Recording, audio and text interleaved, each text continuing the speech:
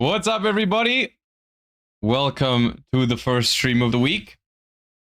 Sorry for the late start, but I've had a couple of things come up this morning that I had to take care of, so we're starting a little bit later, but we might go a little bit longer in exchange, so it should be fine. So welcome to the stream, everybody.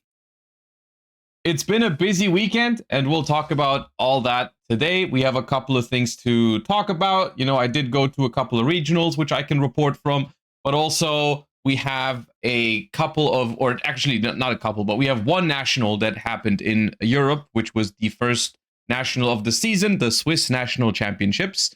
If I'm not mistaken, that was the first one, unless I've missed something else, but correct me if I'm wrong. So we can take a look at some of the action that happened at Swiss Nationals, even though it was in the previous format. So I don't think we're going to spend a crazy amount of time on it. But I thought about, like, you know, maybe watching the finals. And also there was one other feature match that I thought sounded interesting because it had, what was it? I think Fur Hire Canine, which I wanted to maybe take a look at. And we can take a look at the deck that won it because it was branded, which is a deck that, of course, I've recently been interested in a little bit, so we can take a look at that as well. And then with the extra time, however much time we have after all this, we're going to jump into Master Duel and play the new event, the new 6-card opening hand for the player going second thingy. So that should be fun. Will you watch Austrian Nationals this weekend? The plan is yes. The plan is yes. The plan is we're going to be watch partying the Austrian Nationals on Saturday and Sunday. I'm not sure about all the other, like, I mean, there's going to be a couple of streams this week, but the schedule might be a little bit all over the place because we're moving. So I told you this already, but sometimes, you know, there's a couple of things I need to take care of this upcoming month, but for the most part, we should be fine. So yeah. Timing of it might be annoying. What? Timing of the Austrian Nationals? Why? Should be fine. Solid Texture, thank you for the Prime, appreciate you. Nilmi, thank you for the 45 months, welcome back. Saturn, thank you for the 40 months. And then Cartesia's Belly Button, thank you for the gifts up, I appreciate you as well. What place are you in the World's Race? Even though I did win the regional on Sunday, it was not the biggest regional, so it got me from 22nd place to 21st place at the moment, and you need top 16. I am at the moment, with no more regionals to be played, I'm like 50-ish points away from top 16, which is doable because nationals is 128 points. But at this point, I need to do well at nationals, like really well.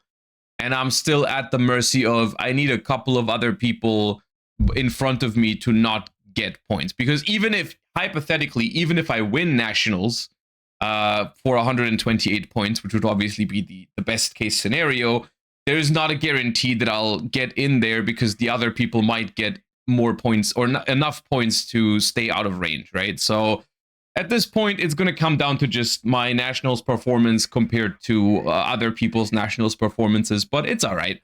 I'm happy that I was able to win my last regional of the season. And I feel like I gave it my best. I didn't actually get to play every single regional. Like, I skipped one of the French Opens and one or two other big regionals because I was just busy. It's been a busy season for me in general, but it's all right. I didn't do the best at some of the big regionals, so we're behind a little bit. It's okay. At least I still have a chance. When I perform well at nationals, there's a small chance I can make it, so it's all right. Skipping the biggest regional Europe ever had didn't help. Yeah, I should have gone to the French Open last year or the end of last year. If I had gotten a couple of points at that one, even if I went X3, I probably would be easily in top 16 right now. But it's all right. It is what it is now. Oh well. How big was it again? I think they had like 1,100 or something, like barely over 1,000 something, which is like almost 100 and like it had like 130 or 40 points total. Or it was capped at 1,024. Okay, so 1,024 is how many? It's 124. 24? No, 24 is not right. And 20. Wait, no, it is 131 points. No, that's not right either. 128. 128. Yes, that's what it is. Yeah, 128. 128 points, which, by the way, is the same as winning German nationals, and more than winning a YCS, which I still think is crazy. I think the current point distribution in the world's points is ridiculous. Like, I thought about this the other day. If you win, just hypothetically, all right, listen to me. Hypothetically, if you win all 3 YCSs in Europe in this season, and you win a big national, you are not in top 16, because that's how many points people have from regionals. So a YCS win is 96 points. 96 points, all right? The French Open is 128 points. Just the French Open with 1,000 people gives you 128 points. Winning YCS Dortmund with 2,400 players or 2,600 players is 96 points. So that's already crazy. Even nationals, which is, I mean, German nationals, French nationals are probably like more than twice the size of the French Open, is the same amount of points. And at the moment, with how the points are, like I have about 400 points almost, and I'm not even in top 16. And so if you win 3 YCS and you win nationals, that is roughly 430 points, which at the moment is not even in top 16, which I think that's crazy to think about. I think that's crazy to think about, that someone who even, I mean, that is a level of success that you can't even imagine, because no one has ever done that, right? Like winning 3 YCSs and nationals in one season, but you wouldn't even be part of top 16 in Europe. It's crazy. They need to do something about how you get points at regionals. Like there's just way too many points from regionals in this system, I feel like. But yeah, well. New video, the world's point system has a problem. I thought about discussing it, but I'm not really sure how many people will watch it, because it doesn't really, I mean, realistically, it doesn't affect that many people, is the thing, right? They want opens to be a big part of the competitive circuit in Europe, I think, since we only get 3 YCSs. I mean, sure. I think it's okay if I mean, the thing is, like, an open is still really important, even if they would cap it at like 64 points, right? That's still a lot. Like if they cap an open at 64 points, which is, by the way, I'm pretty sure that's how it works in the US. If I remember correctly, in the US, regionals are capped at 64 points. Even the biggest regionals they have, at least that's how it used to be. I know that's how it used to be in the beginning. I'm not sure if it still works that way. But it was always, no matter how big the regional is, it's capped at 64. Which I think makes sense, because at this point, like, that means, like, even the biggest regional, which usually they don't get bigger than like 1,000 players, I think. The biggest regional would be like 64 points, and then the YCSs would give you 96, which that in my head is like, okay, that's more appropriate. But I feel like an open with 1,000 players should never give more points than the YCS. I feel like something is fundamentally wrong if someone who wins a YCS gets less points than someone who wins a big regional. I mean, it still is impressive to win the French Open. Like, it's like 10 or 11 rounds, going undefeated or with like 1 loss and getting first place is still hard, but not harder than winning a YCS. But yeah, well, that's a story for another day. That's just been a couple of frustrations that I've dealt with over the course of this season, because I felt like I'm pretty happy with my season overall. I mean, I didn't win a YCS, but all things considered, like I did okay for my standards. I got top 8 at YCS Bologna, and I got top 16 at YCS Dortmund. I was pretty happy with those performances. The only event I didn't get points at was YCS Lille, but the other 2 I was pretty happy with my performance. And so I did do okay at regionals as well. Like I got a lot of points from regionals too, about like over 200 points from regionals, but still isn't even close to enough at the moment, which is a little frustrating. because there's just a lot of regional grinding going on that is hard to keep up with if I'm not traveling to regionals every single weekend. And I did a lot of regionals already this season, but yeah.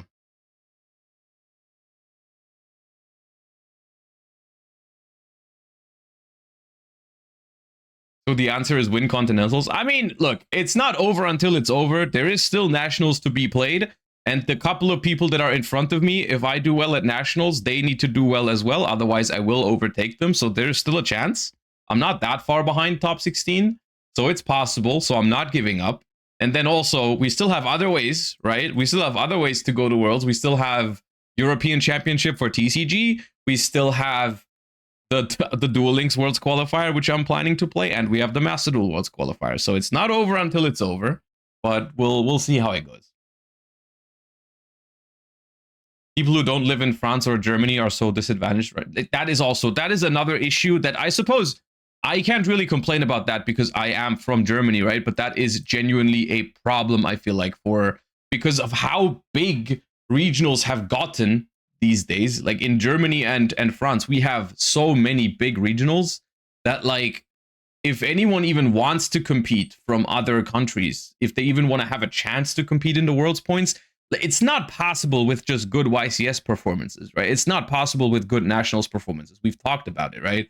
They need to go to French Opens, German Opens, other big French and German regionals, because like even the regular like German regionals sometimes or French regionals can get as big as, like, I don't know how big the UK Open was, but like 400 players or something. Or Italian Open, I think, had 400 players. Like, we have regionals that big regularly in Germany. And so I can only imagine for anyone from the UK or Italy or even other, like even worse, if you're not even from UK or Italy, you don't even have a big Open in your country. You basically have to travel to all those regionals plus the YCSs. And I feel like at this point, like if people...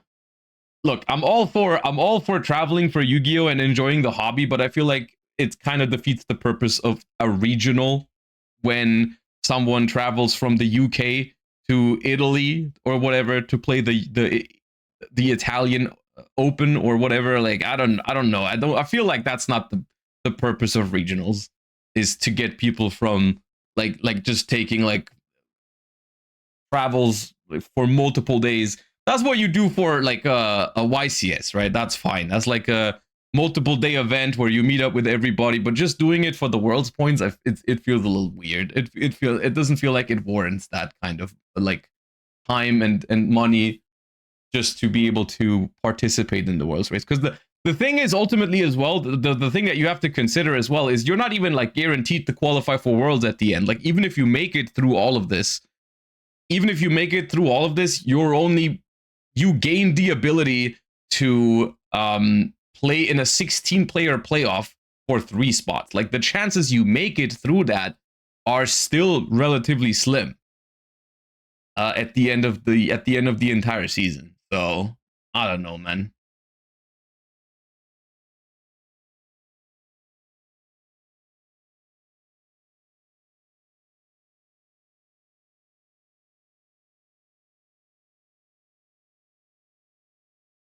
But yeah, that's maybe I'll talk about it at some point. Maybe we can have like a talk about it with some other people, because I want to, if I make a video about that, maybe we could get Jordan on there, who's doing well in the thing, because I don't want it to just be like Josh is complaining about the system because he barely didn't make it and that's why he's frustrated, which is partially true, but partially I still think like this is something that even people who did much better than I did in the World's Race are saying these things, like Jordan right now, who is currently in like second or third, basically guaranteed to be in top 16.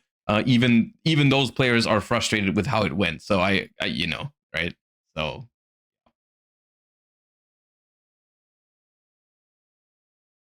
are you just doing Duel Links, or are you going to do Rush as well? I'm just doing Duel Links. Or Speed Duel rather, because I think the way it works is on one weekend they have Rush, the weekend after they have Speed Duel, and then usually the week after that is Master Duel. I don't know if the dates have already been announced and confirmed that it's the same way, but I think that's how it was last year. And I'm not doing back-to-back-to-back weekends of that. There's no way. There's no way. Is there a way to check the current world's points? That's the other thing. The only way to really check the world's points is like an unofficial spreadsheet that Lampy made, which there's not even an official like resource for it. You can't even check how you compare to other people. And there's also no guarantee that that spreadsheet is even correct. Like Lampy is dependent on people sending him their results and telling him like, hey, here's how many points I got there. This is how big this regional was, and so on and so forth. There's no official way to compare your points to other people, which is that's another like thing, right?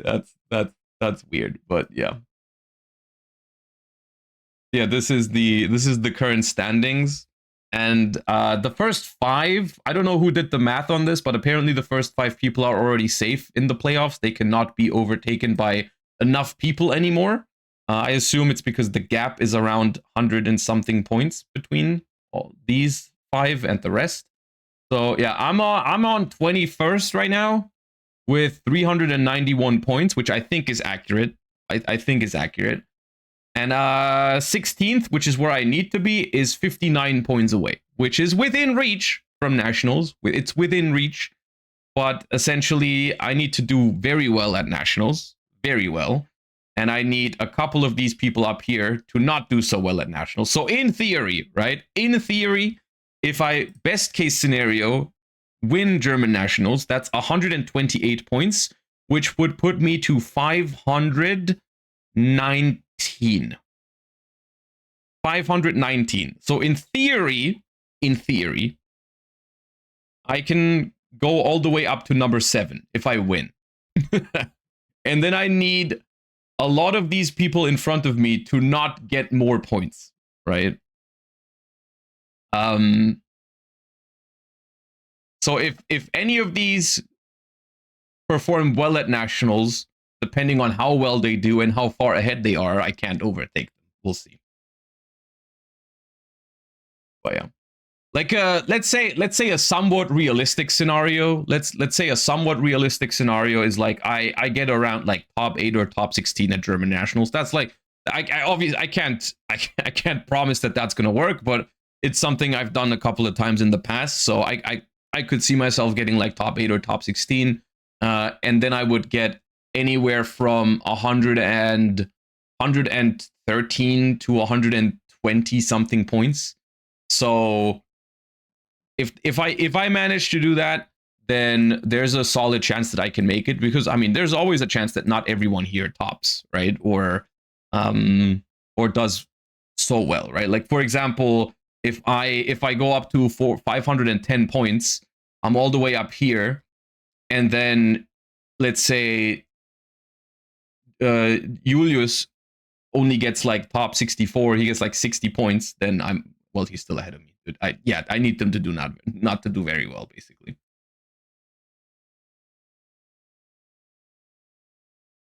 No one from UK is doing well. No, you got Jordan and Josh Kelly already guaranteed. They did a lot of regional grinding. They were basically at all the German and France regionals that I went to. They were also there. You got 2 people from the UK already guaranteed. But I know that both of them spent a lot of time and money on this because they are from the UK. I mean, Jordan did really well at a bunch of YCSs, but still had to like travel all over the place with regionals. Josh did more. Yeah, because I think Josh didn't do as well at the YCSs, right? So he had to make up for it by going to like all the regionals. Basically every single big regional I went to, I think Josh was also there. Which sounds weird when I say it, but Josh Kelly, I mean, was also there. So yeah, it's stressful. It really is stressful. I don't know what the solution would be. It's probably a combination of things. Like I've said things in the past, like I think regionals should just be capped in points. You shouldn't be able to get like 130 points from a regional when a YCS gives 96. Like I think regionals should probably just be capped at 64 points. That sounds reasonable.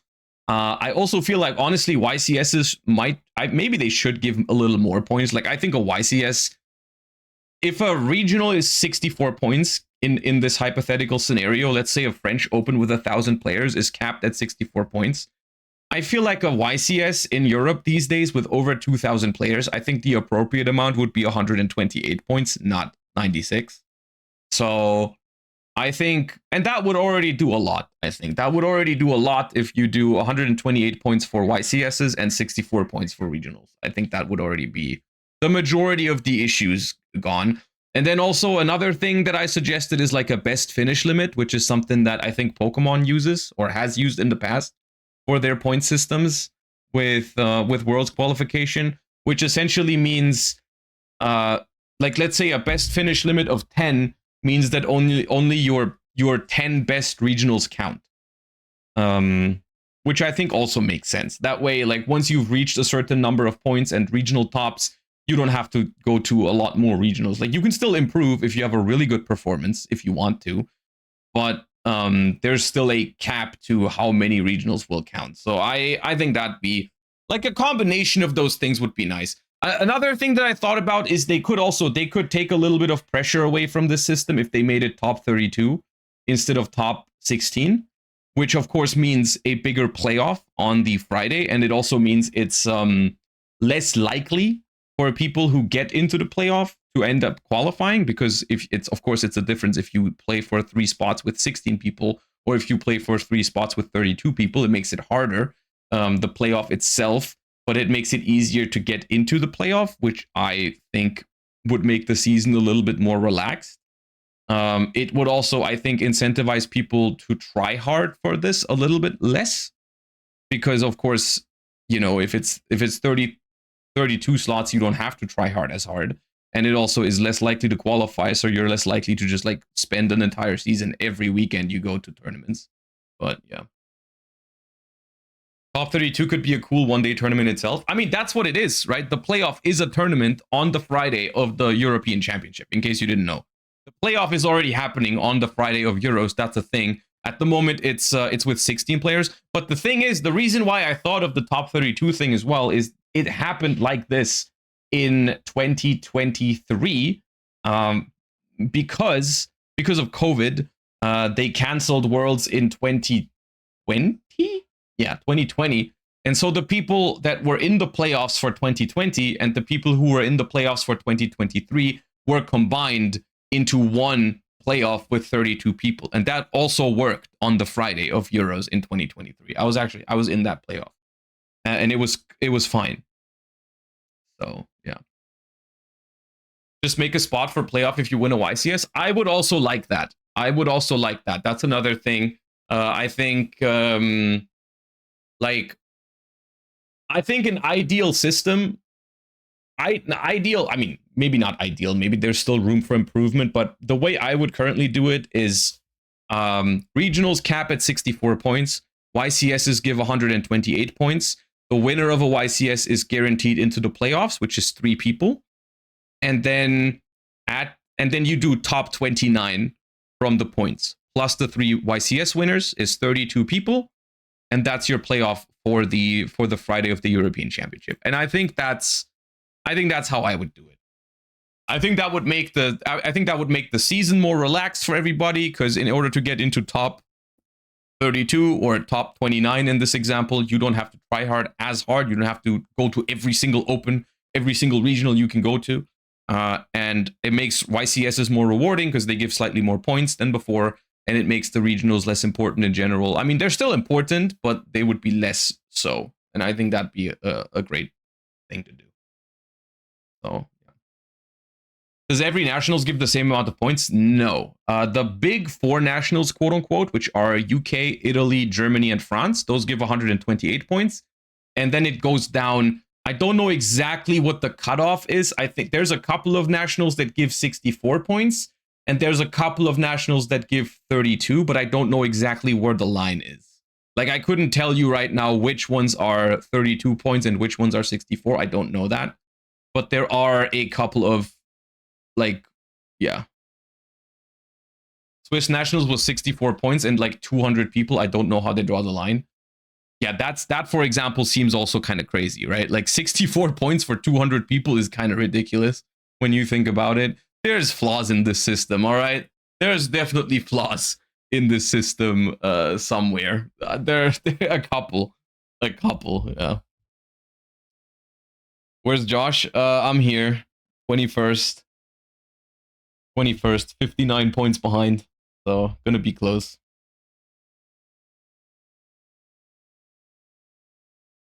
Oh yeah, and in 5th, there's also a Josh. It was not me. Okay. Well, I suppose the little bit of a yap session about the world's points was our warm-up for today, so we're just gonna skip the mini games since we're already starting a little bit later than usual. I want to talk about the recent TCG weekend a little bit, and then we're gonna jump into some Master Duel later. As I've already posted on X, as well as on my Patreon, as well as on YouTube, I did go to regionals this weekend, and I did end up winning Dortmund Regionals with Sky Strikers on the Sunday. The Saturday, I played Branded at a regional in the Netherlands. I did not do well at that regional. So I decided to not play Branded again on Sunday. I don't know. I was just kind of frustrated because my Saturday went as following, right? I sat down with Branded, which was basically just, for the people wondering, a slightly adjusted version from my Branded list the week beforehand, which you can also find on YouTube. I just wanted to play the deck again because I enjoyed it in Stuttgart. And on Saturday, I'm gonna be honest with you, I don't think the problem was the deck, because I even made the deck slightly more consistent from last week because I cut it down to 40 cards. I took out the Branded in red. I swapped like 1 or 2 other cards around, but nothing major. But I don't think the deck was the issue on Saturday. I think on Saturday I just got Yu-Gi-Oh'd. I ended up playing against Malice in round 1. And then game 1, it was like their hand going second. I won the dice roll. I opened like Albaz and Cartesia, but I got hit by like Imperm on the Albaz, Impulse on the Cartesia, and then they had like normal summon plus Bestial plus backup. So I got destroyed. Game 2, I got shifted, but I had called by for it. But then their hand was crazy after again. It was like Gold Sark, Bestial. I don't remember exactly. So I just I didn't really play the game in round 1, which wasn't really the fault of my deck, I suppose, because I didn't full brick. I just got Imperm impulsed and then God handed. So round 1 was pretty frustrating. Round 2 I won against Sky Striker Mitsurugi, which was actually a fun game. That game I did enjoy. Not because I won, but even there was one of the games I lost, but it was still fun. Like that was a fun matchup. And then in round 3, I lost to Mitsurugi because I full bricked. And then in game 3, I went second into like it was 3 engine cards plus called by plus impulse, if I remember correctly. Which called by, I drew double Ash and it got called by. And then I had to play into full Mitsu board plus impulse, which you're not winning that. And so it was a frustrating Saturday. So even though I felt like it wasn't the fault of my deck, I wanted to play a different deck on Sunday. And so I picked up Sky Striker from a friend, or from a couple of friends, because I didn't bring my cards because I was planning to play Branded on both regionals, and didn't bring my Sky Striker cards, and I wasn't staying at home. And so, but a friend of mine just had the Sky Striker, the Legendary Modern decks with them, which is basically 90% of a Sky Striker deck. Which was nice, because all I had to do, like, they only had 1 copy of the Legendary decks, so, which only has 1 copy of Zero and 2 copies of Kagari. But other than that, it basically has everything. I think it's just also 1 Lemnis Gate only. Technically, it only has 2 linkage, but I got lucky because their cover card in the deck was a linkage, which was kind of nice. So they had 3. So they gave me that, and then I just took, another friend gave me like 2 zeros, another Kagari, and whatever, and then I was ready to play the deck. So we're not going to go over the deck list in too much detail, because I did post it on, like I said, I posted it on Patreon already, and I also posted the deck profile on YouTube yesterday. So if you want to check those out, you can go !YouTube right now. But essentially, it's not that much different from my Dortmund list either. The other thing is, like, I really wanted to play Radiant Typhoon Sky Striker, which essentially my idea was to not play Desires and play Radiant Typhoon Chance, Eldam, and Swen, because with Camellia, those are also now really high quality starters for Sky Striker, which I thought could be nice. And then one cool thing you can also do is you can side deck Croceas for going second, which I think is awesome in some matchups that have quick play spells, because you just summon Crocea and you just get a free +1 with a lot of, and not just a random +1, but really high quality cards when you're going second in like, I don't know, Striker Mirror or whatever other, like Mitsurugi if they activate prayers. Yeah. Isn't it risky going for 1 rose with Desires? Yes, it's risky, but I decided to take the risk and it was fine. I already said in my deck profile, in the finals, like in the last round of Swiss against Malice going first, just sometimes you have to be aware of the fact that you only play 1 rose. For example, I opened Desires in game 1 of the finals. I drew a second copy of Desires with Engage, and I thought about it for like a little bit, whether I want to activate the Desires or not. But then I reached a conclusion that my opener was already pretty solid, so I decided to not activate it at all and just pass and hold the Desires for follow-up, because I already had like I think 4 set cards and a 0. Like I already had a pretty good opener. I decided not to risk losing my 0 pop to my Desires banish, and that was also fine, right? So there's decisions that you have to make. Sometimes I searched Rose with Engage, just to make sure I don't banish it with Desires. That also happened a couple times. The thing is, like, the only times where I would just start with Desires is basically when it's my only play, right? If I already have Engine, I will try to play another way and maybe get the Rose out of the deck and so on and so forth, and then use the Desires later. But if it's my only starter, then I think it's worth taking the risk pretty much. And my biggest problem with this deck is drawing Rose, genuinely. Every other card, Eagle Booster, Shark Cannon, Lemnis Gate, are sometimes not ideal to have in your hand, but it's much better to work with those cards than actually with Rose. Like, Rose is just so hard to work with because you really don't want it to be your normal summon. You really don't want it to be your normal summon. It's really tough if that's your normal summon. So it's like the quality difference between Ray and Rose is insane. So I decided to cut it down to 1, which is less of a problem if you don't play Desires. It's never more than 1 Rose, of course. So that's a thing. So if you switch over to the Radiant Typhoon version, which is something I want to try, but I didn't have the cards with me, then of course it's not going to be a problem, right? How many times did you draw Rose? A couple of times. But I mean, the thing is, like, in good hands, it's not the biggest problem if you draw Rose. In some very, very rarely, it's even okay or solid to draw because you can like extend with it.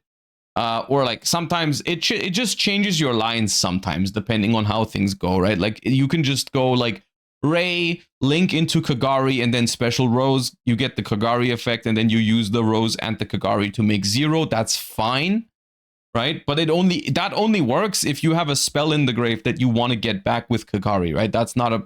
Sometimes if you don't have access to Engage, you have to start with 0, or now I guess Camellia, right? How would you change your extra inside if playing the 5 Radiant cards? I don't know about the side deck, but because the side deck is like also going to change significantly with Blazing Dominion, so I haven't really thought much about that yet. But yeah, the extra deck is like, it can stay the same.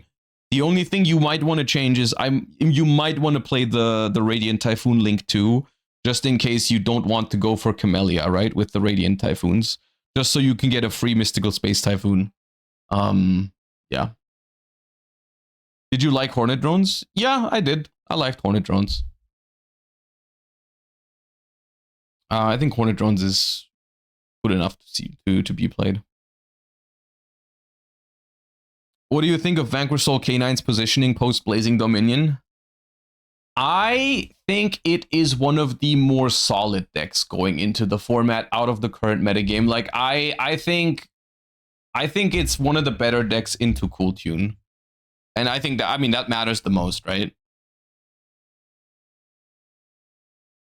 Amatsu's so good. Oh yeah, Amatsu. I was really positively surprised by Amatsu in this tournament. It was a phenomenal card overall. Like it's it does a couple of small things, but all those small things together make it a really good card. You know, like in one game, it matters that it just can't be a dark for Azalea. In the next game, it matters that it negates a thing with 2000. In the next game, it matters that when it attacks, you can destroy a card.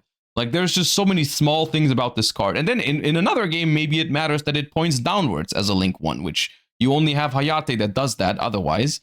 And if Hayate is gone, then you might need another link that points down, which can also happen. So it's, yeah.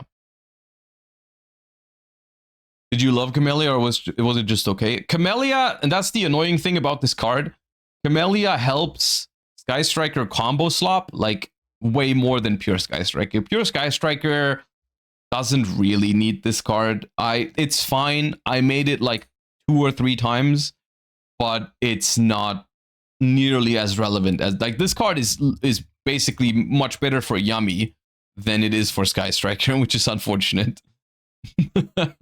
Like, for Sky Striker, it's nice to have. Don't get me wrong. It's a decent card, especially if you are now trying to play like Mitsurugi Sky Striker or Radiant Typhoon Sky Striker. Like, you can play like small engines in Striker now, but like I don't think it's overall. It's not worth the the payoff, or like the ability to play it in all the combo decks. But yeah. How was Ash Blossom? Did you feel like another spell would be better than it or not?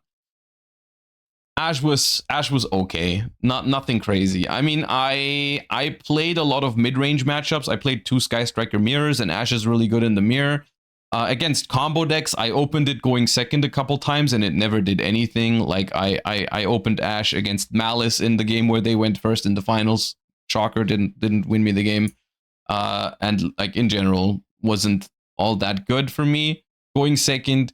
In this deck, it's good going first, though. I mean, it's good going first in every deck, so I decided to play it for that reason, but it's not set in stone. You don't necessarily need to play it, especially next format when it's more Cool Tune, because against Cool Tune, the card is even worse. So I don't know if you want to keep playing it.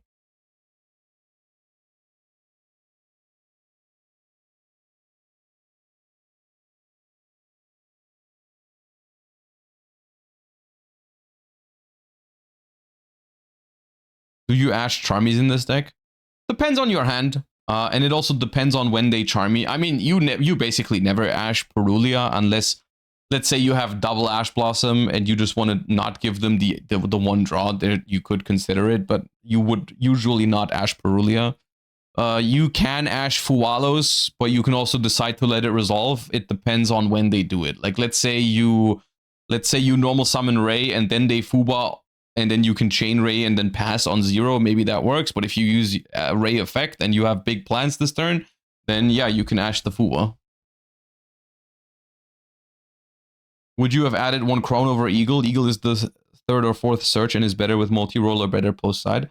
I actually had 1 Crown with me because I played Crown in Branded. I played the Dark Lord and the Crown, which was one of the changes I made from last week.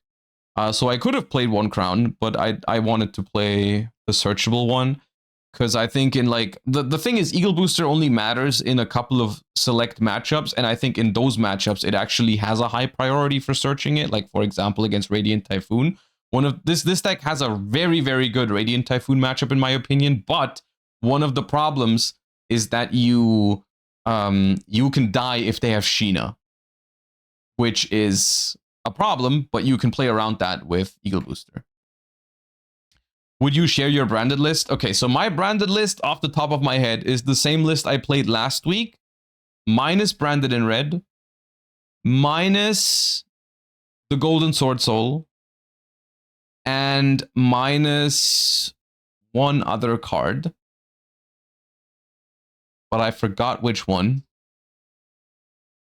Plus 1 of the Dark Lords and the Forbidden Crown to make it 40. But I forgot what the other card was that I cut.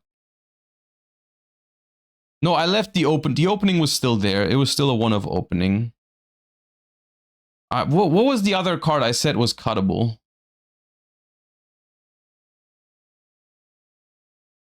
Trying to think about it. The Dark Lord that adds Crown. Yeah, I played the Dark Lord that adds Crown.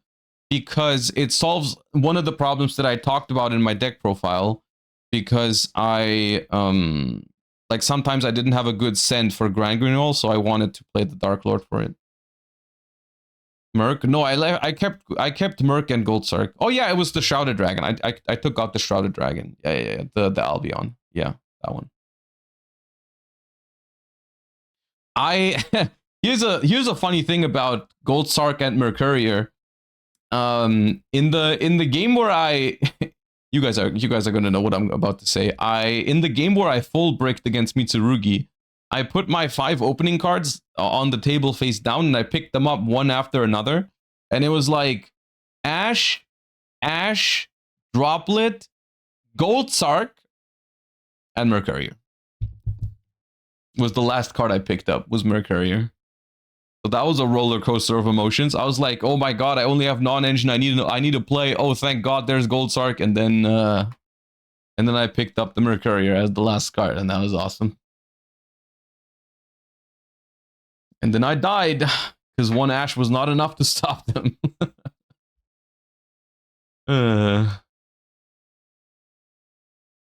Yeah.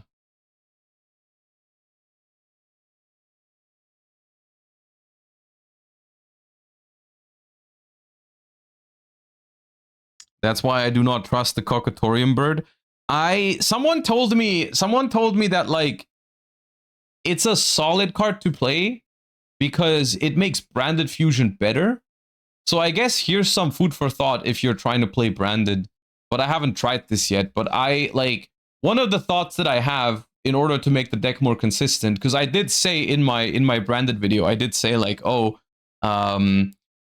one of my problems in this deck is that branded fusion actually isn't that good anymore, because the synchro lines are so much better that like the branded fusion lines feel weak in comparison. And so I don't want to play more starters like branded opening that lock you into fusions, because that locks yourself into like weaker lines. One of the things that I was thinking about was like, maybe there's a way to make branded fusion just better, right? Like I think because in theory branded opening is a good card, right? Like it's an extender that doesn't need your normal summon and everything. Like it's a good card. But you do need a way to make branded fusion better if you lean more into the fusion lock, right? So I thought about ways to do that, and the bird is one way to do that, because I think you can like, what's the line? You go like branded fusion, you go branded fusion, and then you send the bird to make Rindbrum.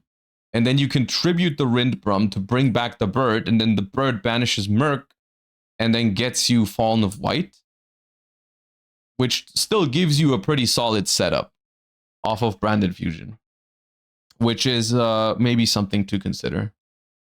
Yeah.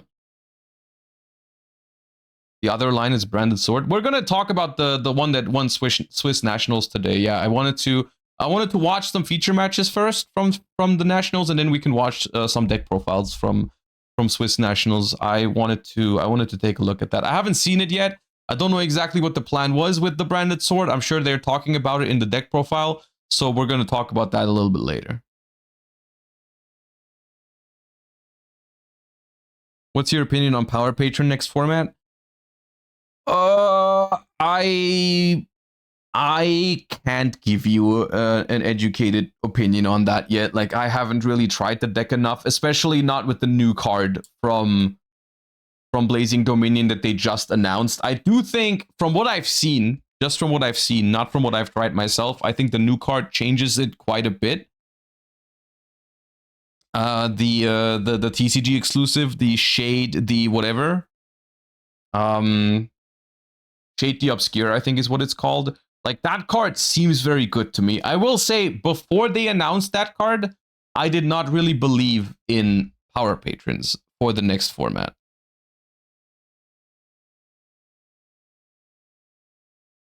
I think Shade elevated it from non-existing to meta-relevant even. Basically, that's what I'm saying. I'm pretty sure without that card, I don't think it would have been good enough.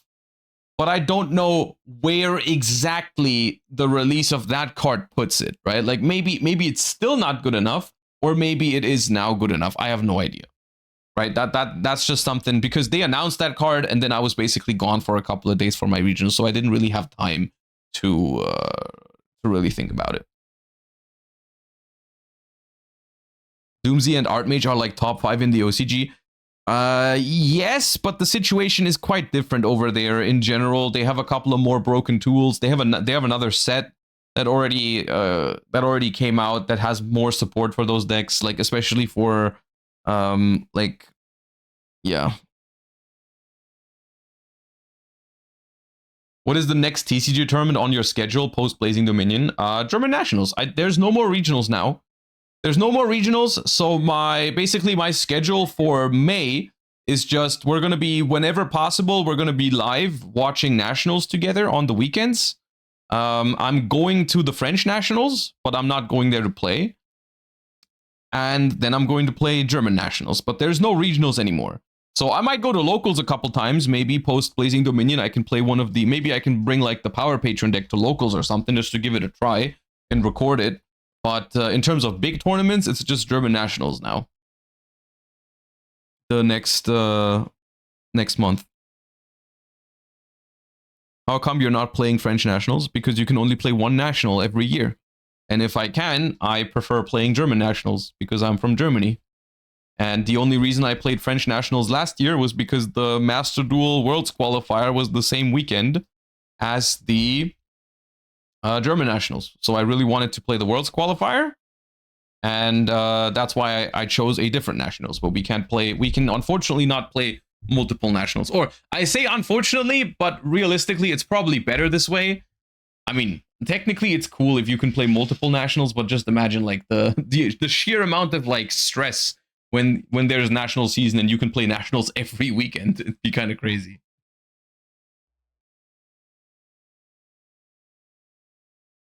Also, Farfa, thank you for the 48 months. Appreciate you. Grinding points, having to play 10 nationals. Yeah, because at this point, it's not even a you are allowed to play multiple nationals. At this point, it's a you're forced to play multiple nationals, which has a different tone to it, right? That's not the same thing. All right, well, enough yapping about my regionals. Let's take a look at the first European Nationals of the season that has happened this past weekend. I was unfortunately not able to stream it because I was playing regionals myself, but it was streamed. I believe the stream was in German, and we're going to take a look at some of the feature matches, most importantly also the finals, and then we're going to take a look at some of the deck profiles from it, because it was won by a pretty interesting deck that I actually played myself just recently. So I'm interested to see which direction they took the deck. All right. The first thing I want to take a look at is I looked through the stream and I looked for interesting matchups maybe, and I found a K9 for Hire deck, which is a deck that I mean, I'm a big fan of the For Hire cards, not so much a fan of the K9 cards, but I wanted to see what this deck was capable of. This is round 9, which I think is the first or second round of day 2. So they played 11 rounds total into top 8, which I think meant you needed an X2 record to top. So this was a match on the bubble, essentially. The loser was out of contention of making the top cut, and the winner was still in, essentially. So let's take a look at this matchup. We have Benno on this, believe it or not, is Fiendsmith yummy? Let's just not talk about it, all right? Let's not talk about it. And on the bottom right, we have Jarden with For Hire K9. And maybe I should go over here. Yeah. Ooh, and I see Sky Striker cards in For Hire K9. Is this just because they make... Do they even make Donner? No. No, it's not Donner. The new one, right? Keel. Keel is the one that you make now, because that's the one that starts you off. Yeah, the new Link 2.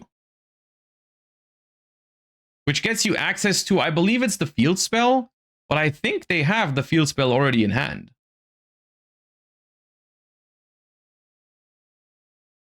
But doesn't the Link 2 need different...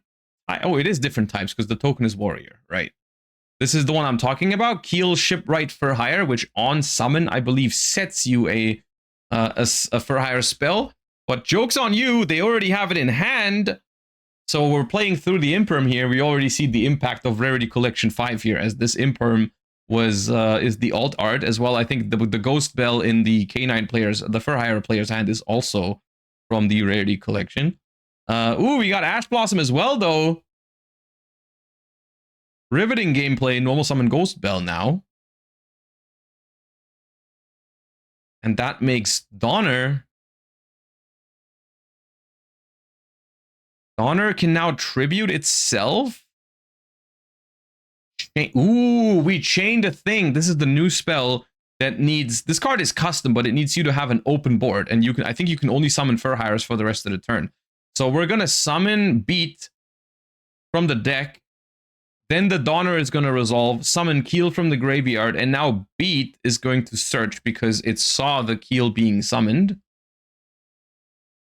which is neat.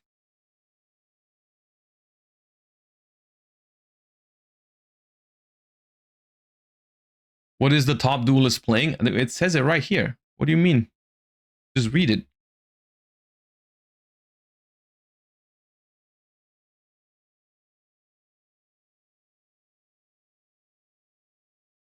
All right, bro is gifted.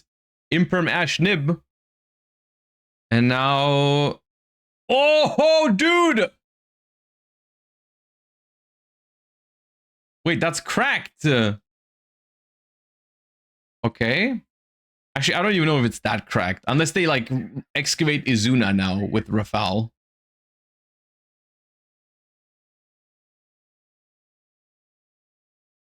Okay, that is not helpful. Okay, but with the token, we have 3 different types, so we can make Daddy Folgo, I think. Oh yeah, Izuna off the top wouldn't even be that great.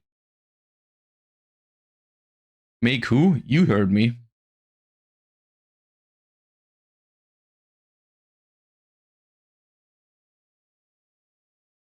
Wait, does Folgo need effect monsters?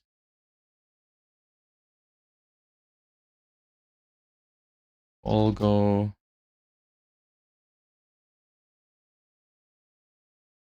No, 3 monsters with different types. This is a dinosaur, this is a dragon, and this is a rock. They can make Folgo. Folgo, Special Rex, I think they can cook. Unless, I mean, I don't know how big the K9 pack, the Fur Hire package that they play is. They might not be playing Rex. Dude, this card is so funny. This is a certified Josh card, by the way. This card says, oh yeah, they can't summon Rex because they're using a dinosaur for it. You're right. That's a good point. Maybe that's why it doesn't make sense. This card says, if you control another for hire, every time your opponent draws, does not matter how, not once per turn, you also draw. Which is sick. It's absolutely sick. It works against Charmies too, by the way. It's not like Shared Ride, because Shared Ride is only for searching. This card is also for drawing, and it works against Charmies. So one of the things that you can do with this deck is if you get Charmied, you can just keep playing, and then you both keep drawing cards, which leads to some crazy game states. It's awesome. I think it's not even once per copy. You can have like 2 of them things, and then you can have 2 of them things, and then if you get Charmies, every time they draw 1, you draw 2.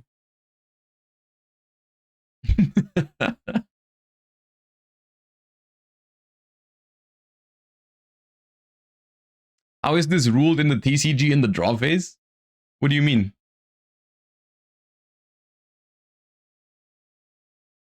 When your opponent draws a card, you draw a card. Now, what do you think? Take a guess at what happens in the draw phase.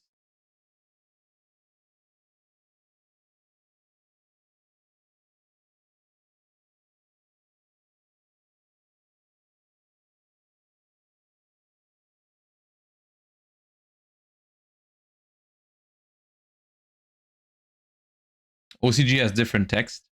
Oh, that's why. Okay, I made fun of them for no reason then. OCG Rex says by card effect. Well, if it says by card effect, it's clear, yeah. But if they translated it differently, then yeah, apparently they were allowed to draw here. But they didn't errata it like they did with, what was the other card? There was another card, the Exosister card, right? Which had the wrong text. They fixed it. I think for this one, they didn't do anything. So I guess it just works this way now.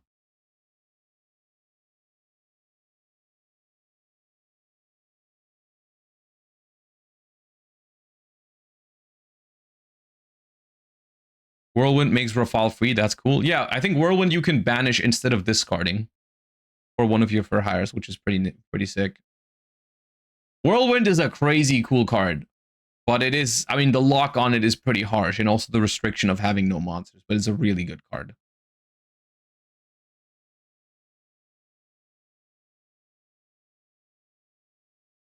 No, they took our shared ride.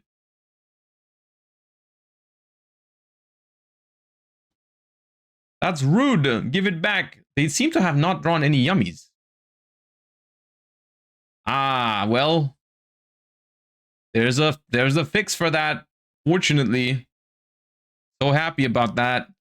So happy that Fiendsmith Sequence and Rex Gale for Hire are full yummy combo. That's awesome.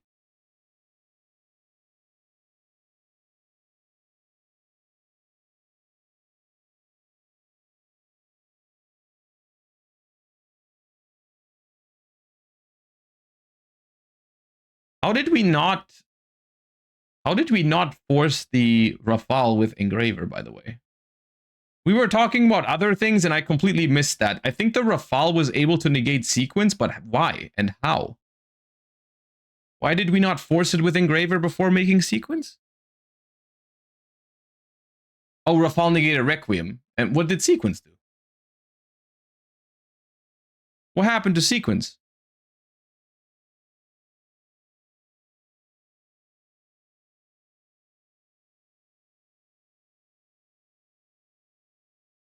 He couldn't even use it?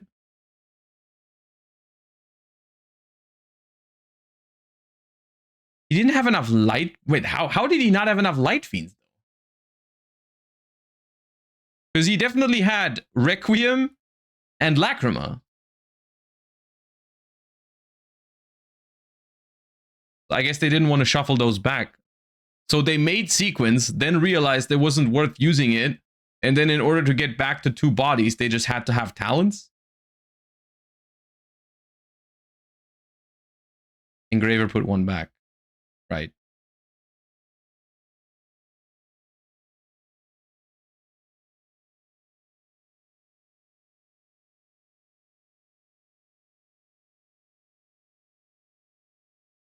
Should we ban Camellia already? They're not going to ban Camellia. I don't think. It just came out. They drew Fuwa. That's one of the most annoying things in for hire. Like for hire, this is also ultimately one of the reasons why I didn't pursue the deck further after I tried it. Like I did try the new support for like a day or two, but ultimately like it felt awkward to me because the deck wants to be very high on engine, but if it's very high on engine, then the Gale for hire isn't really that good. Even if you draw a bunch of cards, like people just end up killing you because you draw stuff like Fuwa and more engine cards. Is this game? Because something happened. Something came off of surprise. But there's 5 monsters. That's a lot. Ah, we have Keel though to summon from hand.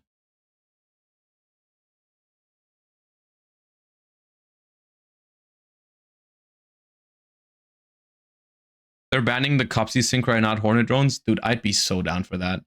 I'd be so down for that.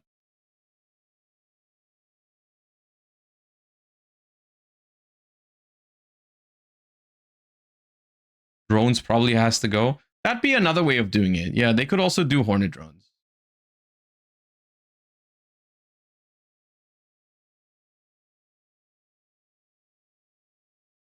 Okay, they might survive. They might survive because the the Keel... No, never mind. Could they attack with all that? I didn't pay attention to the surprise reborn. Maybe they could.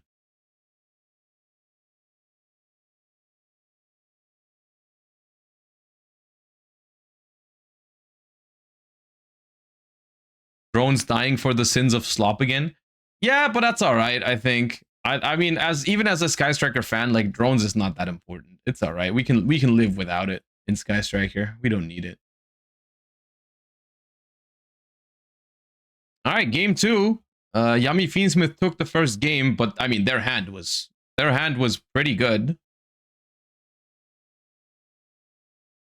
All right, let me skip the wonderful casters real quick.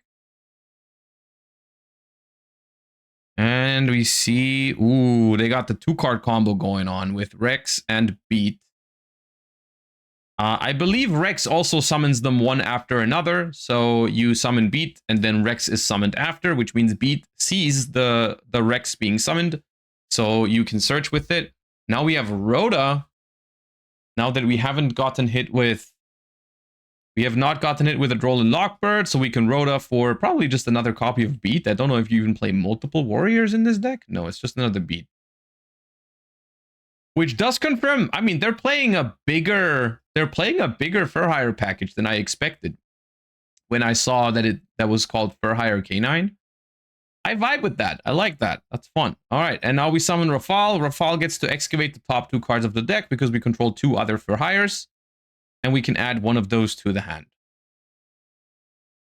Wiz and Veiler. All right, Wiz is a spell negate by discarding a Fur Hire.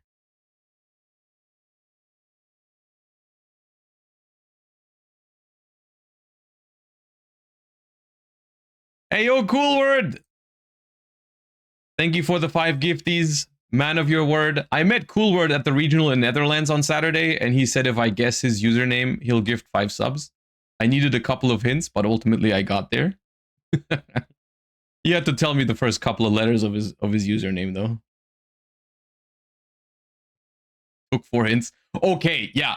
But one of your hints was I used to play Paleo in Challenger Cups, which was like 1.5 years ago that happened, like the last time. And there was many people doing that because it was my Challenger Cup. So that hint didn't count. That hint did not count.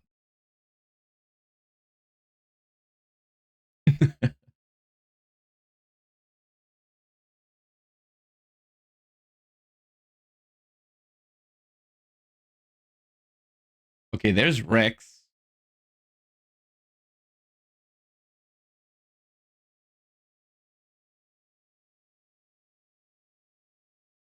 Is this the Swiss Regional? No, it's the Swiss Nationals.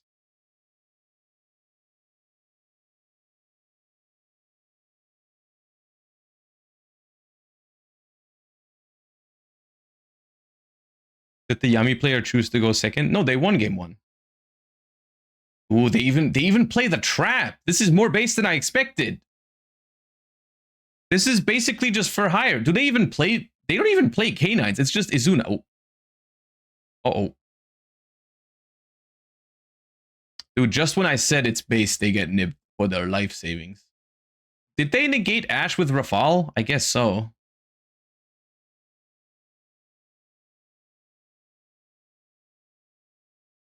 I heard the second Saji bamboozled you in Arnhem. Yeah, dude. The Mitsurugi, one of the Mitsurugis I lost to, or the Mitsurugi I lost to, was playing 2 Sajis. I didn't expect that. Oh, that is not my preferred end board. I will say that much. Uh-oh.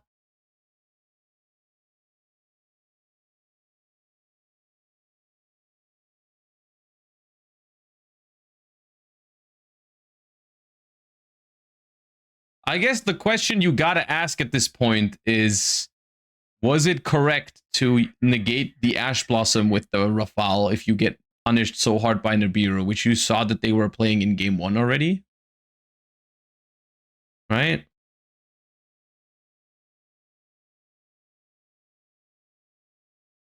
I'm not sure exactly how much they could have done if the Ash goes through, but realistically, they were probably okay.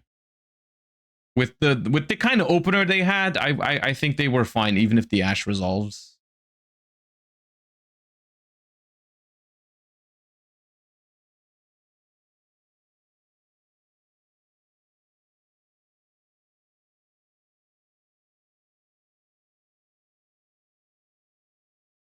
Ooh, hold up. We're not done drawing. Oh, never mind. Dude. Stop doing that, Yummy Duelist. Stop interrupting me mid-sentence. Yeah, we're not getting Rex Gale for higher back. Yeah. I was happy because we're gonna draw cards with the Rex when they add. Because this is multiple draws as well, because they search tracked and then tracked searches another time. You draw multiple cards with the Rex, but nope.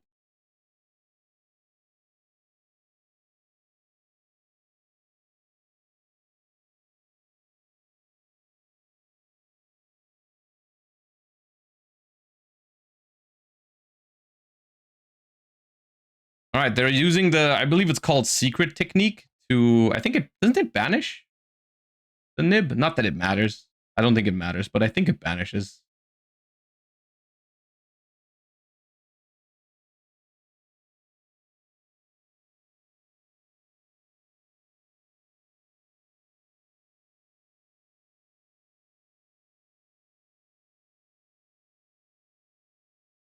You can banish instead if you control a link 3. Oh, right. There was something. Yeah. It rings a bell. Yeah.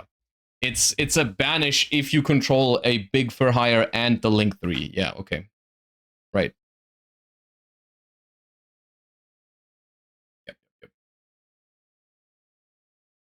Which means all we have right now is a Veiler. The Wiz can't negate because we don't have a discard, and I believe we don't have the spell in the grave that we can banish instead of discarding. So we don't really have anything except for Veiler here. Which means, I mean, we can Veiler sequence, which maybe gives us a chance at follow-up. But if there's a Yummy in hand, we will definitely go down. And they have 2 cards left in hand. One of them is a monster. I couldn't see what it was, though.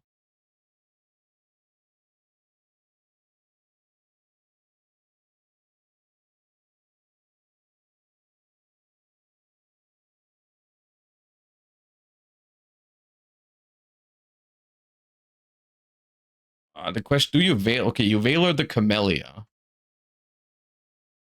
I guess it's fine to Veiler this instead of, I mean, you can Veiler, in theory, you could Veiler the Topsy Yummy way because they won't have anything to tag out in the grave, right? They can't, but then they can turn that into Snatchy and that could get annoying in the long run. That's fine. Just Veiler here and pray to God that they don't have a Yummy and that you can top deck. Oh, pass! Are we alive? Field spell effect to search. Okay. Normal Rex. Oh. Ooh, wait, this cooks. This absolutely cooks. We go Donner now. Then we Donner Tribute. We have an open board. We chained a quick play spell. Oh shit, this might cook. Because I think this summons. Wait, we play Seal? What Seal is like add 1 back from the graveyard, right? Or something. Or they got this prints like 15 cards.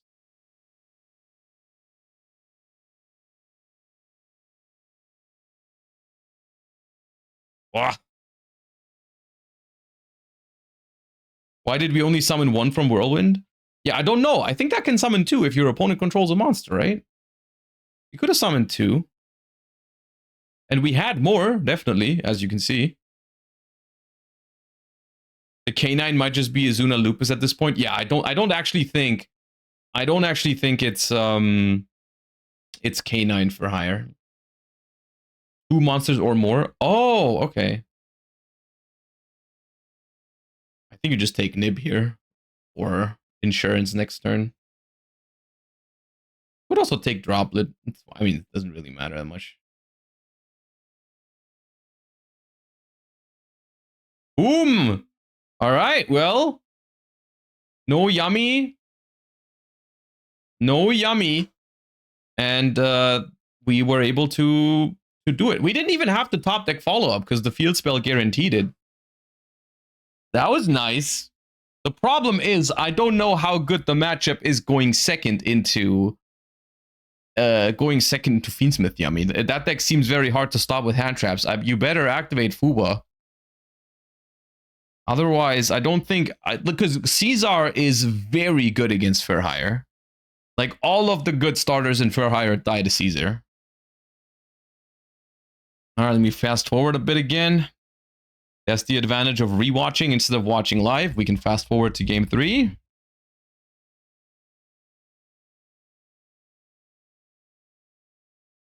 Alright, let's see. I mean, it's not really realistic to expect them to break. That deck doesn't really break, right? Fiendsmith Yummy, they usually have a play. Yep.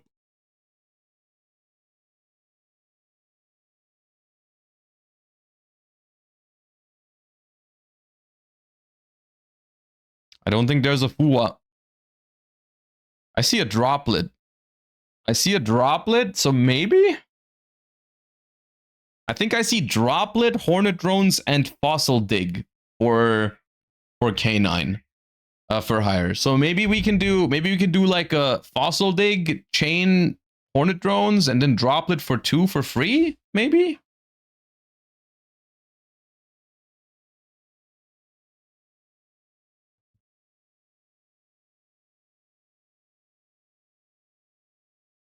It's double fossil dig as well. Double fossil dig is not a problem in this deck unless you get rolled. But you have different targets for this now because it can get Rex for hire, but it can also get the new Rex as well. So it's not a problem.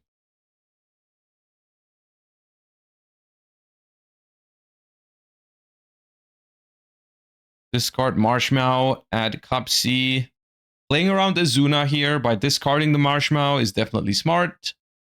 Even though it looks like Jarden doesn't have it.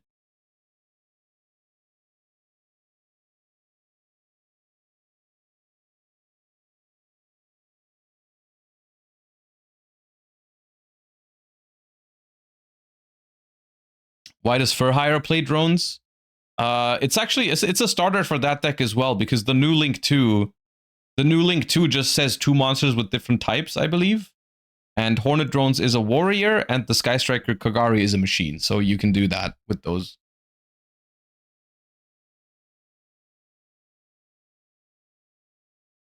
The only problem is like the Link 2 honestly isn't the greatest starter. Because the field spell just isn't that good. But it's fine. It's better than not having a play, I suppose.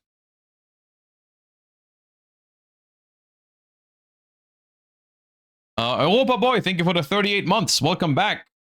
Should I rename myself into Centurion Lover before the next Deck Doctor stream? No, you don't have to. I know what you're submitting anyways. Ah, Red Perdocus. That card is always a pleasure when it comes up. Never used for anything evil ever.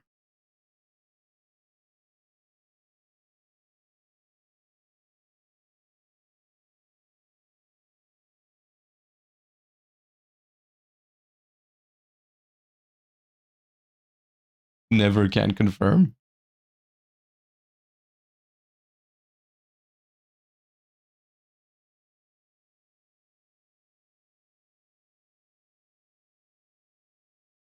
Dude, when I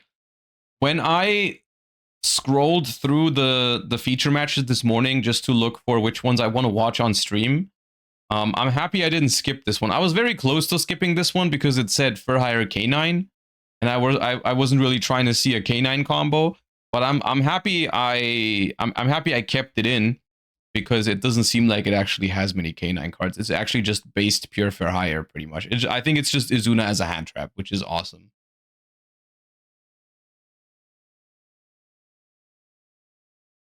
Now, they might not be winning, but it's still a cool deck to see. I mean, who knows though? The droplet kind of cooks here, but like the problem is Fiendsmith Yummy probably has hella non-engine behind that.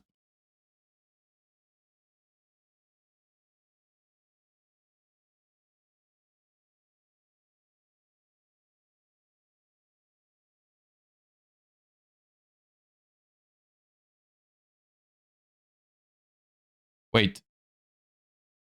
Bro, what? Where's your Caesar?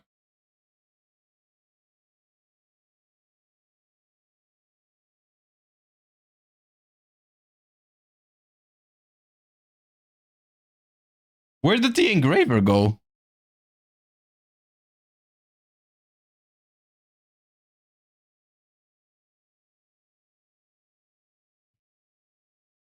Okay.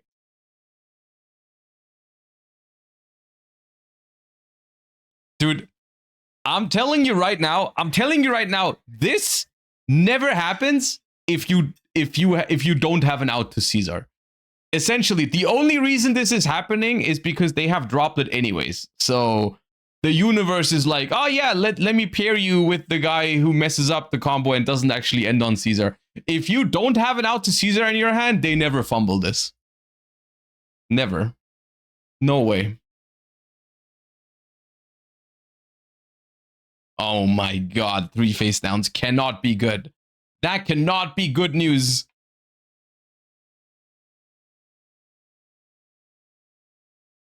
That cannot be good news. I mean, one of them is surprise. The other two are like, I mean, at the minimum, like imperm or purge, but it could also be called by.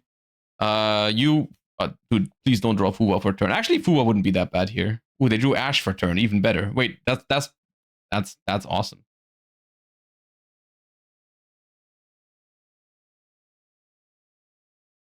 All right, well, I mean, in theory, this is playable.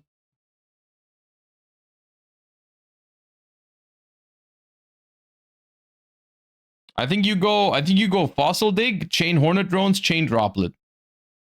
Unless they chain, I guess if they chain Tag Out to the Fossil Dig, it becomes weird though.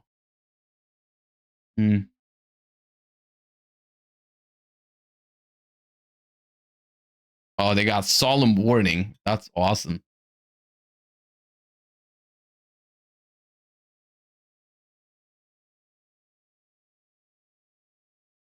Okay, they decide not to chain Droplet right now, which I think makes some sense because if you chain, or Hornet Drones rather, if you chain Hornet Drones here, they probably chain the Synchro to Tag Out, which then you can't Droplet it, which makes it awkward.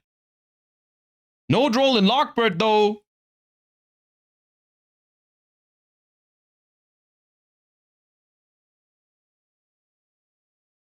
Yeah, I'm gonna be honest with you. I think this game just looks playable on the surface, but if you look within, I don't think it's gonna be playable because they have Solemn Warning, Imperm, and maybe another hand trap. Like, they might be able to deal with the interruptions that they can see right now, but not with the ones that are hidden. Pretty much. I don't think they can.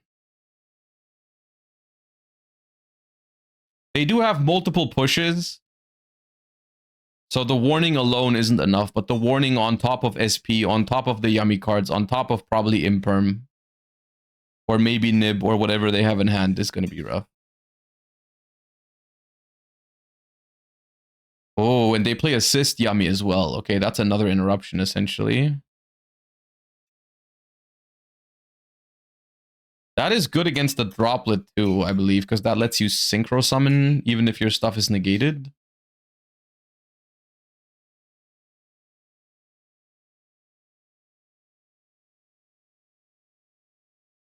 What does Assist do? It's like... before I make shit up, let me tell you. Hold up. So Assist Yummy lets you, during the main phase or opponent's battle phase, send 2 face-up Yummy cards, including this card to the grave, return a card on the field or grave to the hand. You can banish this card from your grave, send a Yummy card from your deck to the grave. Wait, which is the one? Oh, no, the one that allows you to Synchro Summon is the Yum Yum Yummies. This one doesn't allow you to synchro. It's just removal, basically. It's one removal. It's a bounce, yeah. All right, so Rex for Hire searches the Whirlwind, which we cannot even use at the moment. We need to have an open board for this card. So we're gonna have to wait until we can use that. We also did not use Hornet Drones yet.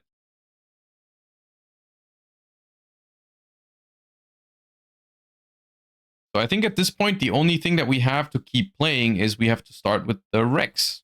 The other Rex, right? Or we can activate Droplet, I guess. Droplet send Rex. I don't know if that's it, though. It lets you Ash a Charmy and then add back the Ash and Yummy as well. Ooh. That's like my favorite thing.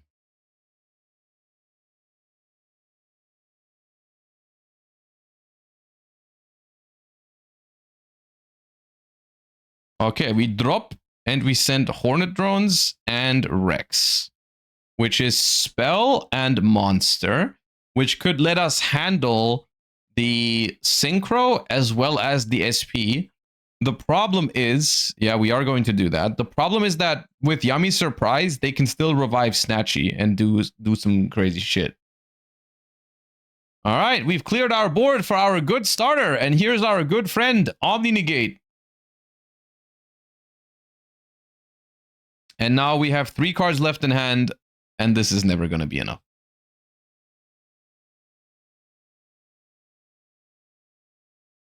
Now you go Yummy Surprise, revive Snatchy, make the cookie that books both, and then it's over.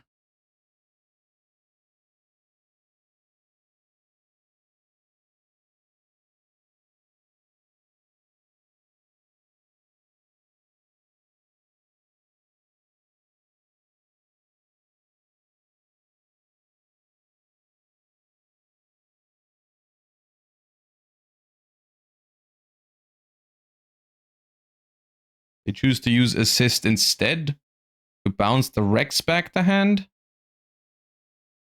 Yeah, I mean, it's effectively the same thing, right? It's no play either. They still go for Surprise.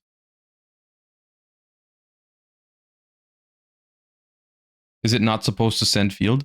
I think they wanted to send the Synchro because the Synchro was negated, so this way they can reset it. So I get the idea behind it.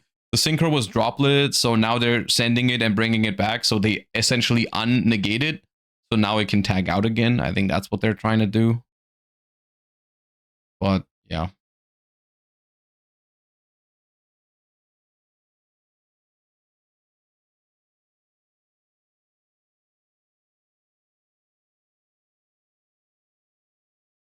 I mean, they're thinking about it right now, but I don't even think they have anything here realistically. Because they've already used Rex. They have a dead Ash in hand, so...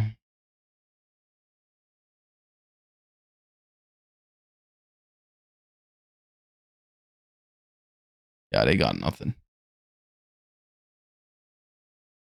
They can give Typhon another one for the win rate. Yep. And that's what they're doing. Hey! Another one for the statistics. Well then.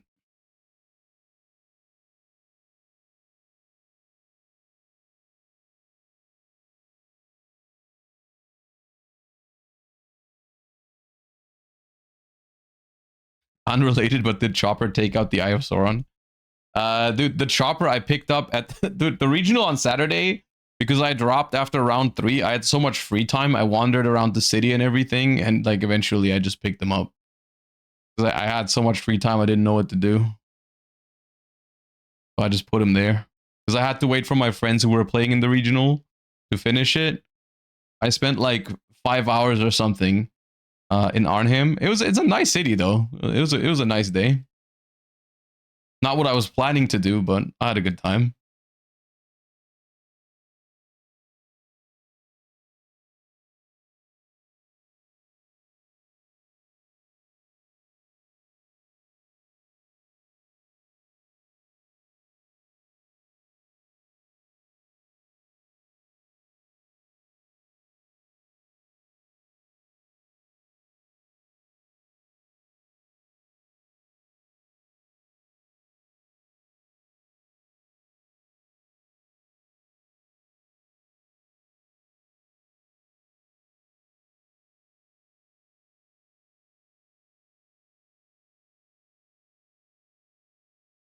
Oh, they had called by 2. Nice.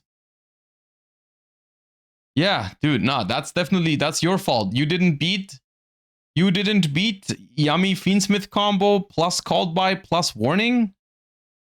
Yeah, that's a skill issue. And that's not even full Yummy Fiendsmith combo. They even messed up the combo. They fumbled the Caesar. But it don't matter. It don't matter. We got called by and warning.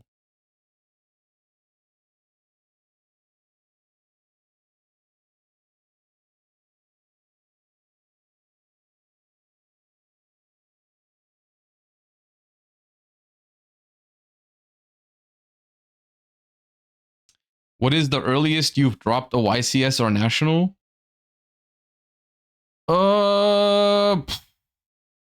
I don't remember. I've definitely had YCSs where I didn't make day 2.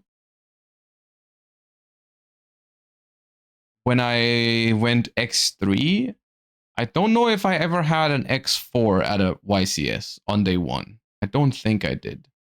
I think X3 was the worst I've had on day 1. Yeah.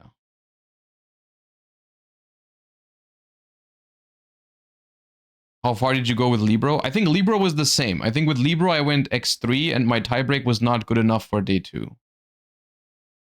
I think it was 6-3. Or was it 5-4 actually? Did I lose the last round as well? I don't think so. I think I went X3 with Libromancer. When on earth did Josh play Libro? It was German Nationals 2023. 2022? 22.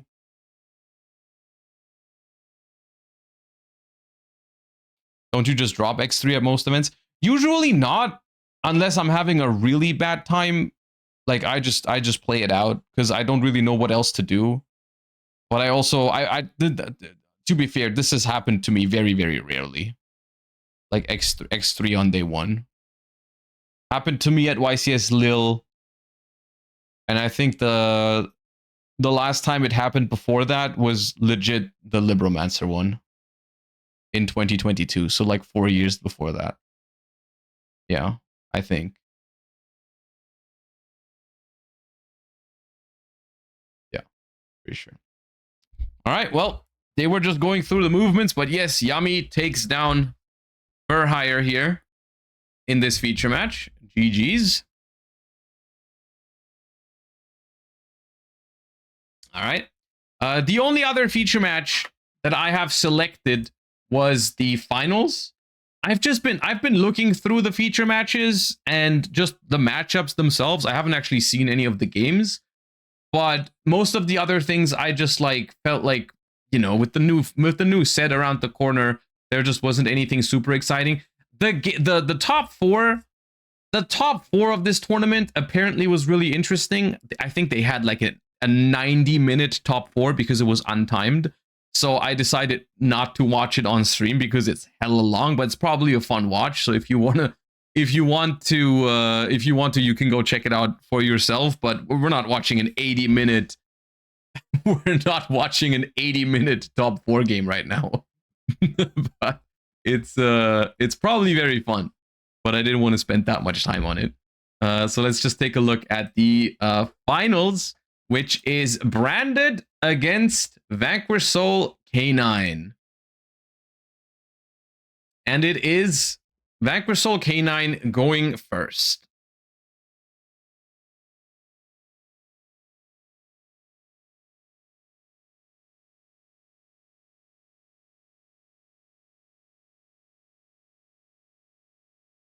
And they have a very suboptimal start with normal summon of K9 Lantern, which is one of the worst things you can imagine other than just passing turn, to be honest. That is one of the worst things to open with Vanquish Soul K9 if that's your first play.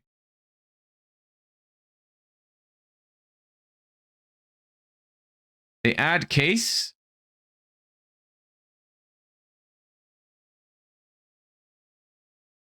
And I think for Firat here, he has Ash Blossom, and I think like in this instance, yes, it's scary that your opponent might have Izuna in hand to punish this Ash Blossom when you know their hand is this suboptimal, but I still agree with ashing the Case for K9, because if you don't ash it and they have Izuna in hand, they can just go for Jokul and they will play anyways. So it doesn't actually make a difference. It's not actually a real decision to make. It's just correct to ash this and hope they don't have Izuna. And they don't have Izuna, but they have Holisu with a Vanquish Soul, which I don't know. I don't know which one they revealed, but it's probably not Madluf or Raisin because they would have summoned those. So it's probably like a Borger or Valius or maybe Jiaolong, I guess. We do get Ripper here, which is going to be able to grab 2 cards because we got ashed.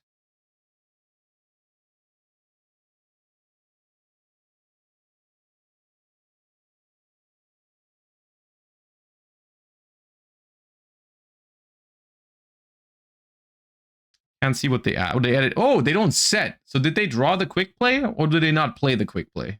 It's one of the two. They didn't set the quick play with Ripper, so it's just Izuna and Lupus here.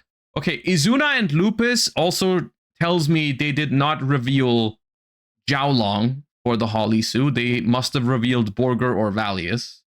Because if they had another level 5, they would definitely go Jokul here. No quick play. Oh, that's the worst case scenario, right? If they had it in hand, that would be unlucky, but they would at least have it as a disruption. Wait, does this even make anything now? Dude, how bad is their hand? What was it? Lantern, Holisu. It must have been a big Vanquish Soul. It has to be Borger or Valius. I don't know which one it was, but it has to be Borger or Valius. No Fire Monster. That's the biggest takeaway as well here. When you're the branded player here, you know they don't have Ash in hand. Because if they have Ash, Holisu, Lantern, and the Vanquish Soul, they can just start Holisu, reveal Fire Dark, so they can't have a fire in hand. Dude, this hand sucks.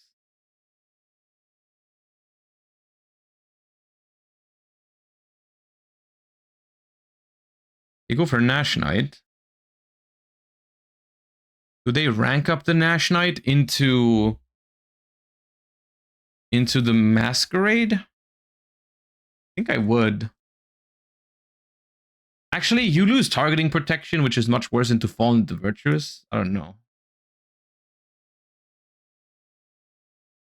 What is Makiet branded?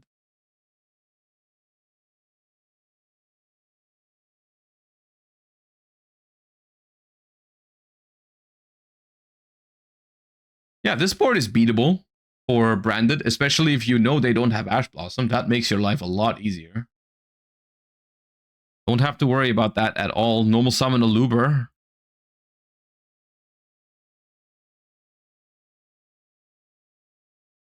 At this point, if I'm playing against this, I'm probably... I mean, unless you know that your opponent isn't playing the quick play spell, I would probably expect this to be the quick play spell if they didn't set it off Izuna. I'm not actually sure how common it is for people to not play the quick play right now. I feel like when I play against the deck, they usually play it. But I haven't played against it in my last 2 regionals either, so maybe it's not as common anymore.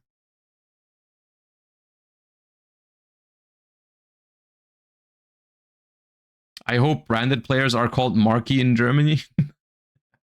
No, but we might start a trend.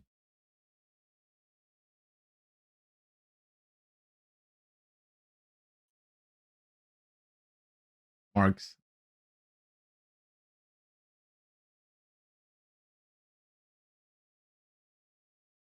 Oh. High Spirits Chain Droplet. Yeah, that's tough, dude.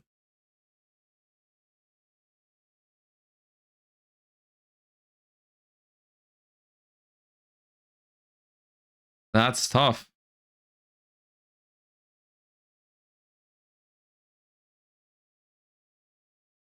Reveal Golden Sword Soul, send Gran. Search for Fallen of White.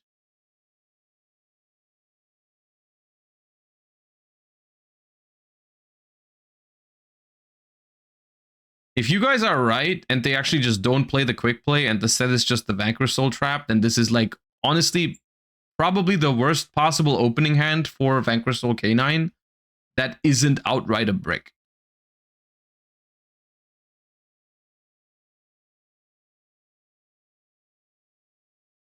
What is this? Lantern, Valius, Trap.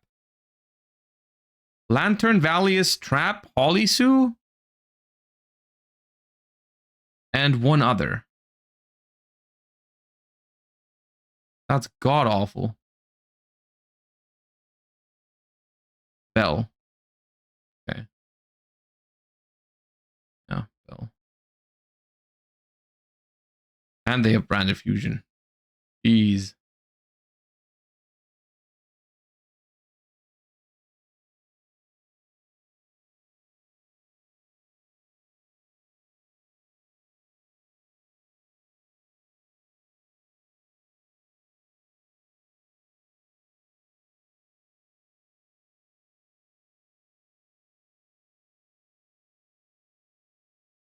I think this is crazy, right? You can make Albion.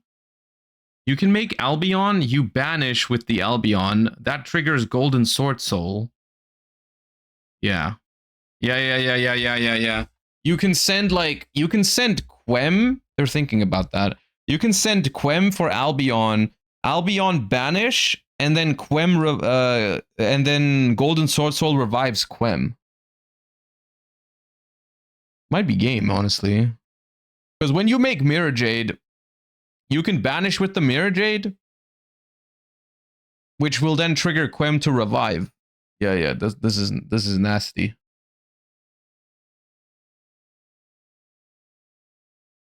Josh wishes this was him on Saturday. Yeah, this is why on Saturday I didn't feel like it was. I don't think my deck was the problem. I feel like I had a bad day. In terms, like I never had hands like this that just pushed through 1 or 2 negations. I always opened like 1 starter max, which was annoying. Yeah, here's the Golden Sword Soul. Oh, we go Lubellion, like an extra step, okay, to recycle some stuff.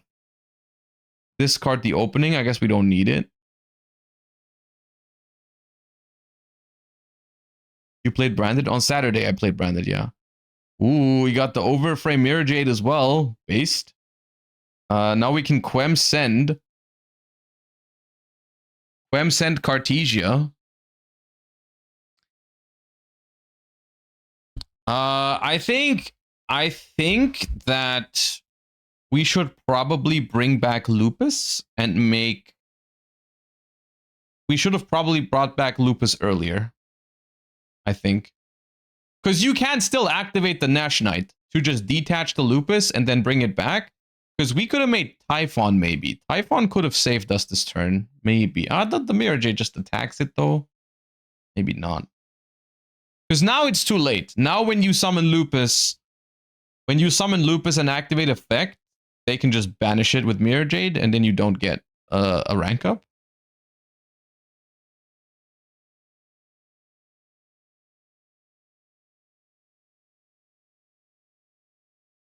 What are they trying to figure out? Oh, are they trying to figure out the attack points of Ripper with Case for K9? How does that work?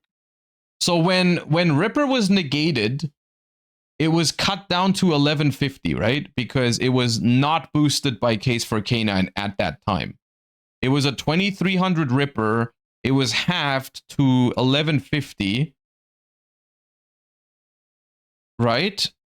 And now the Case for K9 gives it 900, so it's at 2050?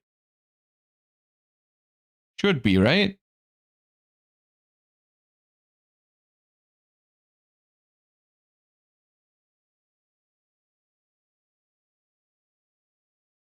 I think that's how it works.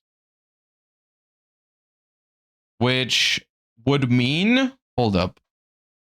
We attack the Ripper with Albion. That's 450 damage.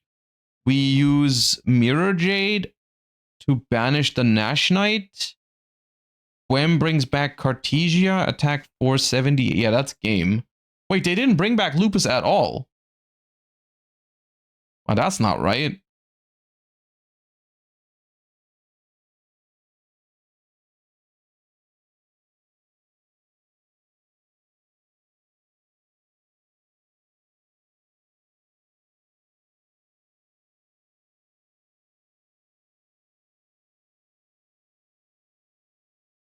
Well, to be fair, if you use Lupus, then they can use Grand Guignol tag out, but only if they play a level 8, right?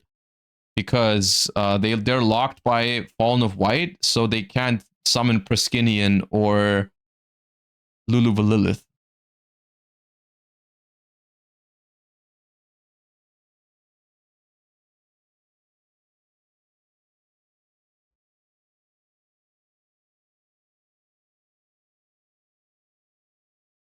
So this is game. This is game unless this is the Vanquish Soul Trap face down, then they're forced to summon the Valius out of their hand.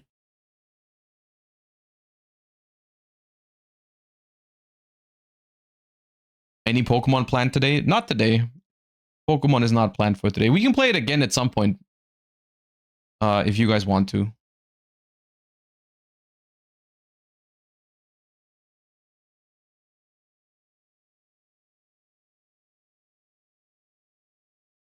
But since we started a bit later than usual today, and I also have I have some plans for dinner later, so I can't stream. I can stream a little longer than usual, but probably have to call it a day around like 6 p.m. So I don't have time to play Pokemon today. Oh yeah, it is Vanquish Soul Trap, Summon Valius, which is I mean, you're gonna survive here, but realistically, dude, this end phase is about to go hard. Hard.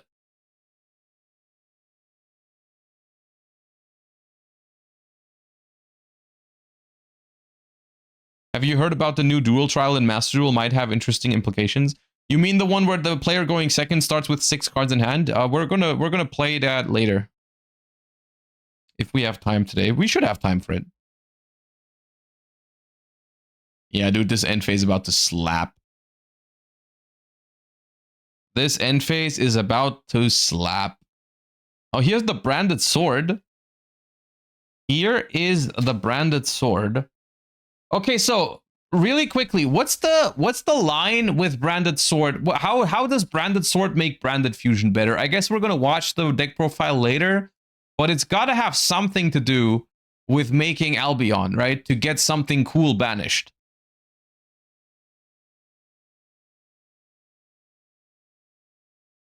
It is 5 versus 7, not 5 versus 6. Oh, so it's not just you draw the 6th card immediately, you just have an extra card going second. Okay. I don't even know if I hate that, to be honest with you.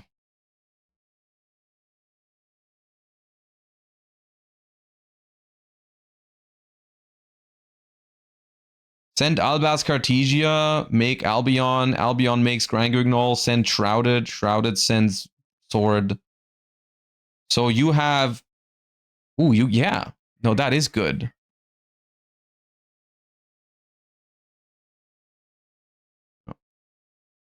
All right, and Vanquish Soul scoops it up because there's no way out of that one. No way out of that one. Branded takes game 1.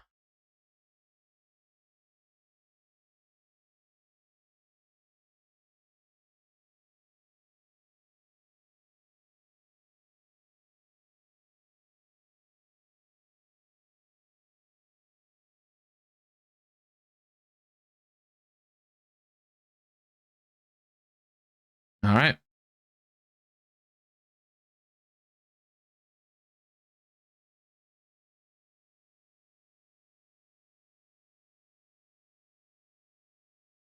Ooh, we've got Perulia. Double Perulia.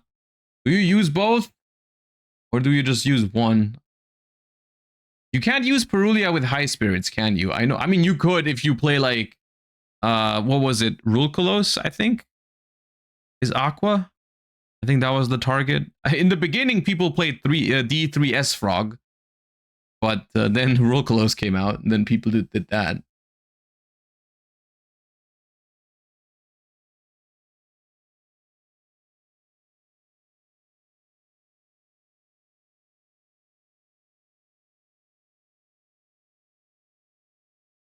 Stake your soul, reveal mad love. Yeah, that hand probably wins game 1. But in game 2, we'll see. All right, we go for Heavy Borger. Yeah, we're gonna. I mean, Stake Your Soul typically is a good card to have against Perulia because you're summoning from the deck. But we still. Ooh, we do the field spell. It's not even the worst case scenario here because we don't have to normal summon Mad Love now.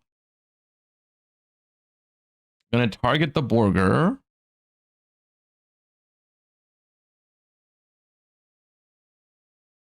You're not ready for what's about to happen? Uh-oh, what?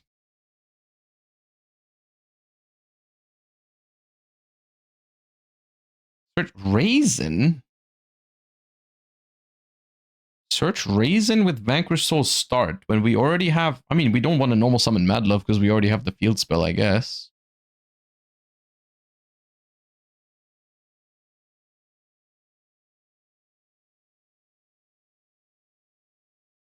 Now we draw with Heavy Borger.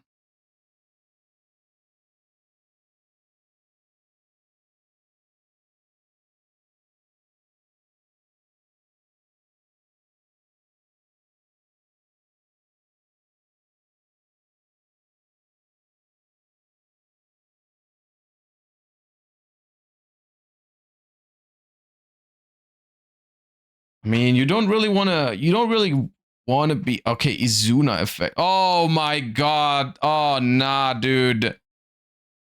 Okay. Second Perulia. Because they started a chain with Izuna.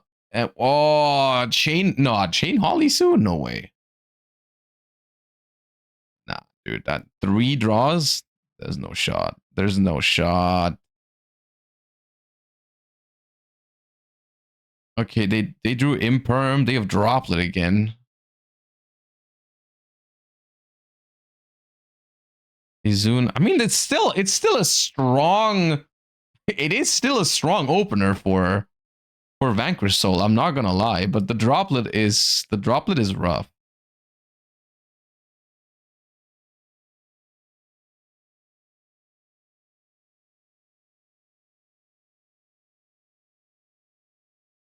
Hi, George. There's a chance I might move to Germany. Do you have any advice on it? Also, if I speak better English, can I go to locals and just speak English, or will people judge me?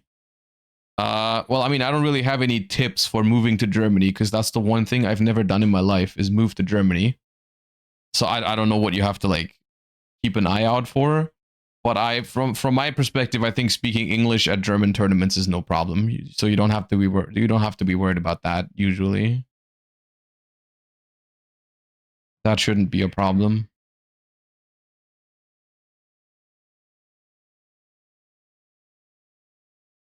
Olisu to summon from deck. Nah, don't tell me he's imperming and he's dodging with Borger under double Perulia. Nah, dude. Nah, no, do! Alright. Rewatched. Oh, I guess never punished, dude. They drew Droll and Ash. Those don't really do much anymore.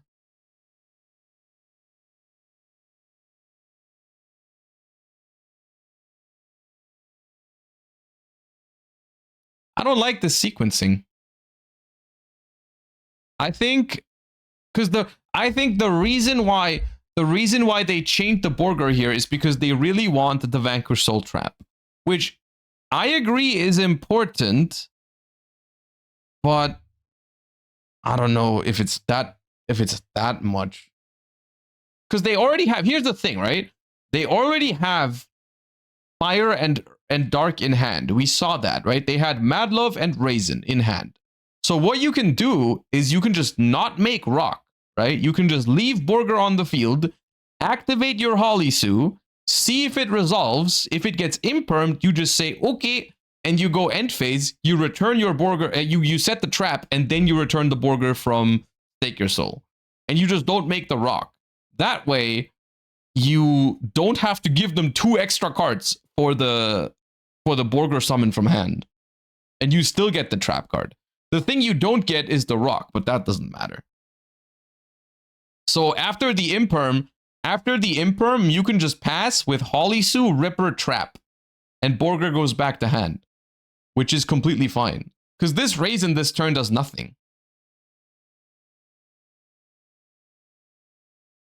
You get Valius, but you can get that next turn as well. Like it's not relevant. So you basically just gave 2 draws just for the imperm.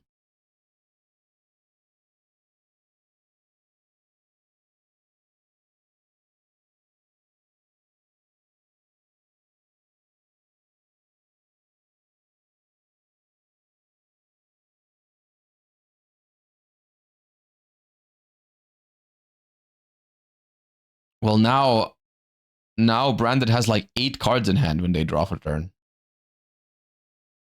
Which should not be this many. It should not be this many. Okay, here's the thing. They kind of got everything now. But I think the fact that Branded has so many cards is still gonna make it hard. This probably should have gotten to a similar quality end board with like 2 less draws.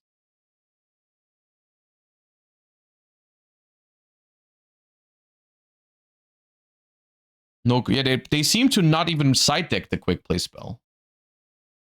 All right, Fallen at the Virtuous for turn. So they got High Spirits, they got Droplet, they got Fallen at the Virtuous, they got Albion the Shrouded, and they have Fallen of White already. This hand is cracked.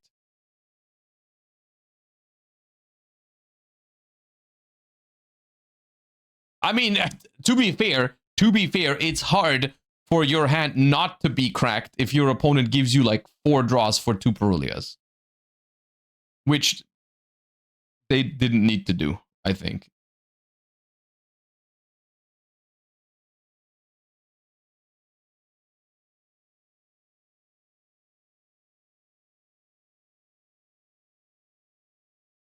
All right, we're setting up for a big droplet. We're doing High Spirits and Fallen at the Virtuous in one chain. Also, I can see the Lulu Lilith in their extra deck, so they're not playing Perskinian or Quertus. Fallen at the Virtuous, target rock, chain droplet, send both.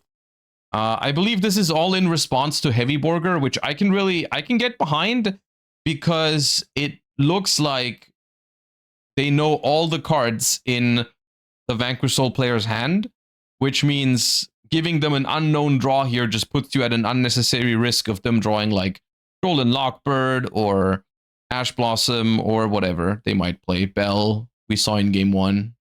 Just stuff you don't really have to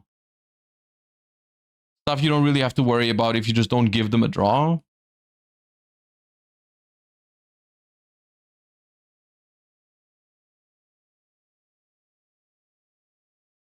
Do you like Fallen of White as a card? Yeah, I think it's very fun.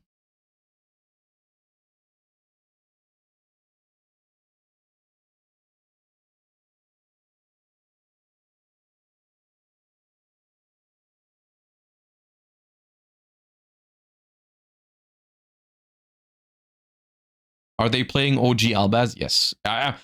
From what I've seen, every single Branded deck plays OG Albaz. You just need it, unfortunately. I say unfortunately because Fallen of White is such a good card that you would love to play 3, but you simply need that Albaz and Eruption. It's a very key part of the deck.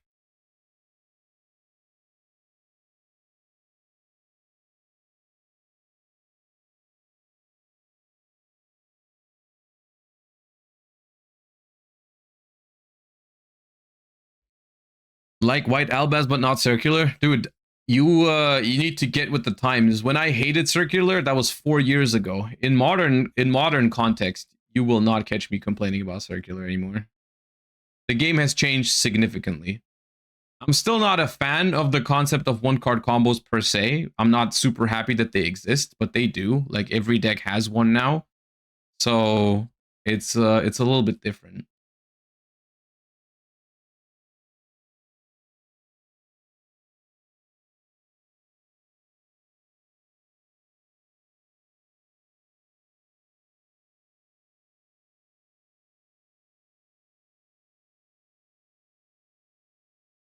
But you complain about Dodo Dodo though? Yeah, because Dodo Dodo is a cringe ass deck, dude. Not my problem if you can't handle the truth.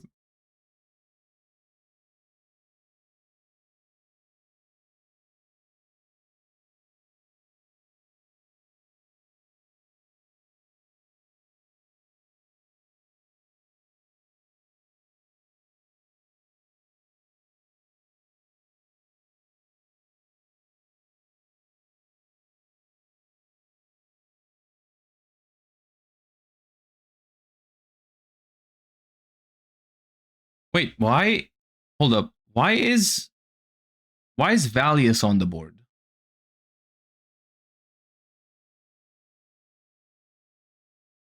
Because they can make what's it called with it? Albalenitis.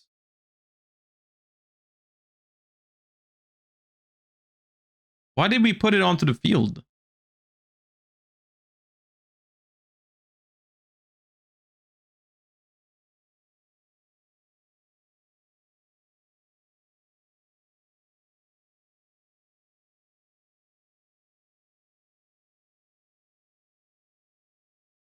If you could turn back time and delete all link ones, would you?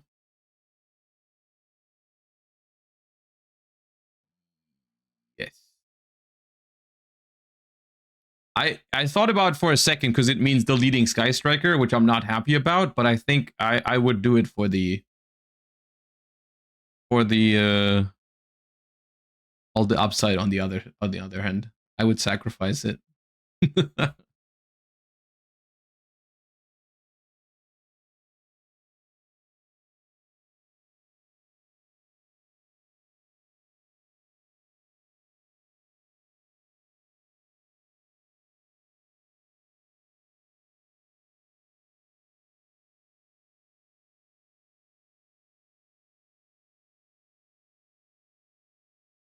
Dude, this is winnable for Vanquish Soul, by the way.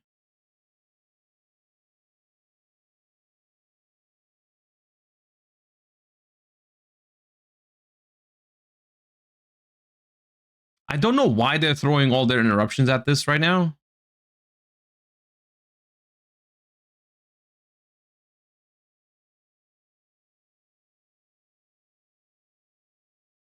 So, okay, hold up. What? Valius popped Ecclesia. Okay. Why?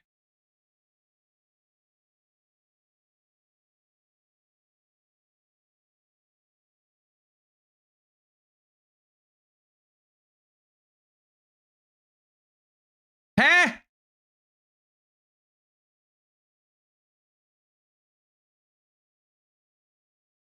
Did Valon just book Albaz?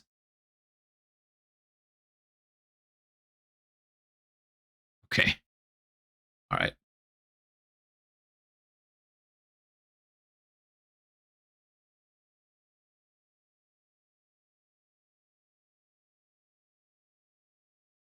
He doesn't want the Cartesia in hand to be live. Yeah, but that doesn't change the fact that Valius is a dragon.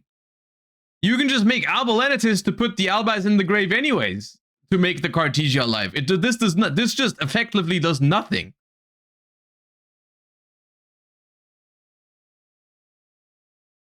Wait, do they not? Do they not? They surely they play Lenitis, right? There's no way they don't. Did they forget that Caesar is a dragon?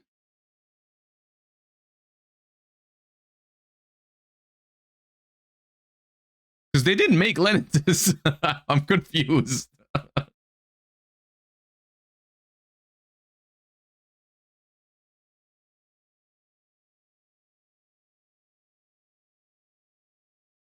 I mean, yeah, but like dude, now this just contact fuses. Like that's the thing, right? The Caesar Valius did not have to pop the Ecclesia. The Ecclesia didn't really threaten anything. Because what does the Ecclesia threaten? Ecclesia can go into Fallen of Albaz, which if they want to do that, be my guest, then I'll pop the Fallen of Albaz with my Valius. And if they make the level 8 synchro, then you can pop that as well. So realistically, what you're supposed to do is just hold your Valius in hand so it's not exposed to be turned into an Albalenitis, and just let them cook for a little bit.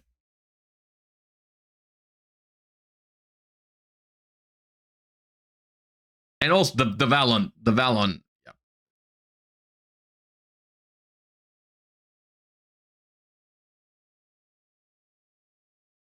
Use with Ripper, make Mirror Jade. Now we have Albaz Engrave again. Dude, I don't think they know they can make Lenitis.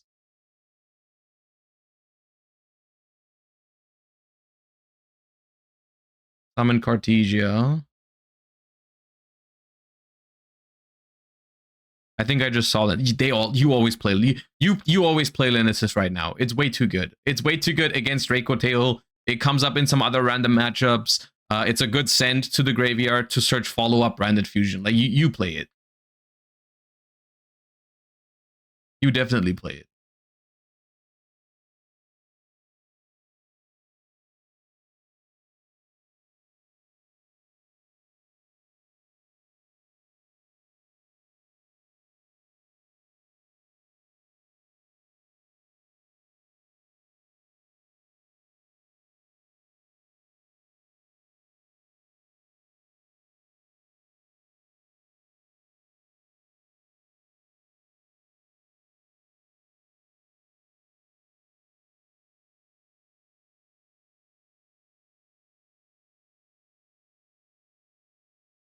Maybe they're tired. I mean, yeah, it's fine. It's just it's also another one of those advantages. I've noticed this with branded as well. Even though this deck is like technically giga old, there is still like the deck always changes. And it still is a relatively complex deck to play, but also play against. So people make those mistakes as well. I mean, there's always this one moment where, because when you play Vanquish Soul, the types of your cards almost never matter. There's always this one moment where you realize for the first time, oh shit, Caesar Valius is a dragon. Whether it's randomly against like Secretarion Dragon or because your opponent fuses it into Alba Lenitis, like, because up until that point, like, or when you activate Magnamut and then in the end phase it pops up and you can search it. But it's a very easy thing to forget the type on Valius or something like that. And I also like I get the idea behind booking the Fallen of White when you know they have Cartesia in hand, because they added Cartesia with Branded in High Spirits. So like the first idea might be, oh, I can just book the Albaz to make sure they can't special the Cartesia. Like I get the idea behind it. It's not like stupid in that sense. It's just overlooking the fact that they can still contact fuse with it, right?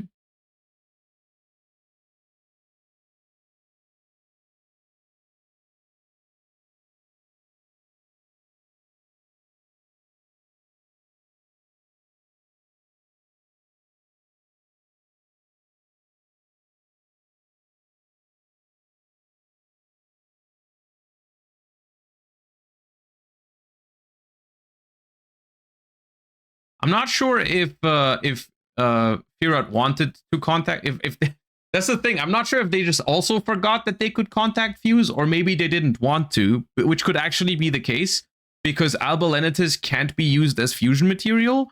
So if they had contact fused, even if they then summon out Cartesia, they can't fuse with it because they don't have another light or dark in rotation. So maybe that could have just very well been on purpose to not fuse with the values. Maybe they wanted the set Albaz as fusion material with Cartesia. Yeah, it's possible. Definitely possible.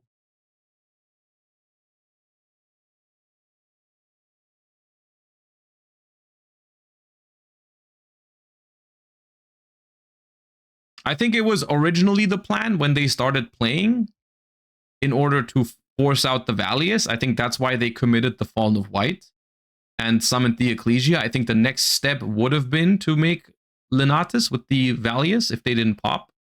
But because they did pop and make the Valon, they could just play freely because they know all the other cards in hand, right?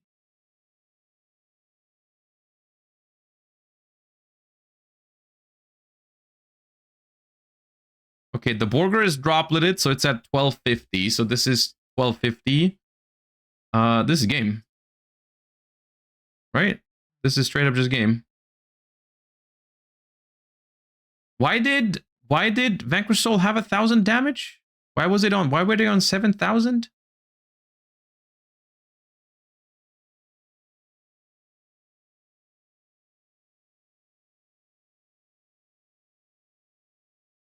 Oh, the Valon was already attacked over. Wait, so it's not game.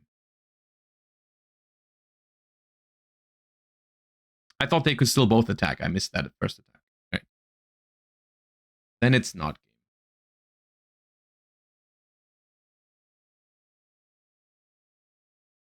Doesn't the field spell protect? If they have a Vanquish Soul in hand, which they should. I think they have Holly Sue. They could have protected, yeah. Ah, dude, this end phase is about to be glorious, though.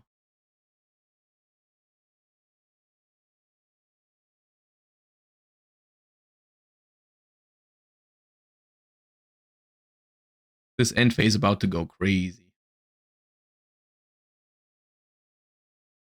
That's the most fun thing about playing Branded. You try to get into a grind game state like this, and then you just call end phase, and you go like +6. It's awesome.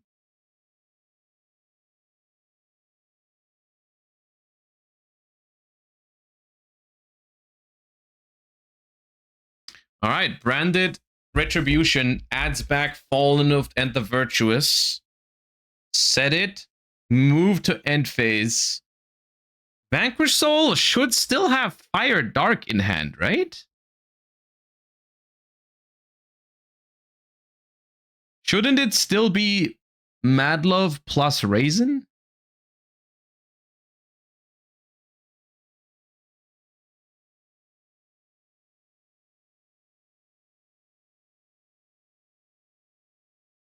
Here's Quem.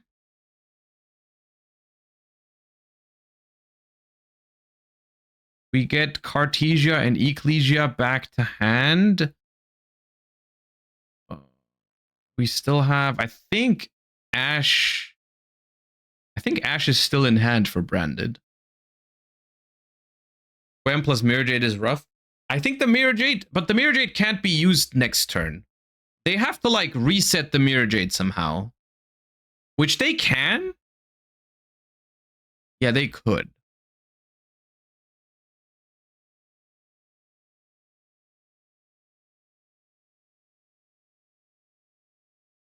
They send a second Ecclesia, which is good because it keeps the Dogma unaffected for the time being. Holly Sue Fire Dark gets Ash.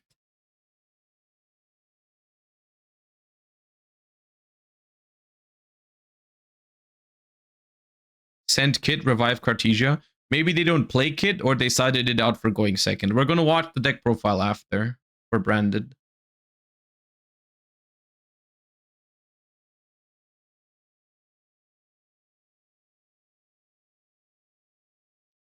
All right, draw a card here.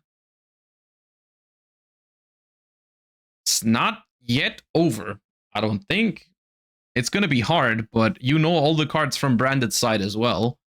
Branded has Cartesia, Ecclesia in hand, Fallen at the Virtuous set, and whatever you can see on the board.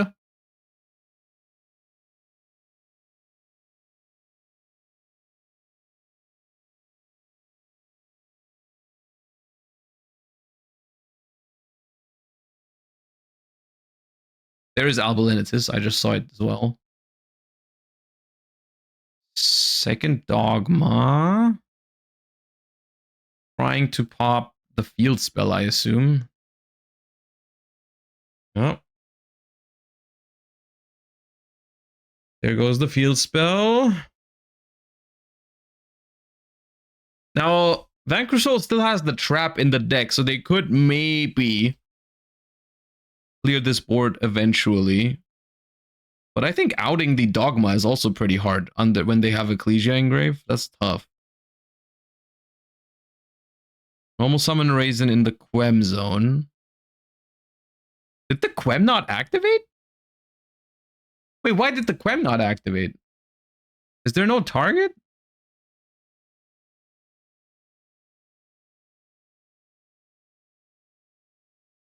No, there has to be a target.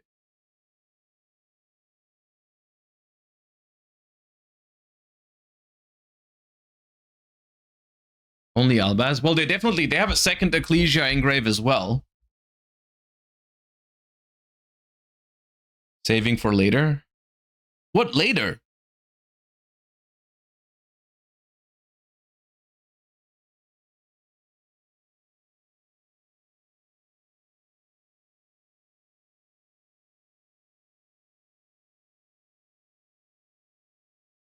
Lagging? Oh. Okay, hold up. So Raisin popped the Quem, and now Rock adds back Raisin. Raisin was normal summon, so we can still use Holly Suit as special. Wait, add back. Oh, Valius is banished, though. That's tough. I just now realized Valius being banished is really tough. We have another Jiaolong in hand. We summon a Jiaolong off Holly Su, so now we're trying to get into... We're trying to get into rank 5s, I suppose. Reveal 2 fires. Get another... Second Borger in the deck is huge. Summon out Jiaolong. Now Rindbrum activates. Target Albaz. OG. What can we fuse here? Can't make a Mirror Jade because we already have it on the field. Can make Lubellion with the rock. The rock is dark, right? Yeah. The rock is dark, which means we can... Ooh. Ooh. Called by the grave off the top.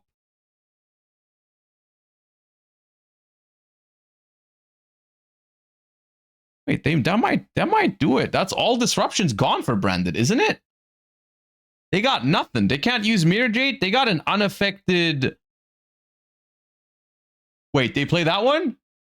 Nah, dude, that's game, isn't it?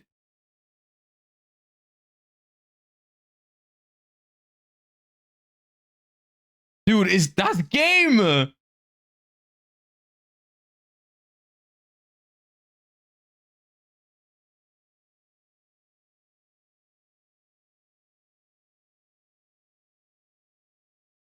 No detach.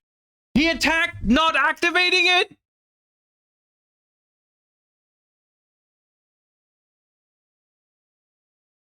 Bro, he didn't activate. There's no way.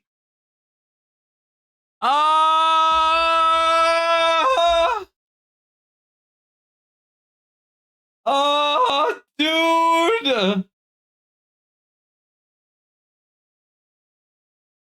Oh, there's no way, man. There's no way. Oh, God, that hurts. Oh.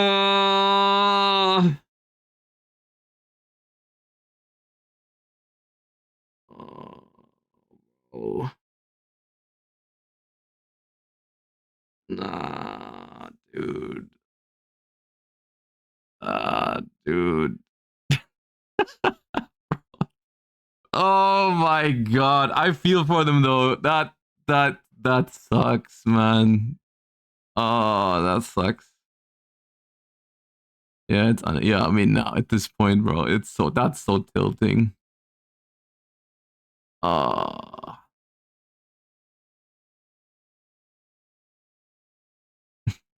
Oh god, dude.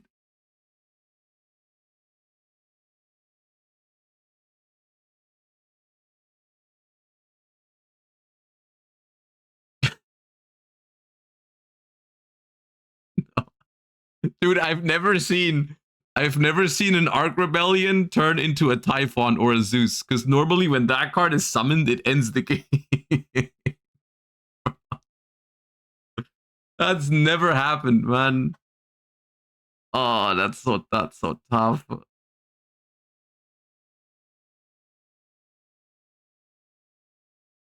Oh, dude.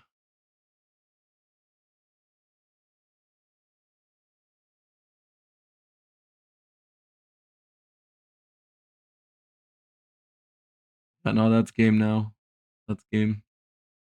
I don't even know if Vanquish Soul can really win against the Dogma at this point, but it's also just like we have follow-up here. We get Branded and High Spirits back, we get Ecclesia back, we got everything, dude. Yeah, it's over.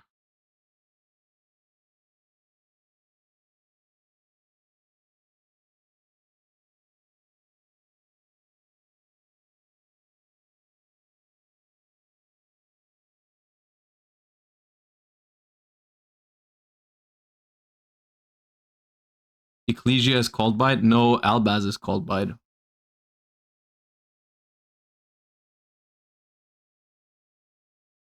supposedly he activated but didn't detach, so the judge ruled it as not activated.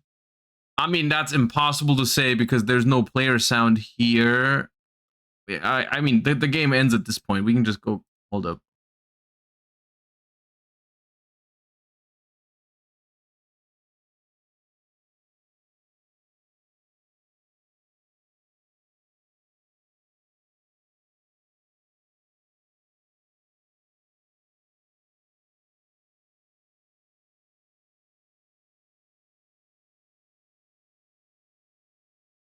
It's hard to say.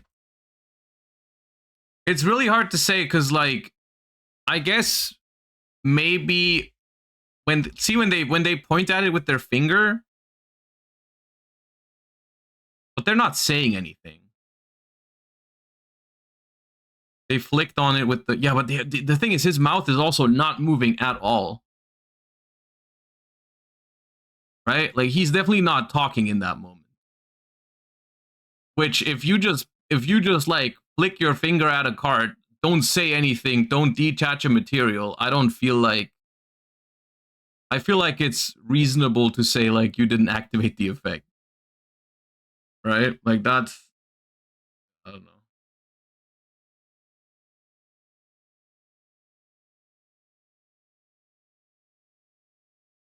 Oh.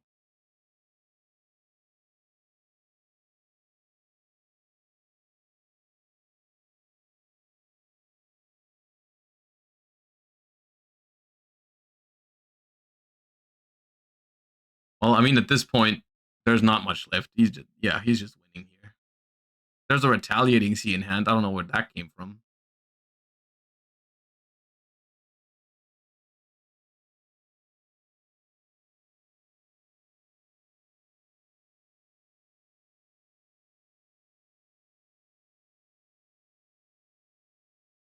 I guess it was the burger draw. Yeah.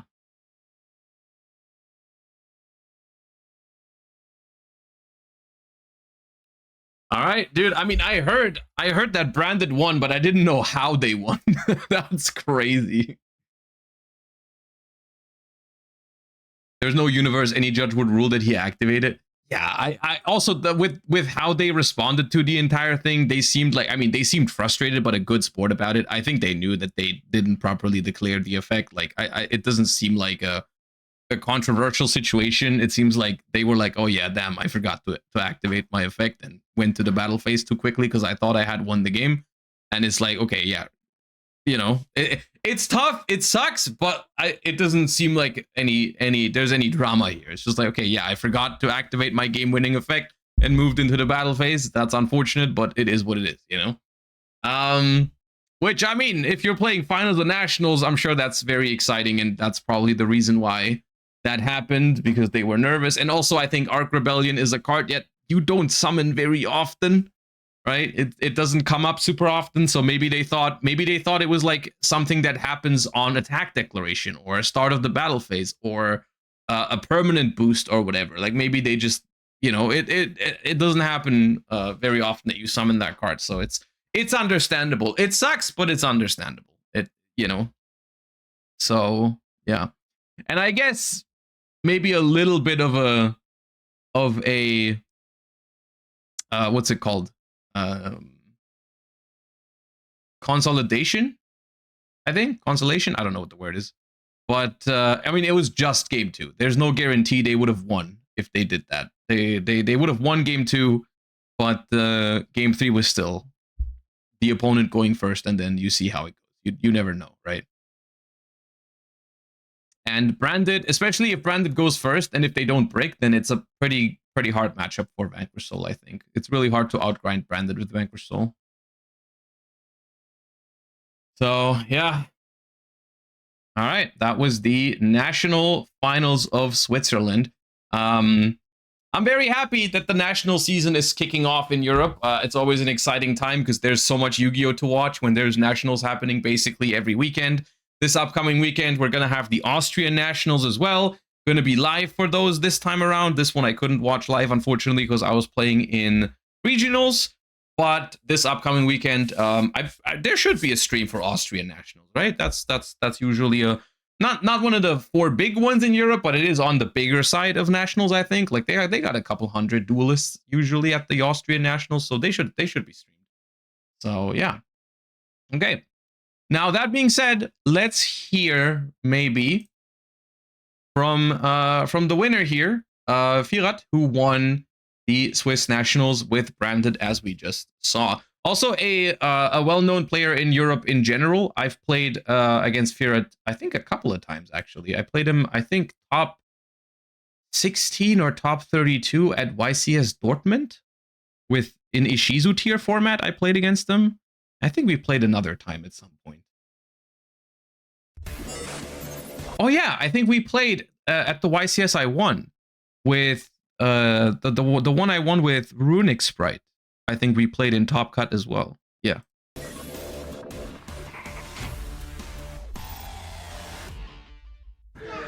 Hello and welcome everybody. We're here with Firat Karatas, 3 times national finalist, 2 times national champion, BBC master, the great Firat.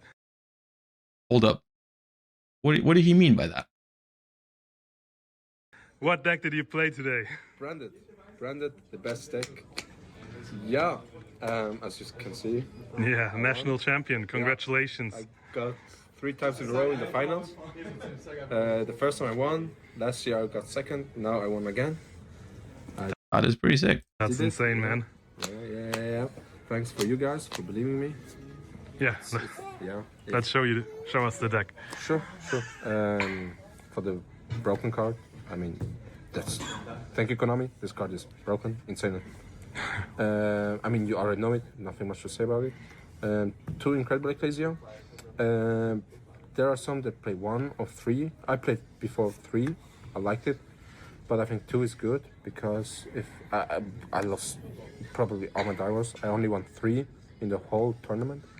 So going second, you don't want to open too many normal summons. And opening this, going second is so good because if you start with this, they often negate this, and even if not, you get this, and you can just go synchro, force stuff, or whatever. And I think that argument is fine. I personally dislike this at multiples for other reasons. So I think this card is fine if you already have Fallen of White and you're going second. Then I can get behind the argument. I think going first, this card is pretty mediocre. And going second, if you don't have access to Fallen of White, this card doesn't really help you that much because it's much worse than opening Fallen of White. But it's strong. It's all right going second. Then this is like a last push if they are open and don't have any interruptions. So to Ecclesia was perfectly fine. Albus, you have to play it, the OG Albus, because it's an interruption. It's a good interruption, especially in this deck.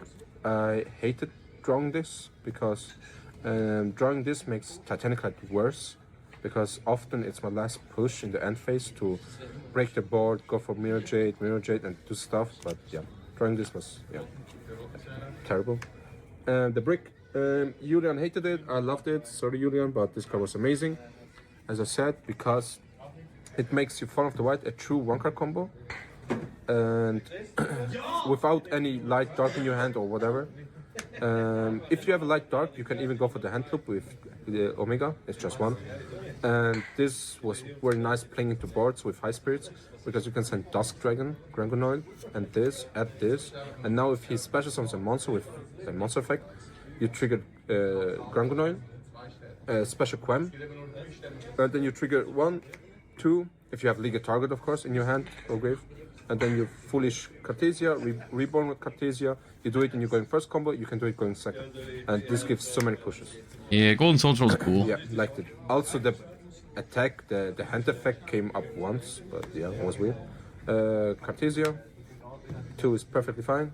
Yeah, good card, you know it. Just 1 Quam was enough, didn't need more. I don't want to play too many normal summons. Mercury is also a brick. Hate that bird. But was nice. I don't remember drawing it Fuck that them birds. often or having that often in the hand because I usually just high spirit send it or sided it out going second. Yeah. The best normal summon. Aluber, of course. I wish I had more Altards. Best card. Yeah, it's broken. This card. Aluber Altart is nice. Virtues. So if you go second, you have already, like, let's say, High Spirits, Brand Fusion. That happened quite often. Just one of them, and they have a problem card. You can just normal search, like for example the Radiant, if they have the trap, just search for Virtuous. Often they let this go, I don't know why. They wait for Brand Fusion, I guess, and then you can just keep your Farm Witches for the trap and you can just destroy it. It was nice, because it's so good. I want to play opening two of them. I set one out, yeah, it was nice. Yeah, it's also nice, the Grave effect to protect from Murakuma Raigeki or Raisin, just, yeah, I don't know, some pop effects. Also Caesar. Best card, High Spirits. This and Brand Fusion. Usually Brand Fusion isn't that good anymore, but you have to play a brick to make it really good. And High Spirits is just insane. If this resolves, you get so much advantage. Broken card. Yeah, Brand Fusion 2. And the reason why this works as a one card combo is because of Brand Sword. I'll explain later. I thought about this. I said this earlier already, but one of my problems with my branded deck was that Branded Fusion didn't feel that strong anymore, which was also the reason why I didn't want to play more branded openings. And I think this approach is something I could get behind. I mean, of course, you're adding another brick into the deck, but if there's a way to make Branded Fusion feel strong again, then maybe you could also play, like here, multiple openings, and then you have more consistency, more extenders, and your deck functions better under the fusion lock, because you're not so focused on the synchro lines. I could see that. Most broken card in the game. Thank you, Konami. Yeah, this will probably get banned, but yeah, enjoy it. It's insane, especially in this deck, because you always have Ecclesia in rotation, so you can just. Ah, bro, they're not banning this card. I don't think. Reborn. I don't think they're banned. They'll ban this card. I didn't keep track of the life burn, so it wasn't really necessary. But oh well. I'll be on the Shrouded Dragon. I need it for Liger out. Never faced any Lunar Light, but it makes you. It's an upstart, and it helps you so you can go for your Branded Fusion. That it's a one card combo with this, because this can add back any banished monster that matches Albus. So in your combo, you go for Grangunoid, Albion, Grangunoid. You send this sends this for cost. This add back Fall of the White, and you got Fall of the White. Yeah, too much. Retribution, insane card. I even kept it in going second. I really liked it because often, if you have to, I don't know, you have to plan your plays ahead, because you can also send with Quam and Albion the Shrouded Dragon, Branded Fusion, or this, but usually it was Branded Fusion. So if you open this or later send this can add back Branded Fusion, so you still have the Branded Fusion push, and that was really nice.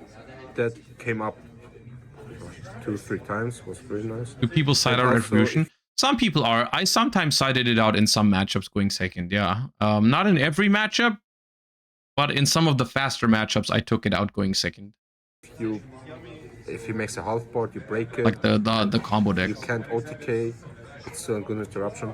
But it's a good card against Draco Tail or something. I would not side it out, because it's also one of the better cards you can set up for their follow-up turn. Like if you're in a grind game and you set this in the end phase, it's awesome against Draco Tail, because you just cover they set like a Rahu on your turn when they find mana, and then you just cover that with Retribution. It's really good for that.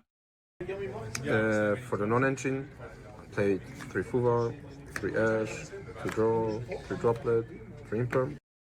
Thoughts on playing Merc but no Gold Sark? Wait, there's no gold. Yeah, I think that's crazy. I think Merc, I think Merc and Gold Sark, the package is annoying to me because Merc sucks ass. I think if I'm not playing Gold Sark, I'm not playing Mercurier in my deck. There's no way. Yes, branded with hand traps. Who would have guessed? It's crazy. It's very good. This is combo with High Spirits, so perfect. I dropped myself if I got Fuvat. Yeah, this is even more non-engine than I played. I played these over here. I didn't play Imperm. That was nice.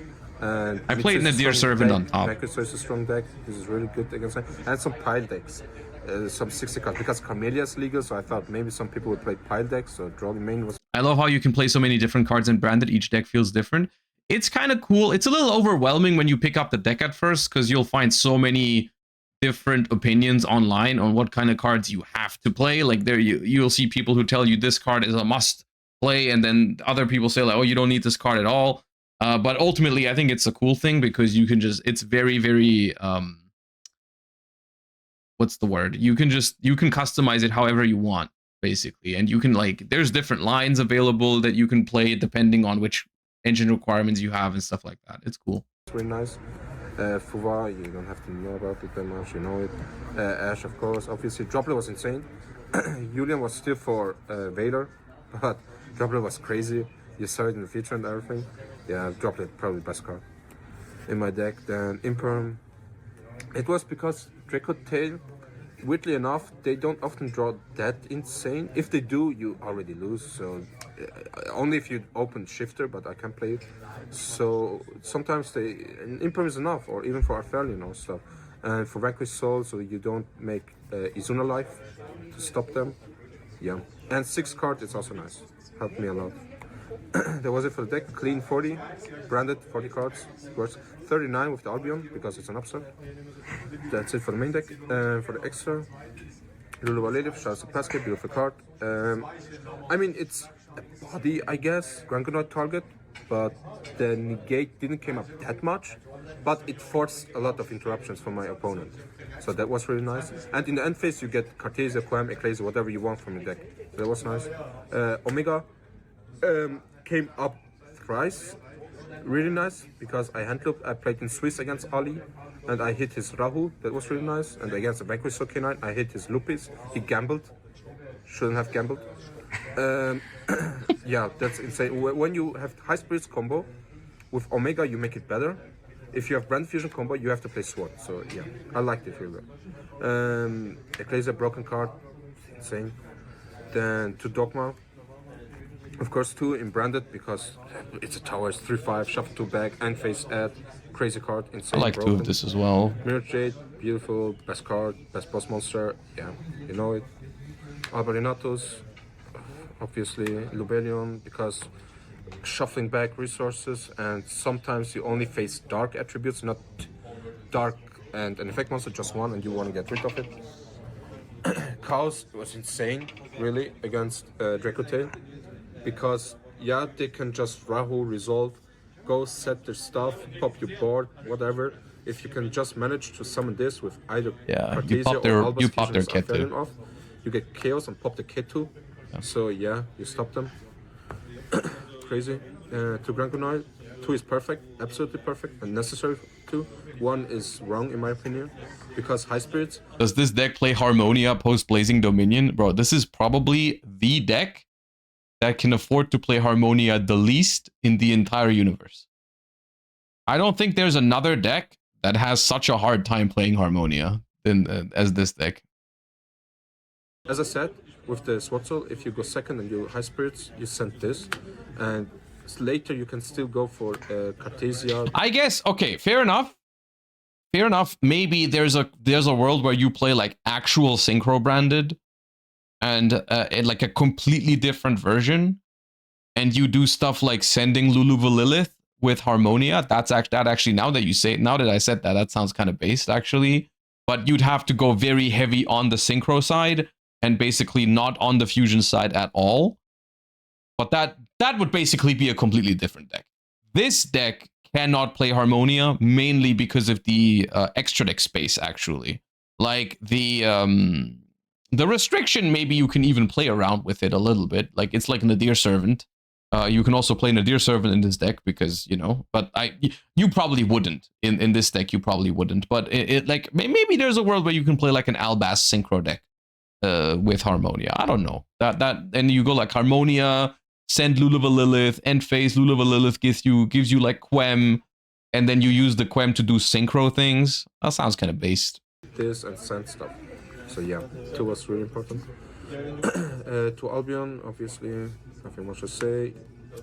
Yeah, standard. Yeah, this is the exact 15 card extra deck that I also used, which I thought it was good this way. Yeah, I wouldn't have changed anything either. So I agree with this. Then for my side deck, don't be afraid of the ratios. It's weird, but no, I'm afraid of the ratios. Calculated everything with. You made me more afraid now that you said that than before. Me and Julian. Two Nibiru, one Diablos for the lock, broken. Won me against Radiant, easy. Two Bishes because I respect the Mitsu. BBC. Yeah. Scheiß drauf. Probably branded mirror match. It was necessary because you have to respect Mitsu. And even if they go first with the Asamino stuff and go out for Sylvia, whatever, just change the Bistro on Morocco. When Morocco is distributed, if you change Sylvia, okay, sure, you keep your Bistro. He wastes an Omni Negate, you still have your Bistro, so if he tributes anything, you can still force him to use a trap. So this trade-off with two Omni Negates. Mitsu was the most represented deck at the event. Yeah, I saw that. That's why I was maining Magnamoot in this deck. I think Bestials are in a phenomenal position in the TCG right now. Like, I was thinking on the night before Saturday's regional, I was even thinking about turning it into a more Bestial heavy deck. Like, I was thinking about going the direction of like more Bestials, bring back Lubellion, play like Seyfert as your starter so you can add back Lubellion later, and then maybe even play like this pattern, something like that. I was cooking, but I didn't really have enough time to finish cooking, so I went back to like the normal build. But I thought maybe there was something there with those cards. I just couldn't quite like wrap my head around how I wanted it to be. But there's a world where that also works. Yeah, Bishops are just insane against me too. Nibiru was crazy, going first especially, going second also. Won me the game 2 against Radiant top 8. I would have lost, but Nibiru carried. 3 Retitancy for Draco Tail. You have to respect it. It's a tough matchup. I mean, you saw in the future probably what looked easy, but no, it's really hard to play against Draco Tail. Boy, what do you mean it looked easy? Wasn't it like an 80-minute feature match? You have to respect that stuff. To Porilia. You know this guy personally? I mean, I've played against him at like 2 or 3 YCSs. That's about the extent that I know him. Yeah. You only can resolve 2, so you only need 2. Nah, just kidding. It worked for the signing pattern. Well, you drew both against Vanquish Soul. That's criminal, dude. Yeah, I drew it both in the final game, in the finals. And weirdly enough, and funny enough, I only drew it game 1, round 1. No, not game 1. Round 1 in the future, and in the finals in the last game. And it won me 2 times, so yeah, perfect card. It came up when I needed it the most. To Nadir, consistency is an issue. You don't want to brick post side because you go first, you just want to do your combo, at least have consistency. So Nadir, yeah, it locks you. And I don't play Ecclesia, Dogmatic Ecclesia, you don't need it. It sounds good, but you don't need it. You can just add your Albas and keep it so you can fusion summon Cartesian this turn. You can even search Quem, so yeah. It was nice. Duster, Lightning Storm, perfect. That was absolutely perfect. Because of Deep Fissure, back row. If you hand trap them, they don't get that many interruptions or negates, let's say negates. And then if he has like Droplet, Super Poly set, you just came over here with Duster, Lightning Storm, and it's gone. The problem cards are gone. Because Droplet, Fallen Virtuous, and Super Poly are insane bot breakers against this deck. Yep. And Hotbite. Obviously broken card, but I hope it gets banned because my opponent always throw it. I mean, it's a solid list. Yeah, I don't agree on anything, on everything in it. With like, especially, I don't agree with Mercury or no Gold Sark. That's weird to me. But other than that, I can get behind most of it. The branded sword is interesting to make the branded fusion better. Yeah, I would still main deck Nadir Servant, but it's a solid list. Yeah, that was it for the deck profile.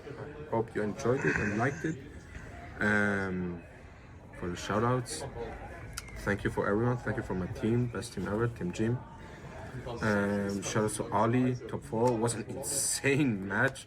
Rewatch 80 it minutes. in the yeah. Probably the record for the longest. Imagine you would have played a game 3. It was only 2 games. Yeah, it was crazy. It was crazy. Shoutouts to him. That was an insane match. Probably the best. Dude, what do you think? Okay, so this is probably, what was it, 80 minutes for their match in top 4. Is this the longest match we've had in Yu-Gi-Oh so far with the new time rules? What do you think is going to be the record?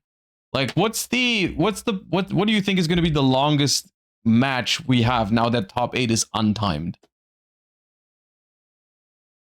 Dude, imagine someone, imagine, I mean, it's never going to happen, but imagine two people top with like paleo and they get paired against each other in top 8.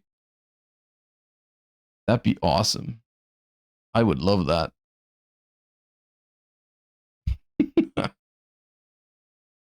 YCS La Paz, Patrick Hoban played like a 2 3/4 hour final match. Wait, that's crazy. Okay, well then it's not the longest, I suppose.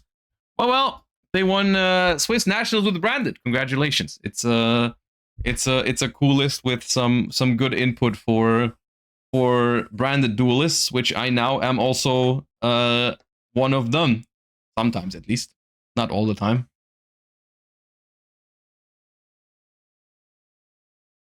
How long do you think the runic sprite mirrors would have gone untimed? Well, probably like the thing is like, yeah, if the match is untimed, you have no incentive to ever scoop, so you always try your hardest to win the game.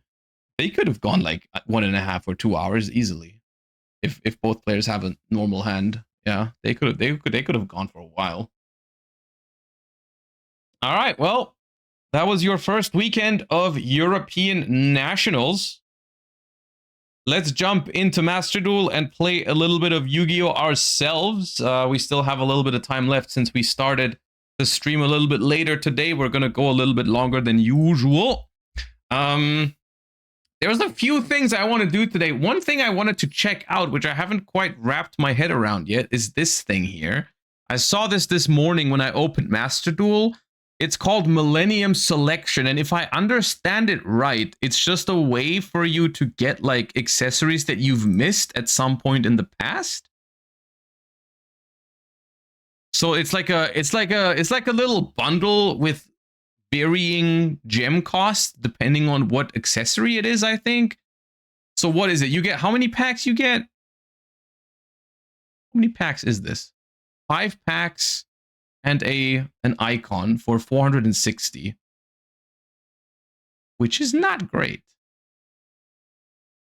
right? That's 5 packs is 250 gems, so you're basically paying 210 gems for the icon frame.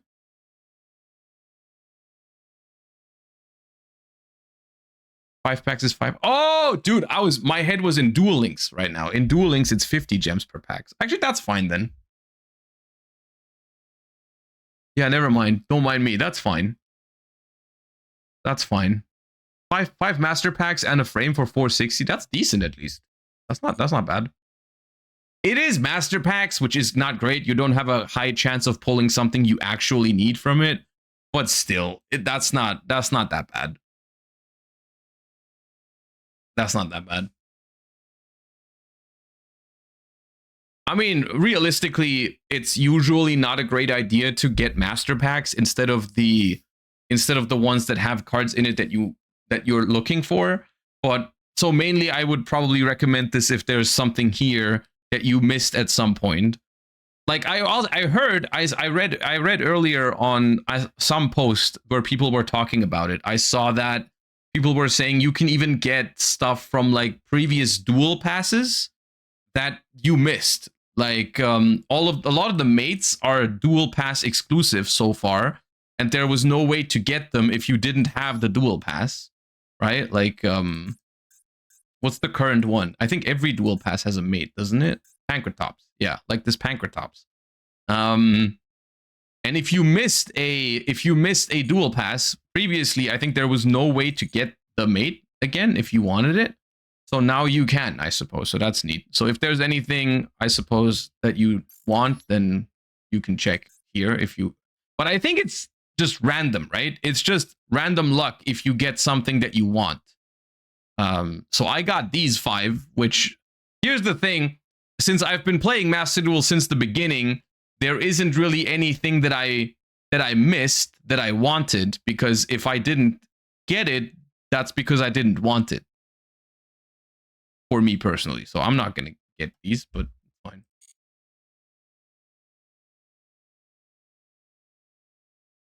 Well, the other thing we're gonna do today, originally I was planning to just do more rated grind with Cool Tune in the 1600s. However, there's something interesting going on right now, which we can get a couple of gems in here, so we might as well do it.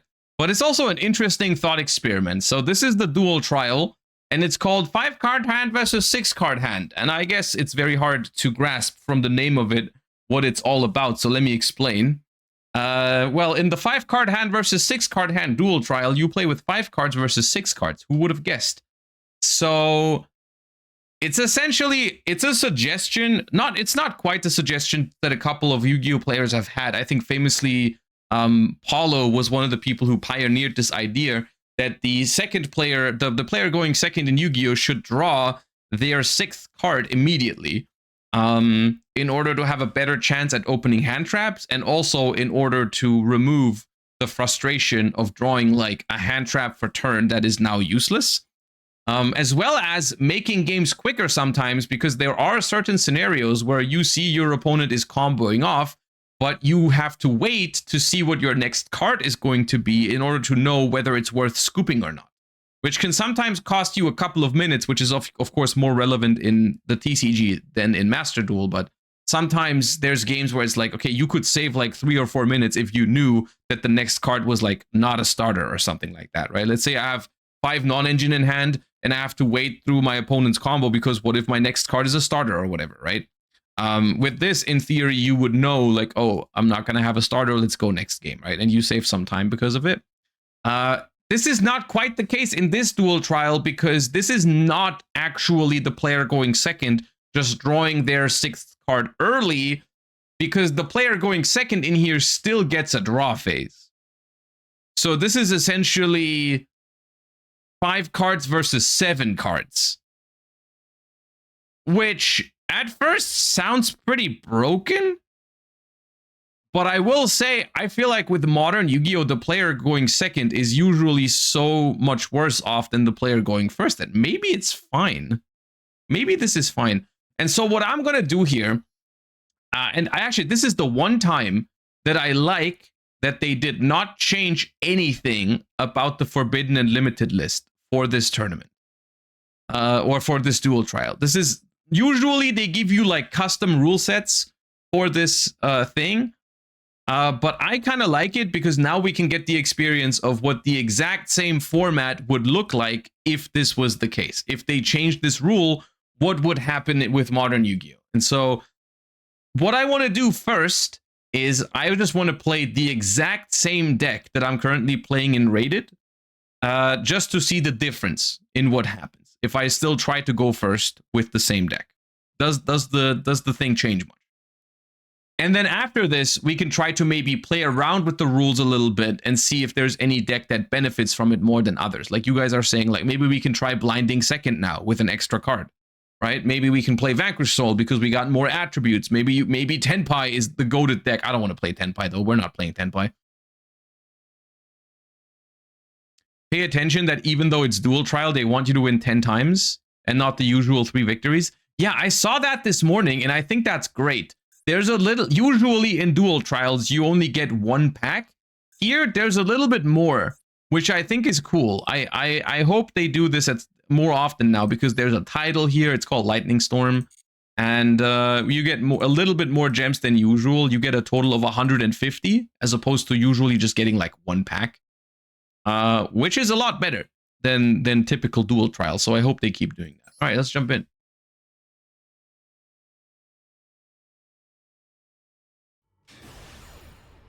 It's 200 gens. Oh, then I missed one of the 50s there. Maybe. I guess they really want more data from this one. I mean, yeah, look, we can start all the theories in the world that they're doing this because dude, I drew 4 hand traps going second. That they're doing all of this because they want to implement this as a master rule potentially. Who knows? But at the end of the day, let's just see how it goes. And then, oh, all right, cool, nice. Well, I mean, what do we gather from this game as information? I guess nothing yet. I guess we just go again.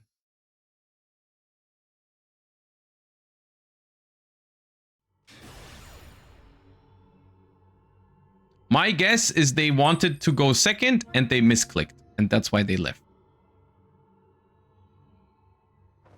Okay, so far, people are still sending me second. People are still going first here. So far. I was expecting maybe more blind second to go on, but alright. Well.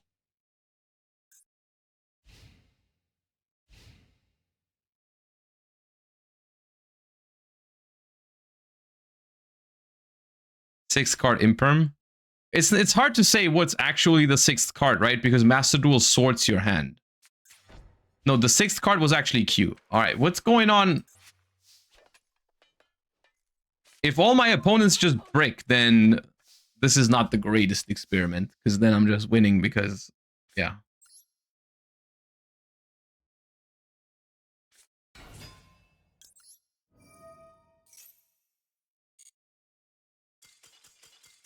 Okay.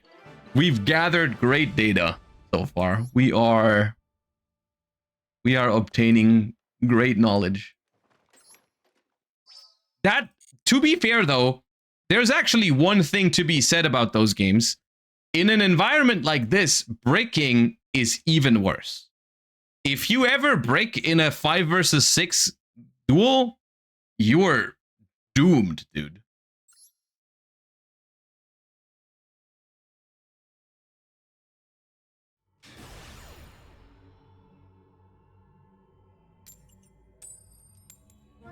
I'm still, but one thing that hasn't changed is I'm still losing all of my coin tosses. So that's good. In that sense, this is just, I mean, for me, this is just every single game I start with an extra card, so.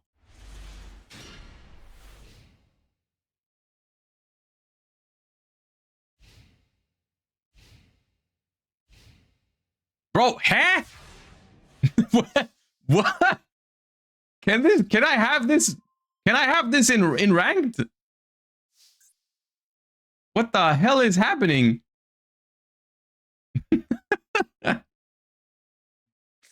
Everyone's bricking.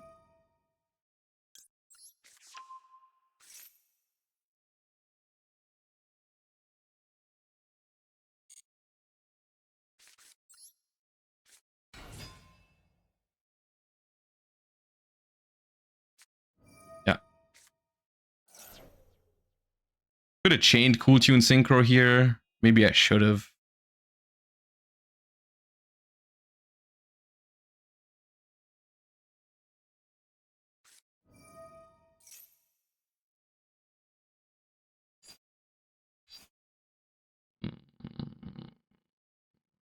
Izuna.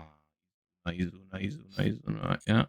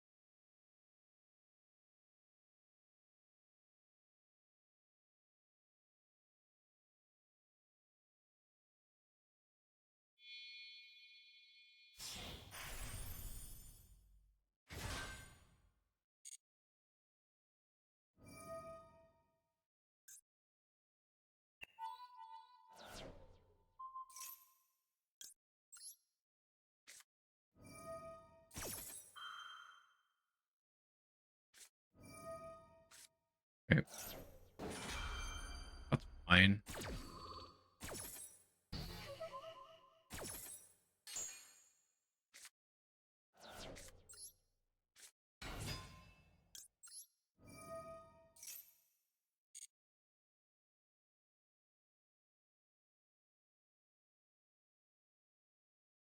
Remix is 3,000 right now, right? Remix, yeah, because they have Ash Engrave. So I can just go Q, maybe?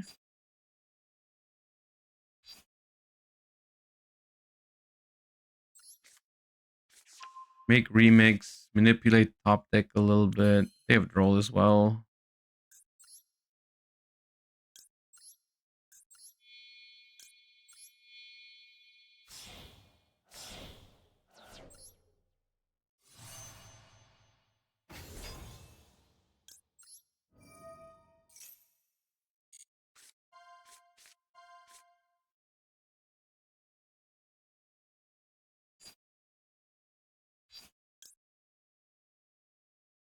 Kind of tempting to banish Vanquish Soul start, but Case for K9 is a much better draw, typically.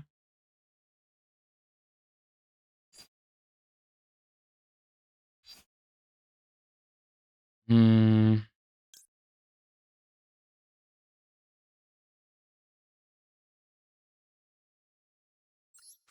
Get rid of Case and keep this on top.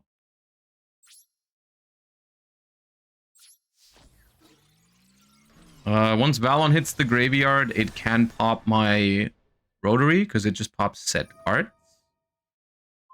Which is alright.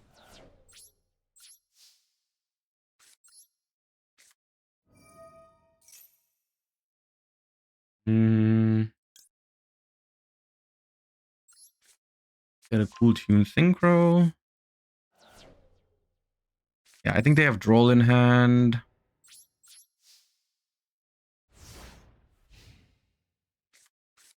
So one new card since last turn. Well, plus start. But if the new card is not a Vanquish Soul normal summon, then we're good.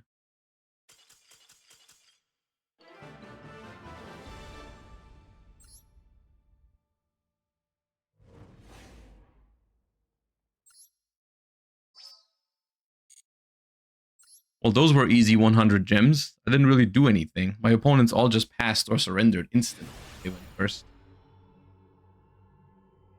So maybe going first is fixed now. I've lost 4 coin tosses, by the way. And not a single... Dude, even with... This is crazy. Even with an extra card, no one wants to go second. It's actually insane. No one wants to go second. That's how good going first is in Yu-Gi-Oh, man. Ah!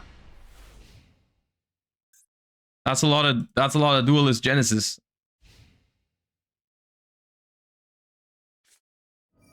Uh-oh.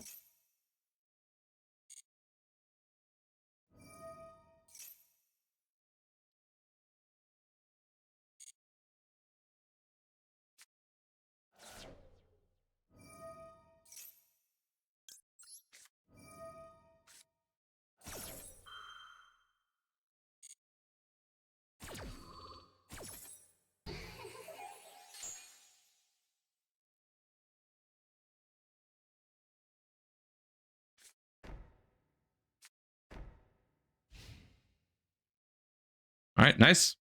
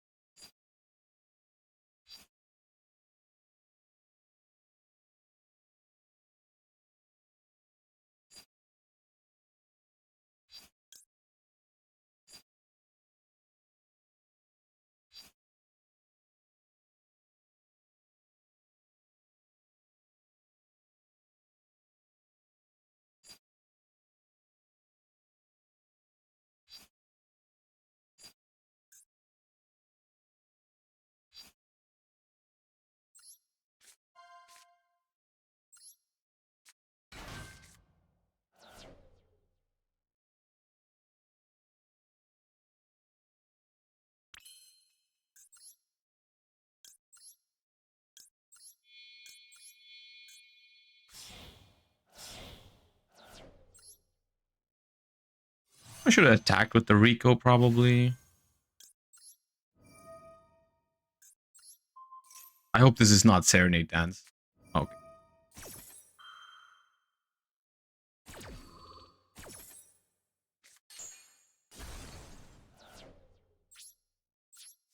I don't draw because Droll.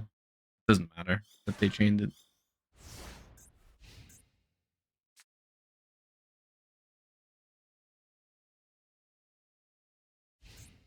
This covers Tanky, another Masquerade, because I have Rico engraved. So that's alright.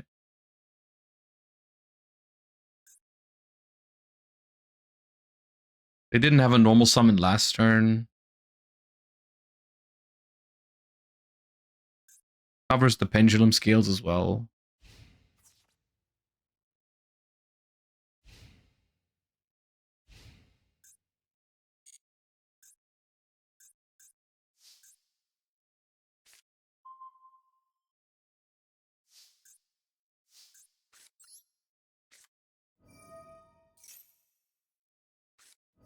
Ah. Ah, ah, ah, ah, ah.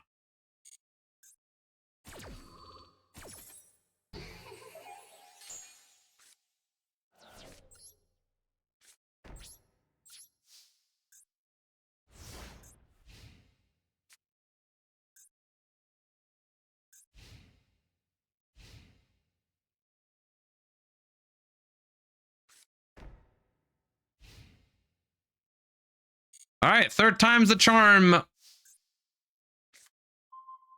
Oh, you top deck.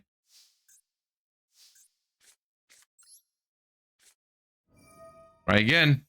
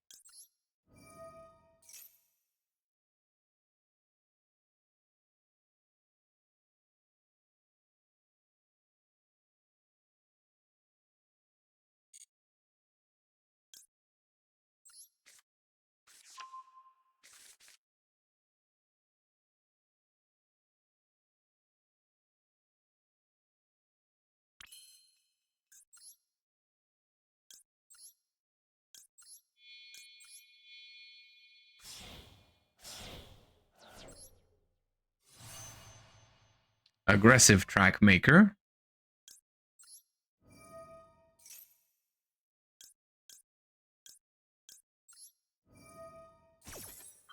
I'm chain blocking this way around because otherwise if I put this as chain link 3 and they ash it, then both of them don't search because they don't have a hand for me to look at. So I'm doing it this way around. Luna Light Tiger. All right.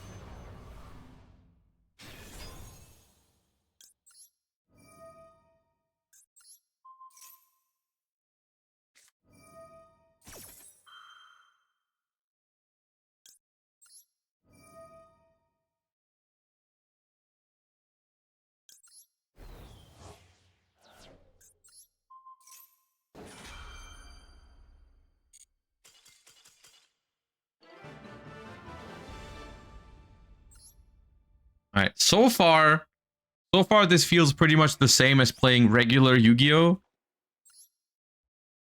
But my opponents have all bricked. So I can't really say if it's been if it makes a difference that I have an extra card. It doesn't feel that impactful to open the extra card. I feel like if my opponents have good hands, I'm still in trouble. Like, unironically, let me go first this time just to see how it feels to play against 6/7 cards after they draw. It's also in the grand scheme of things, it's a disastrous time for them to hold this event because you're gonna have to say this a lot, like, oh, I'm playing against 6 or 7 cards. Like, they could have not picked a worse moment in like the grand scheme of things for this sort of endeavor, but oh well.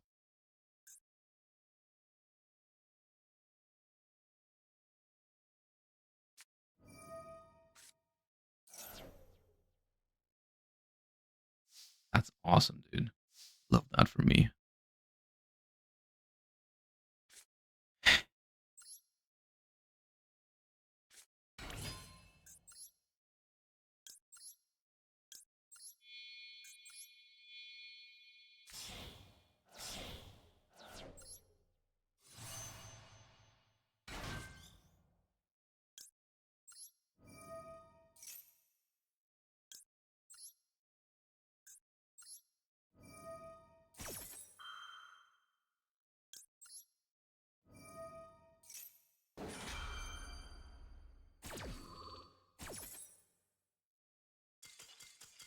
There's no way, dude.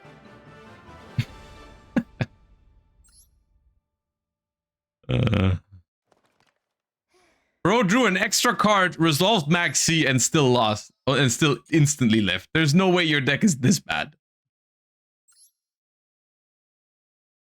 Check deck. Oh, you know what? Maybe their deck is that bad. Hold up. I can check. I forgot I can check.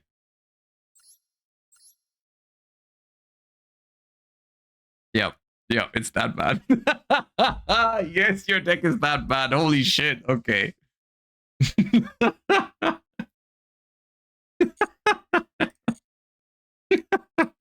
Okay. I guess their deck was that bad. Yeah. All right. My bad. That's on me. Dude, that was probably the single funniest thing we could have seen when we click check deck. Are you aware that that is probably the funniest thing that could have happened? That's crazy.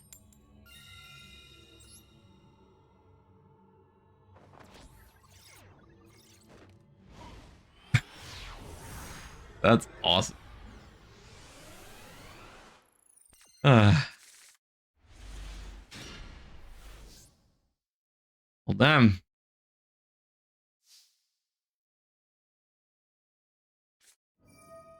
That's fine. Accepted.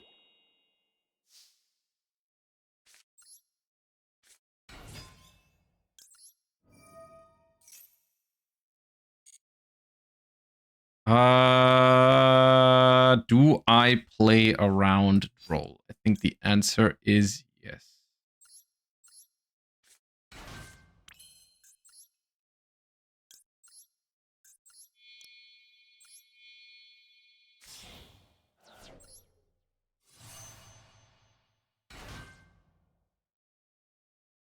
Do you think this is for fun, or do you think they're considering the... I think it's not impossible that they're considering to add this to the game as a new master rule. And I honestly, I don't think it's crazy. Even if the second player draws another card, I don't think it's crazy for the second player to have a +1 at the start of the game. Like, I think going second is so rough in modern Yu-Gi-Oh! That I'm not against it necessarily. I genuinely don't hate the idea.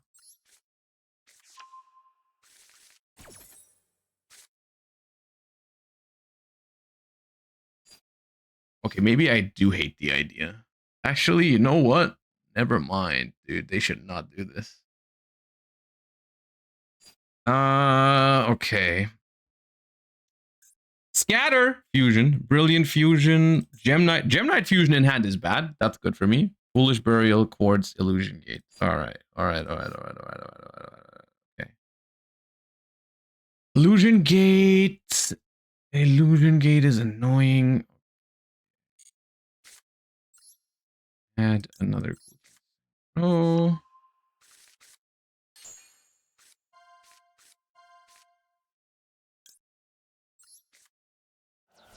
Top. Okay, so they draw me owls, which is not good for them.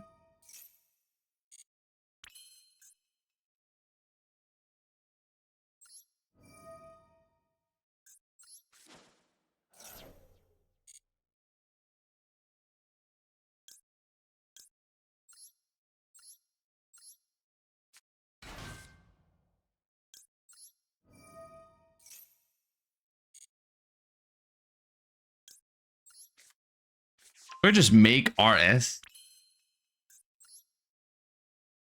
for the illusion gate. Because Remix doesn't do much here. I could make Remix. But then when they illusion gate, it dies. So no, I have to make RS. I can make Remix later with the synchro spells, maybe. Like with Clip.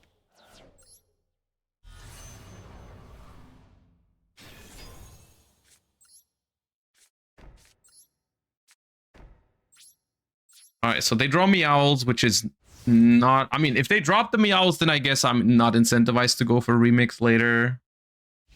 See. Yeah, they dropped the Meowls. That's fine.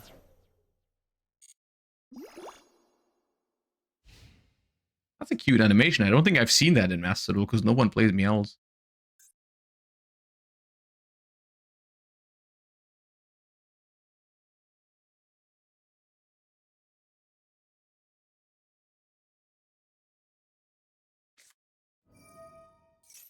Foolish Burial.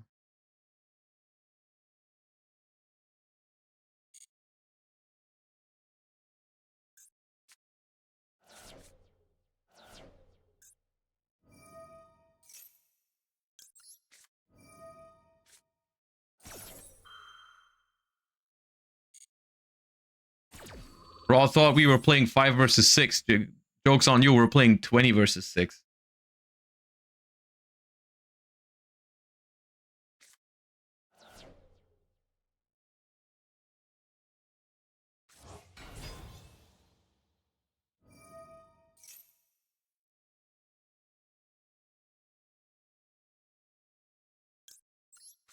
I think that's a good Veiler. Because it gives them another normal summon as well, and an ad.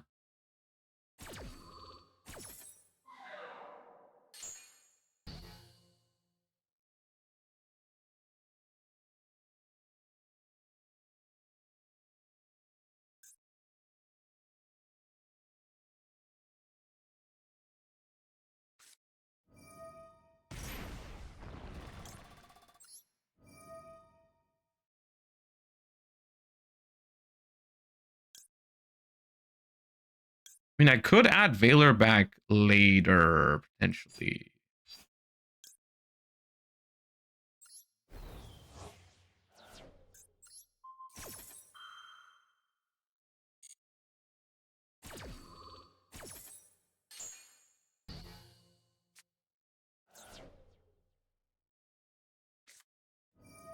A Brilliant Fusion.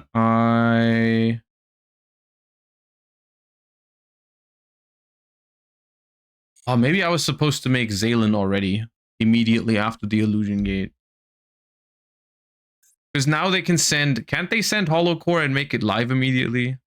Probably alright.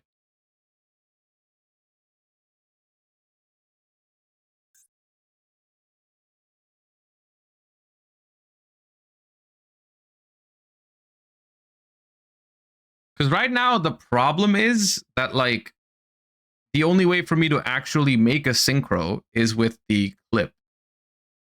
Because the Cool Tune synchros technically allow me to make a synchro, but I don't have anything on the field that lets me use from hand. Because I only have RS on board, so that could be a problem, actually. But they need to banish for the... they need to banish 3 Gem Knight cards.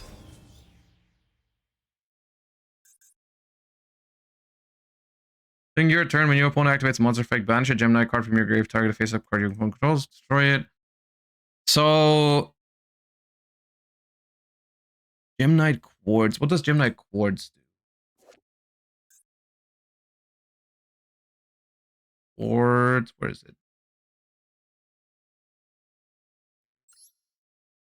Discard. Oh, I don't want them to discard this card, I think.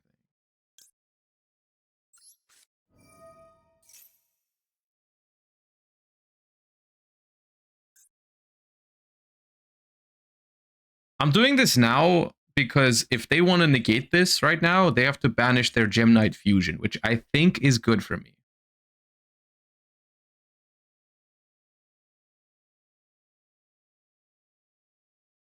Right.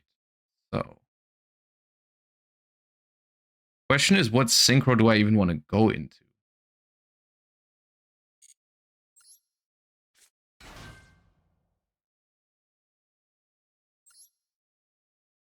I think I'm crackling.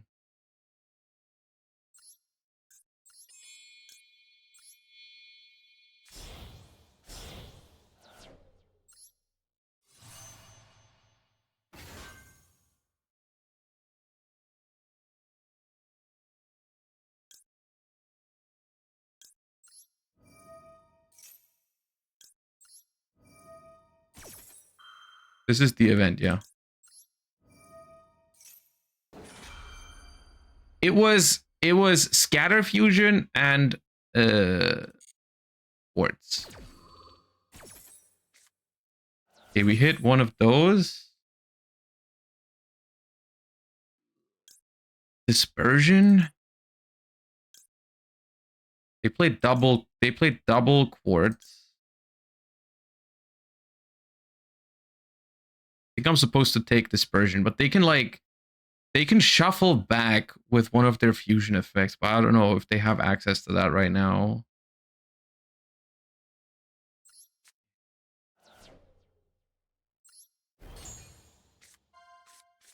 Armadillo meows. Okay, Armadillo banish, keep meows on top. So in theory, I could even give them a draw now.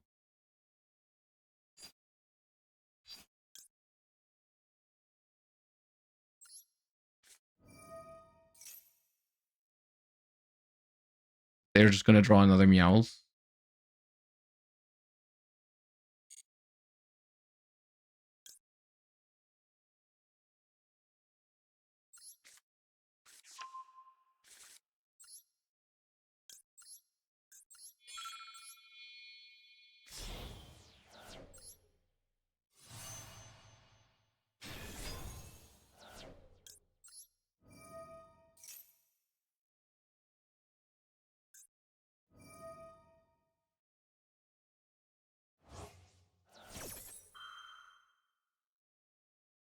So B2B also gives them a draw.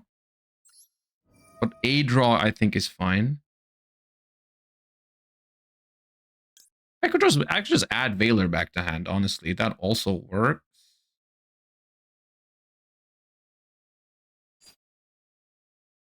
Yeah. Let's go Valor add for now. Let's go Valor add. And then the second back-to-back, I can make a synchro.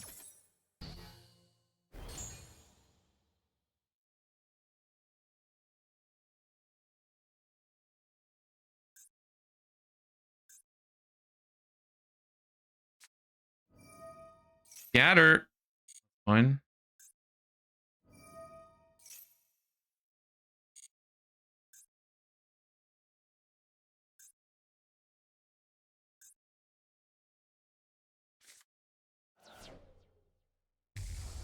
The Raffinite is fine too.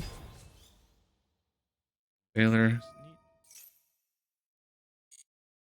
Add a Gemnite. Oh, I could have used B2B here, but I'm not sure if I'm supposed to.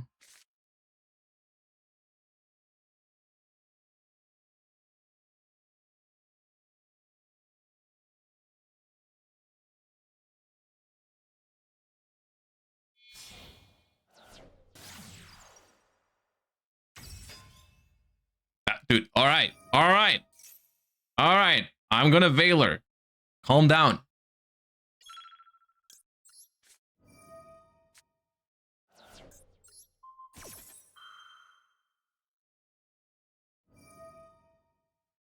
Dude, I'm gonna add Valor again. I'm gonna add back Valor another time with B2B. I'm Valoring you 5 times this turn if I want to. Give back my Valor.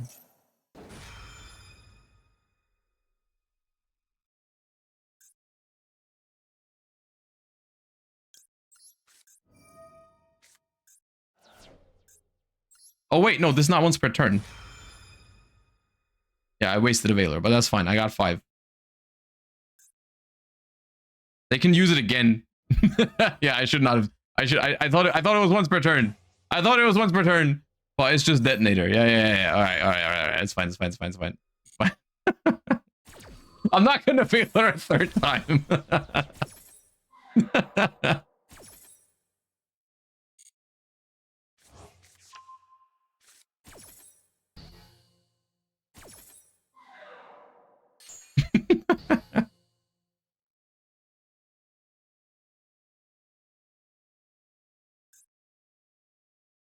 Keep going, bro. What's up?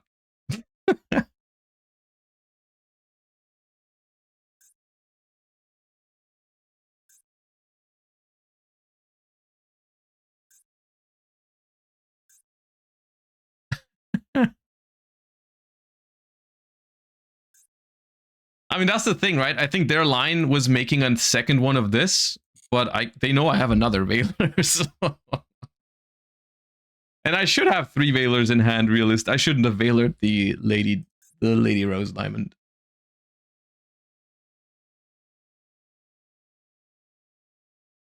Record for most Veilers activated in 1 turn. I mean, if they play into the other 2, then it was 5 effect Veilers in 1 turn.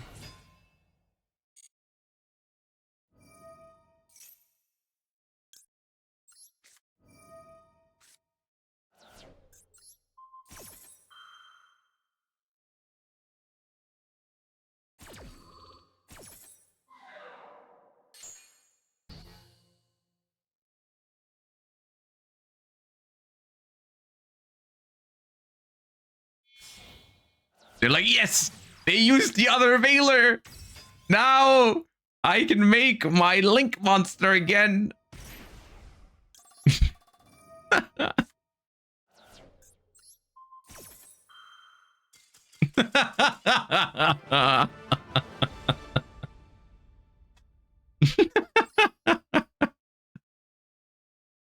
Oh god, dude. 5 Veilers, man. Oh lord.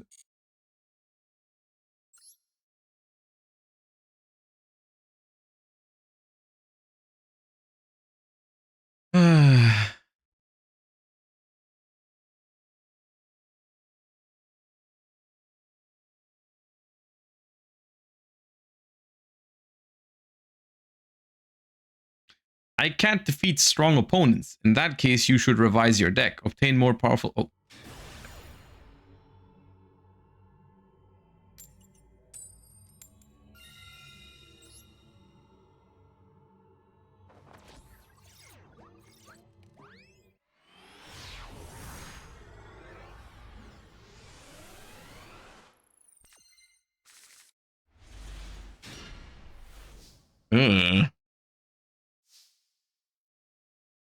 This hand, with an extra card, this hand would have slapped going second. Going first, it's still fine. It's a good hand.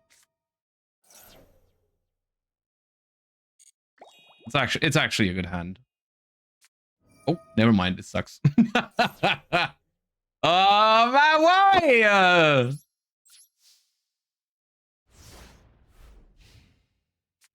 Bro, this is just normal rank mode. This is literally just normal rank mode, by the way.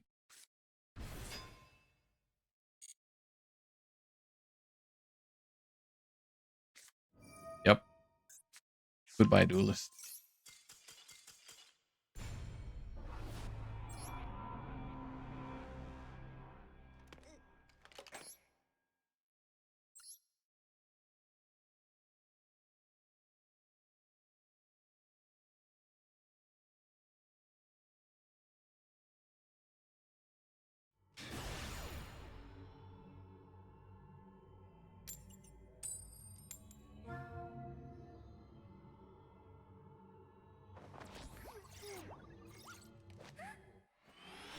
Quantrell, thank you for the 38 months. Welcome back, my goat. All right, I'm equipped to go second. I swear to God, if I lose this. Oh my God!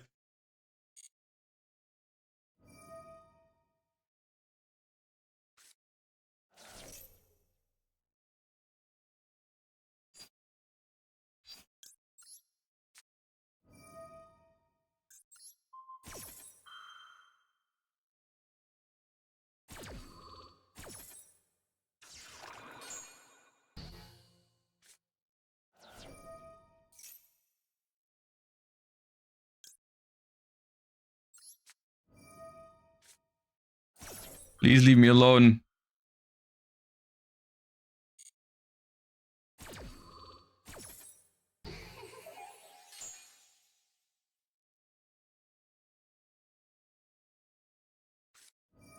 They're not leaving me alone.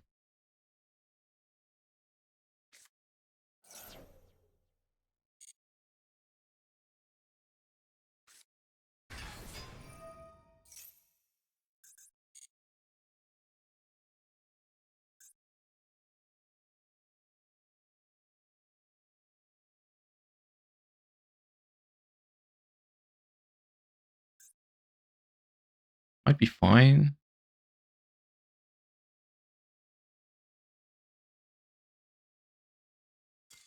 Yeah. All right.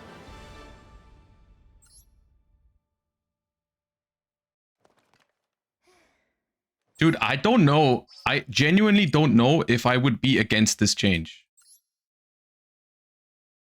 Like the fact that this doesn't even feel that different from playing normal ranked, I feel like it tells you enough.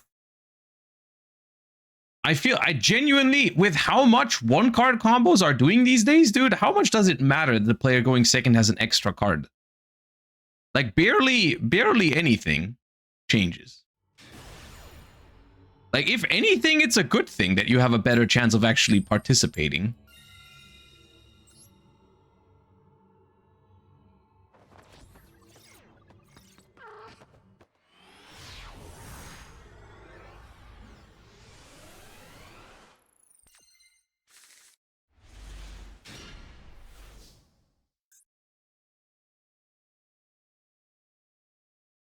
Don't shifter me again, man.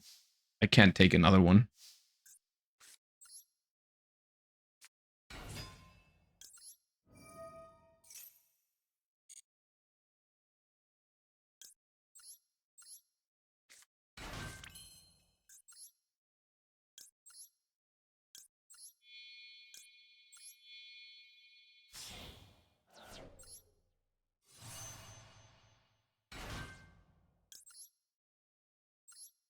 No, I did the wrong order. I clicked the wrong one. Aha! Now I have to guess what's a good draw for them and what's not, because I'm looking at the hand after. Force of habit. Okay. I got Duelist Genesis for Synchro Overtake, so I don't need the extra normal summon from... I'm just gonna get a second copy of Cool Tune Synchro here. Well, okay. Unless they already have Droplet in hand, it's better for me to banish Droplet and leave this on top. They already have Droplet in hand. All right, sick. Good talk, my dude. Oh, it's Tenpai. They don't have a starter. They got Vision though. So they're drawing a second Widow Anchor. They're drawing a second Widow Anchor. In theory, if I Ash Vision, they pass, unless they do it in main phase. Then they have talents to draw. Then I might be in trouble. Okay, Reboot is irrelevant because I don't play traps. Well, I play Imperm. Vision, Droplet, Widow Anchor, Talents, Fadra. I mean, yeah, the fact that they're drawing a Widow Anchor also doesn't really matter that much.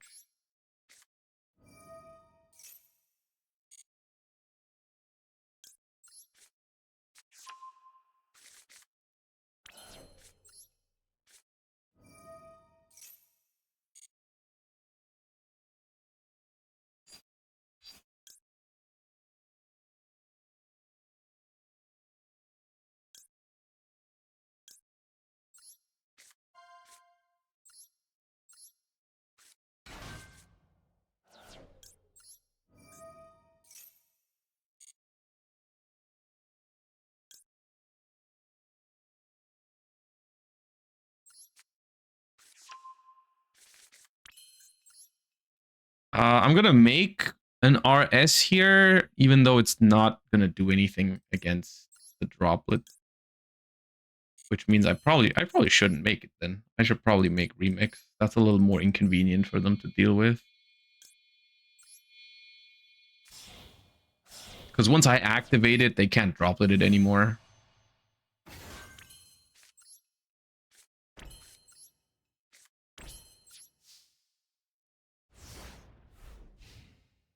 Okay, so anchor, droplet, talents, vision. If they vision and draw face, the game ends on the spot.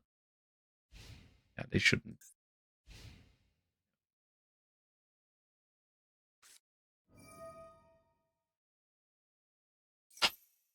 If I ash here, can I prevent talents to draw?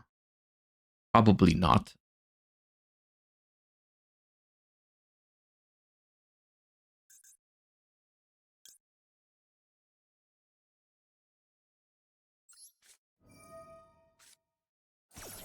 But I can make it inconvenient for them, I suppose.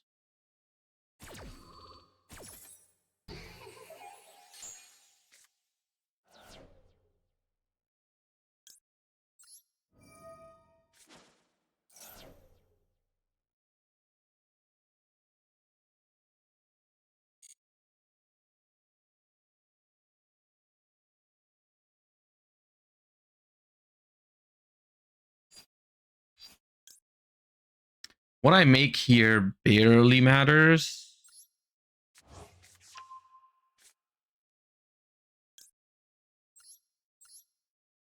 I'm gonna make loudness war.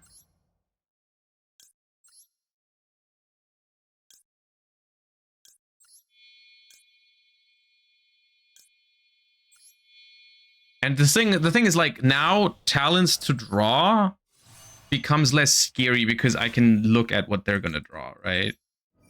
That's why I'm doing this.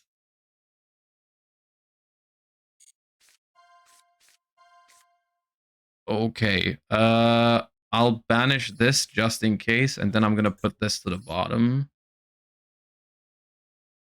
I cannot prevent talents to draw right now. I guess I just have to close my eyes and hope that nothing crazy happens. They have to draw here. Oh, I have to draw. I'm gonna chain loudness war for Q again, maybe.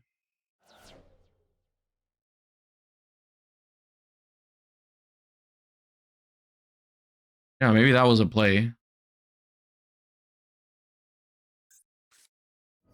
Afterburner is one of the top decks. I'll chain. Maybe I can hit the Chandra. That's a 1-of. They don't. I mean, they might want to actually use like anchor on this.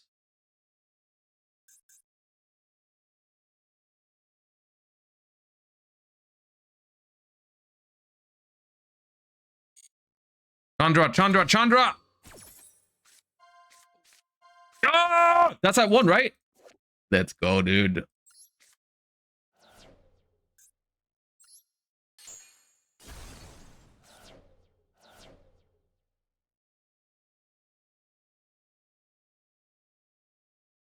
That's the thing. Like, normally that's a toxic interaction, but against Tenpai, it's based, is what you have to understand.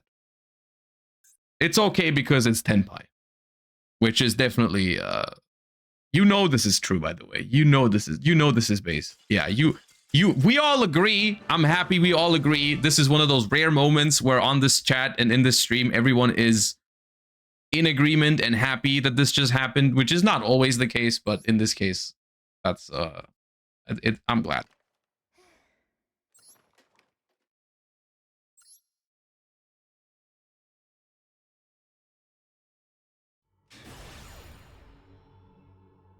Disagree? Don't ruin it. Don't ruin it.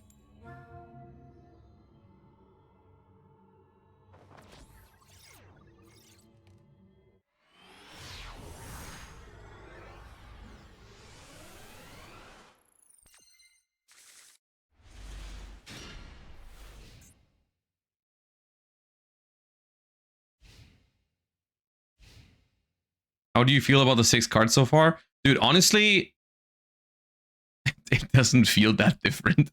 Like, even here, man, I got 3 hand traps, right? But, like, they're not even the highest quality hand. If they activate Jokul right now, dude, I might still get cooked.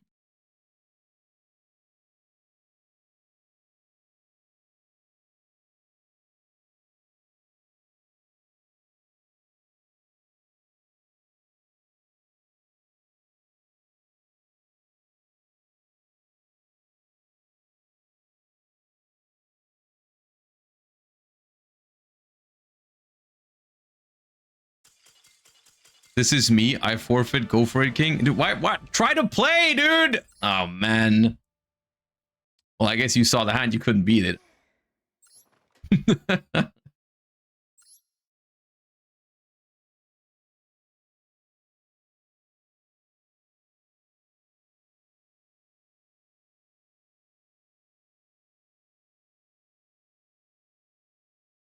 Sniping? Why would they snipe me on ladder if they then concede?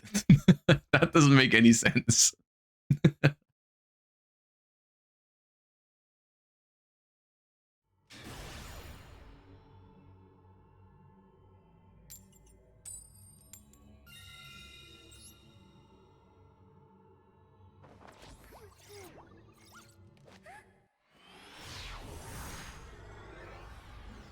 Impact of my rogue deck versus 6 cards though.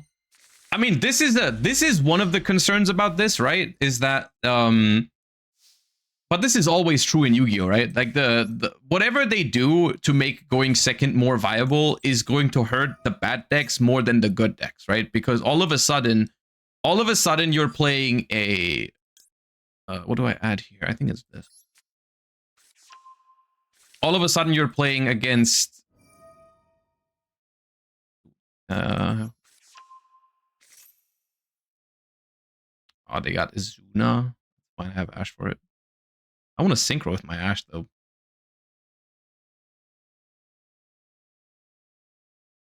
What was I trying to say? Oh, that's bad for me. Holy shit, that's bad. Okay.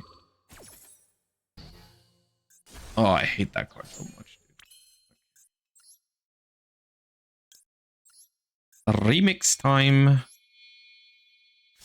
It's not that bad, actually, this opener.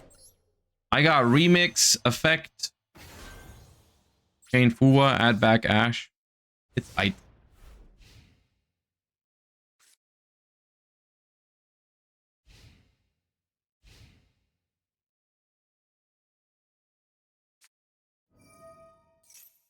Akroki. Inconvenient is the word.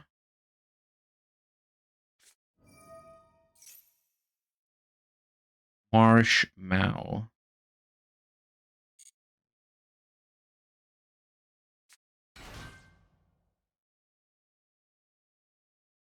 I mean, as much as I would love the Fuwa right here, I want to see if they have to activate Snatchy before playing first. Just checking. Ah, you have to use it. Ah, yeah, yeah. Yeah, yeah.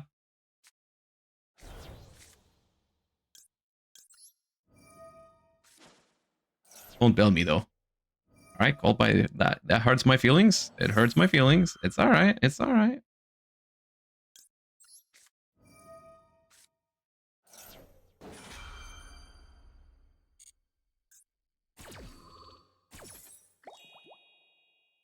This is not a good spot for me if they do it right. If they do it right and just pass here after reviving Marshmallow, this is not good for me.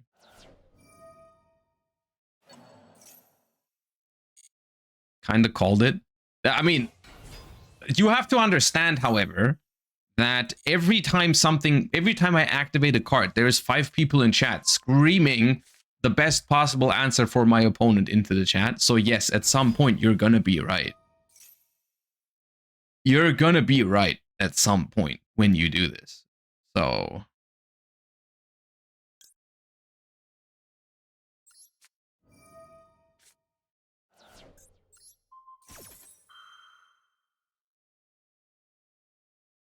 like every time I activate a hand trap, someone says, "Oh, called by the grave," and I'm like, "Yeah, well, yeah, maybe."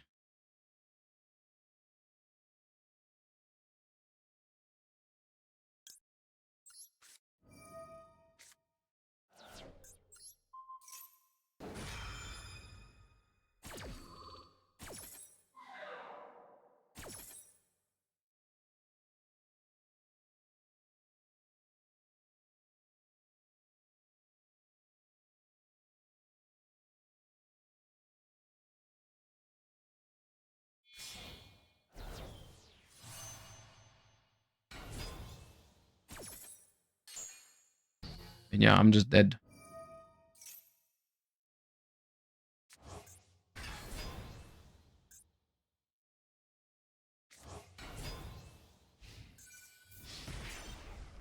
Great gameplay. Negate starter with Herald. Negate hand trap with Called by OTK. Through double Veiler. Love that for me. They also didn't need to activate the Snatchy because they had Cupsy in hand. That was just not correct to do there, but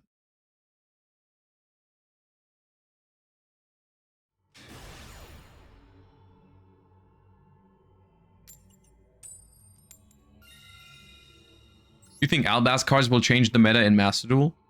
Yeah, I mean, the Albaz cards make Draco Tail and Branded viable. They might not be the best deck with Cool Tune in the game already, but they definitely are viable.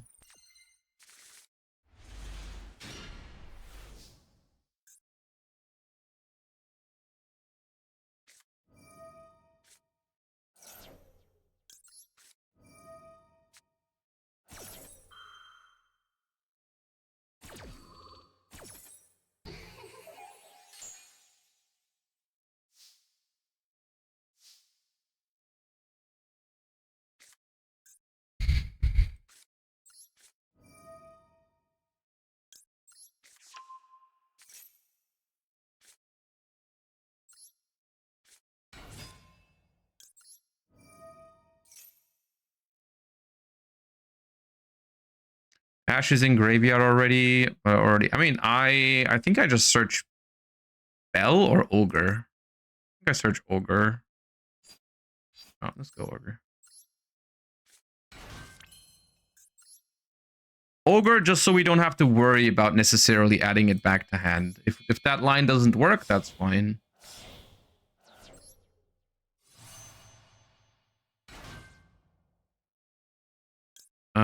Yeah, Q last.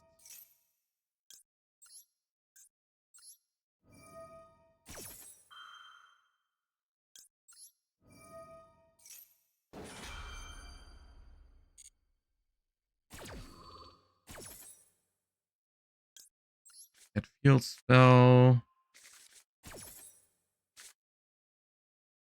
Ah.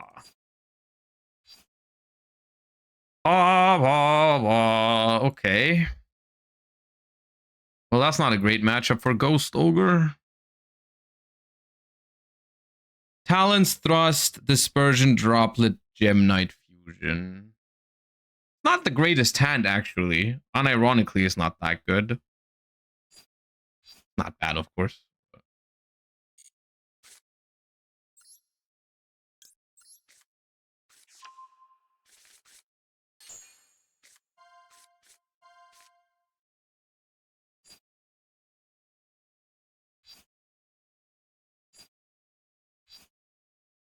I don't really want to give them Fuba.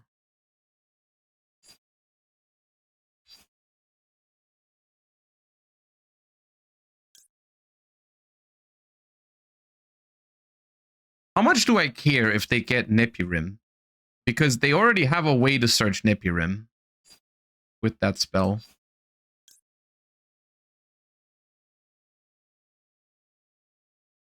I think they can have Nepirim.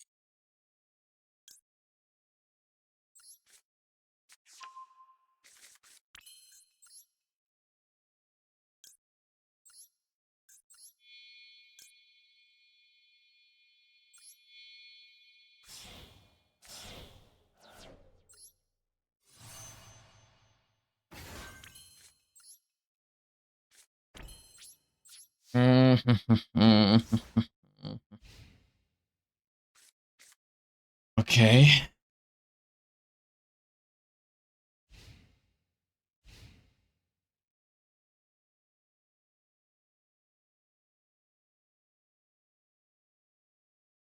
Dispersion and Nepirim in hand. Are there two plays right now?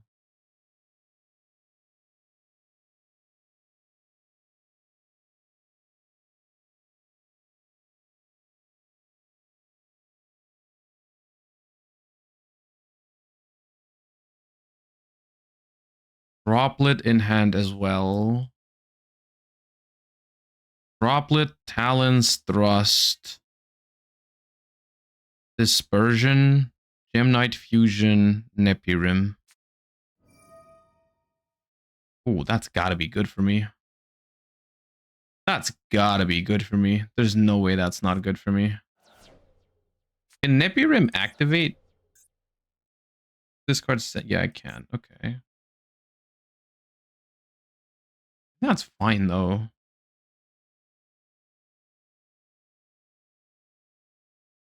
Is this now what? Nah, that's gotta be incorrect, dude. Because now I can just negate whatever I want with Zalen and I can just negate with Zalen, RS, and Ash now. They got yeah, no, that's not. Ah! What are you negating Trackmaker for?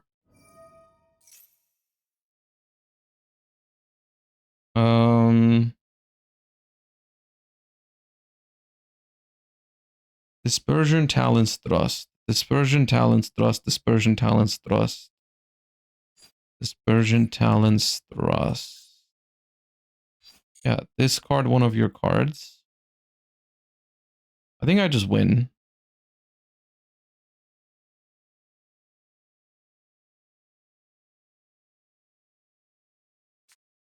Discard Dispersion.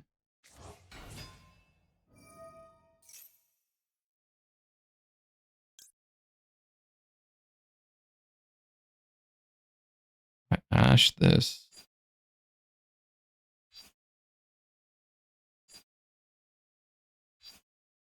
Up.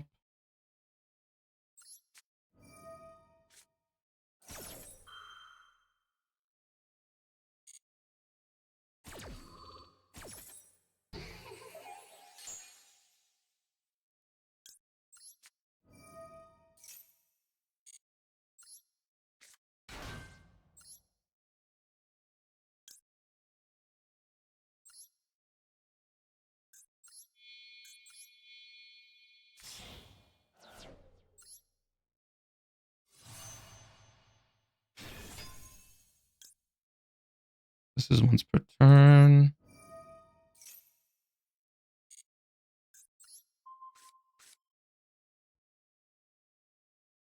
That's the game.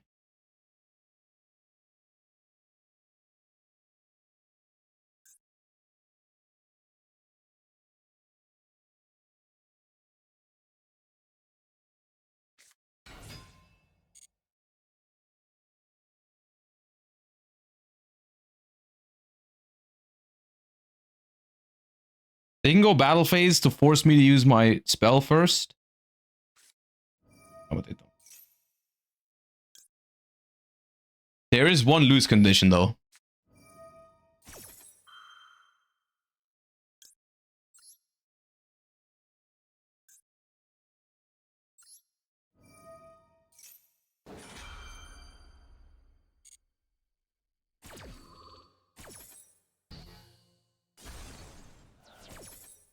That's the hardest thing about playing Cool Tune, I'm not gonna lie.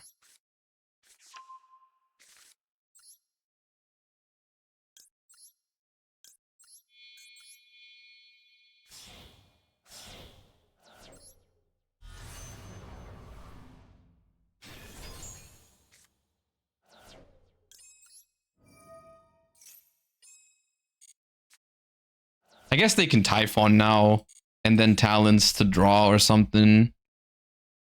But God, they don't play Typhon. But like Typhon to draw 2 still doesn't win the game because it still leaves me with one of my monsters on board that I contribute for Cool Tune next turn, for JJ next turn. So I definitely have follow-up. Because Typhon only outs 2 monsters. They have to like draw non-engine with the talents, which they don't play many hand traps or any at all. Just like Charmies. So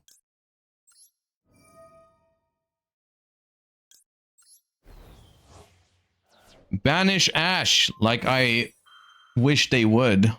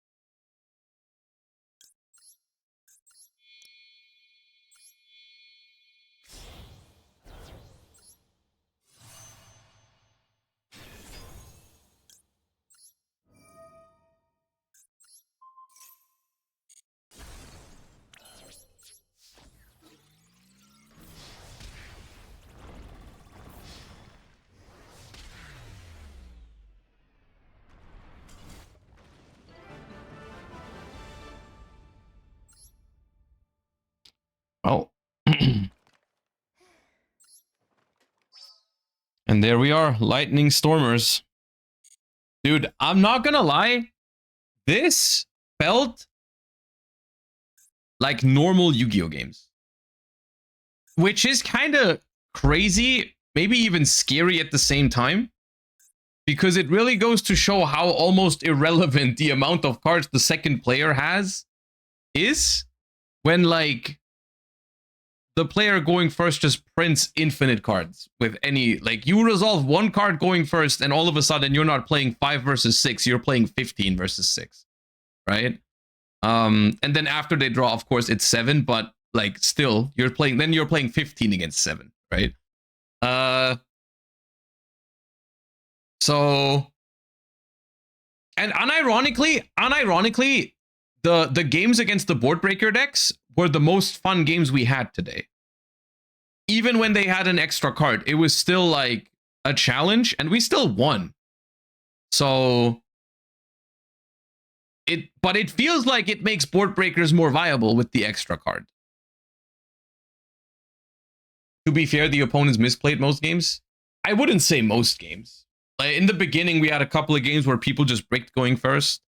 And I don't know how the matchmaking works in this, so maybe we played against some lower ranked players, but still, like, overall, it wasn't like, yeah. They shouldn't have started with Droplet in that last game. That I'll give you that much. I'll give you that much, yeah. But they probably win that last game. But realistically, like, that's the thing, right? That last game, I feel like it would have been okay to lose that going first. Like, if your opponent draws that hand going second, like, yeah, okay, you can lose if they play it properly. But as showcased, it still requires like a certain amount of skill to play that properly. So even that, I wouldn't consider problematic that they like won with this hand because they had an extra. I like, okay, fine. Yeah, like going first isn't supposed to be auto win, right? Like even if my hand was good, and it was good because I ashed their Fuwa, but I think it still felt like an actual game of Yu-Gi-Oh! That they could have won had they played properly, which I think is something that I want. You know, if someone ashes a Fuba, they shouldn't just win the game on the spot, like I would have maybe in that case if they had less cards in hand, right? So yeah, I don't know. I think this was an interesting experience, and I honestly think it changed less to the core identity of the game than I expected. So maybe if this is something they're seriously considering, then I'm not necessarily opposed to it. But I mean, who knows? This might just be a fun little thing they thought would be funny for people, and they never actually planned to implement it. One thing is clear, of course, is that whenever a fundamental rule change happens in Yu-Gi-Oh, the game is not balanced around this at the moment, right? The game is not made to be played this way at the moment, so this is going to probably, if in a hypothetical world it were to ever happen, they would have to change some things. They would have to balance some stuff around it, like they did when they implemented link summons, for example. A couple of cards that generated tokens all of a sudden were way too good, and they had to handle that afterwards. Like, this is normal, right? Like, that's something like, yeah, maybe blind second Gem Knight becomes too strong in a format like this, where this is the rule. But then that doesn't mean they can't do it. It just means they have to then maybe address some of the cards or decks that become too powerful because of their rule change, similar to what they did with link summons, for example, when like cards like Gofu or Grinder Golem got banned because they made tokens too easily, right? So yeah, interesting experience though. I enjoyed it. I thought it was a fun experiment. So I'm happy they did it in Master Duel, and whether they're gonna seriously consider implementing it in the TCG/OCG, no idea. If I had to guess, then I would say no.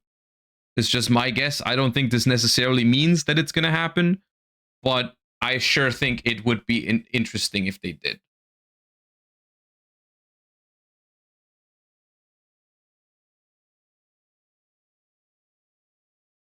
Also, you'd like to think that this isn't the whole rule update and there would be other things that make it feel more impactful. I don't actually remember how it was with like links, if they like dropped a ban list alongside it that immediately got rid of some of the token generators like Gofu. I would think yes. I don't remember people ever comboing with Gofu in link format. Don't know if that was ever a thing. I feel like they banned it right away, but correct me if I'm wrong, if someone remembers. Gofu was legal for a bit. Oh, it did? Okay. It did exist? I don't remember that. But maybe you're right. I guess in the very beginning, there was nothing to do with Gofu because the first couple of links sucked. Maybe that's why. It was one card in gear, so yeah, exactly. Yeah, true. But yeah. What if they add a special summon limit? See, that's the thing, right? People always say like, oh, this needs to happen for Yu-Gi-Oh to be fixed, or that needs to happen for Yu-Gi-Oh to be fixed. And most of those suggestions are never going to happen because they change Yu-Gi-Oh in its core identity. And I don't think that's ever going to happen. And I think that shouldn't happen. Like, we play and enjoy Yu-Gi-Oh because of what it is. Like, Yu-Gi-Oh is a very explosive, very combo heavy game. This is something that people who play Yu-Gi-Oh enjoy. What people who play Yu-Gi-Oh, or at least what I don't enjoy about Yu-Gi-Oh, is not that it's combo based or that it's explosive. I enjoy those kind of things.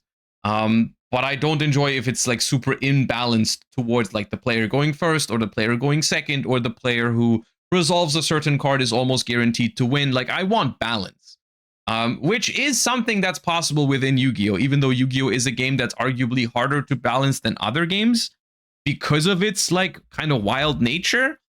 But I don't even mind if the power level is exceptionally high, as long as there's a balance between like the player going first, the player going second, and like I want the better player to win. I want actual games to be played, engine versus engine, you know. So even formats that are arguably super high power, like Tearlaments, in my opinion, was a good format at the time. You know, it was a skillful format. The better player usually won. And there was a lot of back and forth gameplay, even though the deck itself is completely broken. Like, Ishizu Tearlament is a broken deck. But still, the games were good.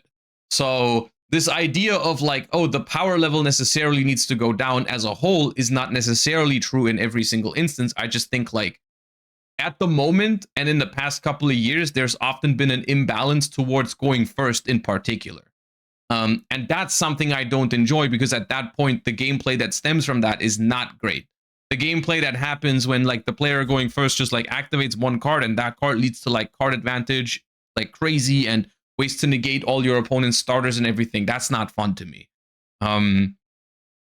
So I don't know. 5 versus 6 maybe makes actual gameplay more likely. Maybe it makes it more reasonable as well to play into boards with engine because you just have more cards.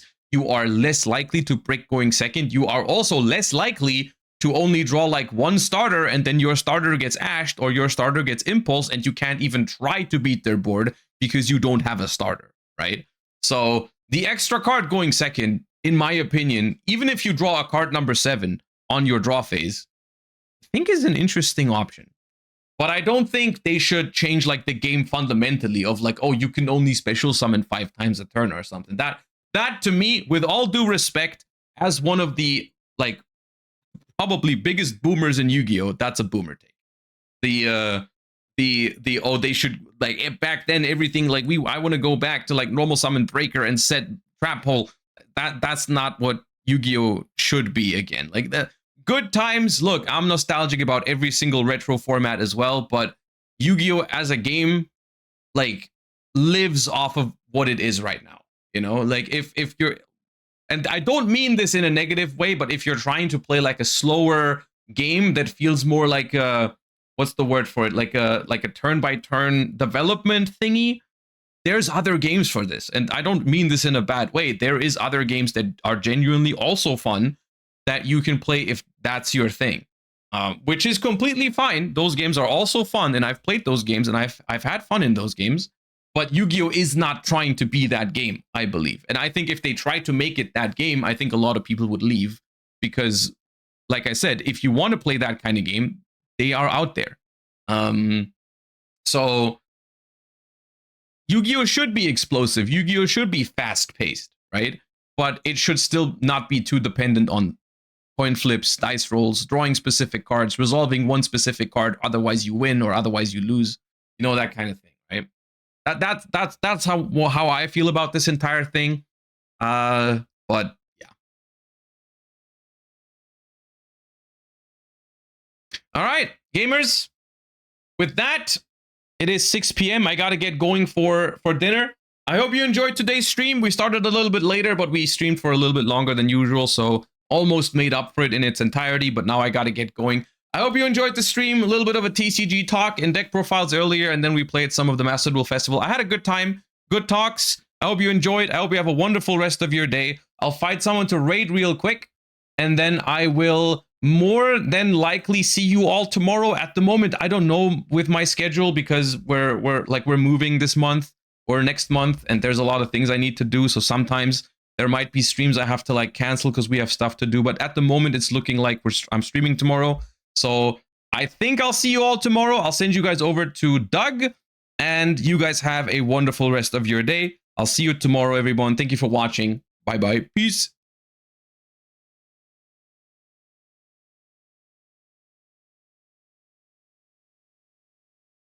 I have to wait for the raid to load. This is sometimes awkward when I said bye already, and then I'm waiting because it always counts down 10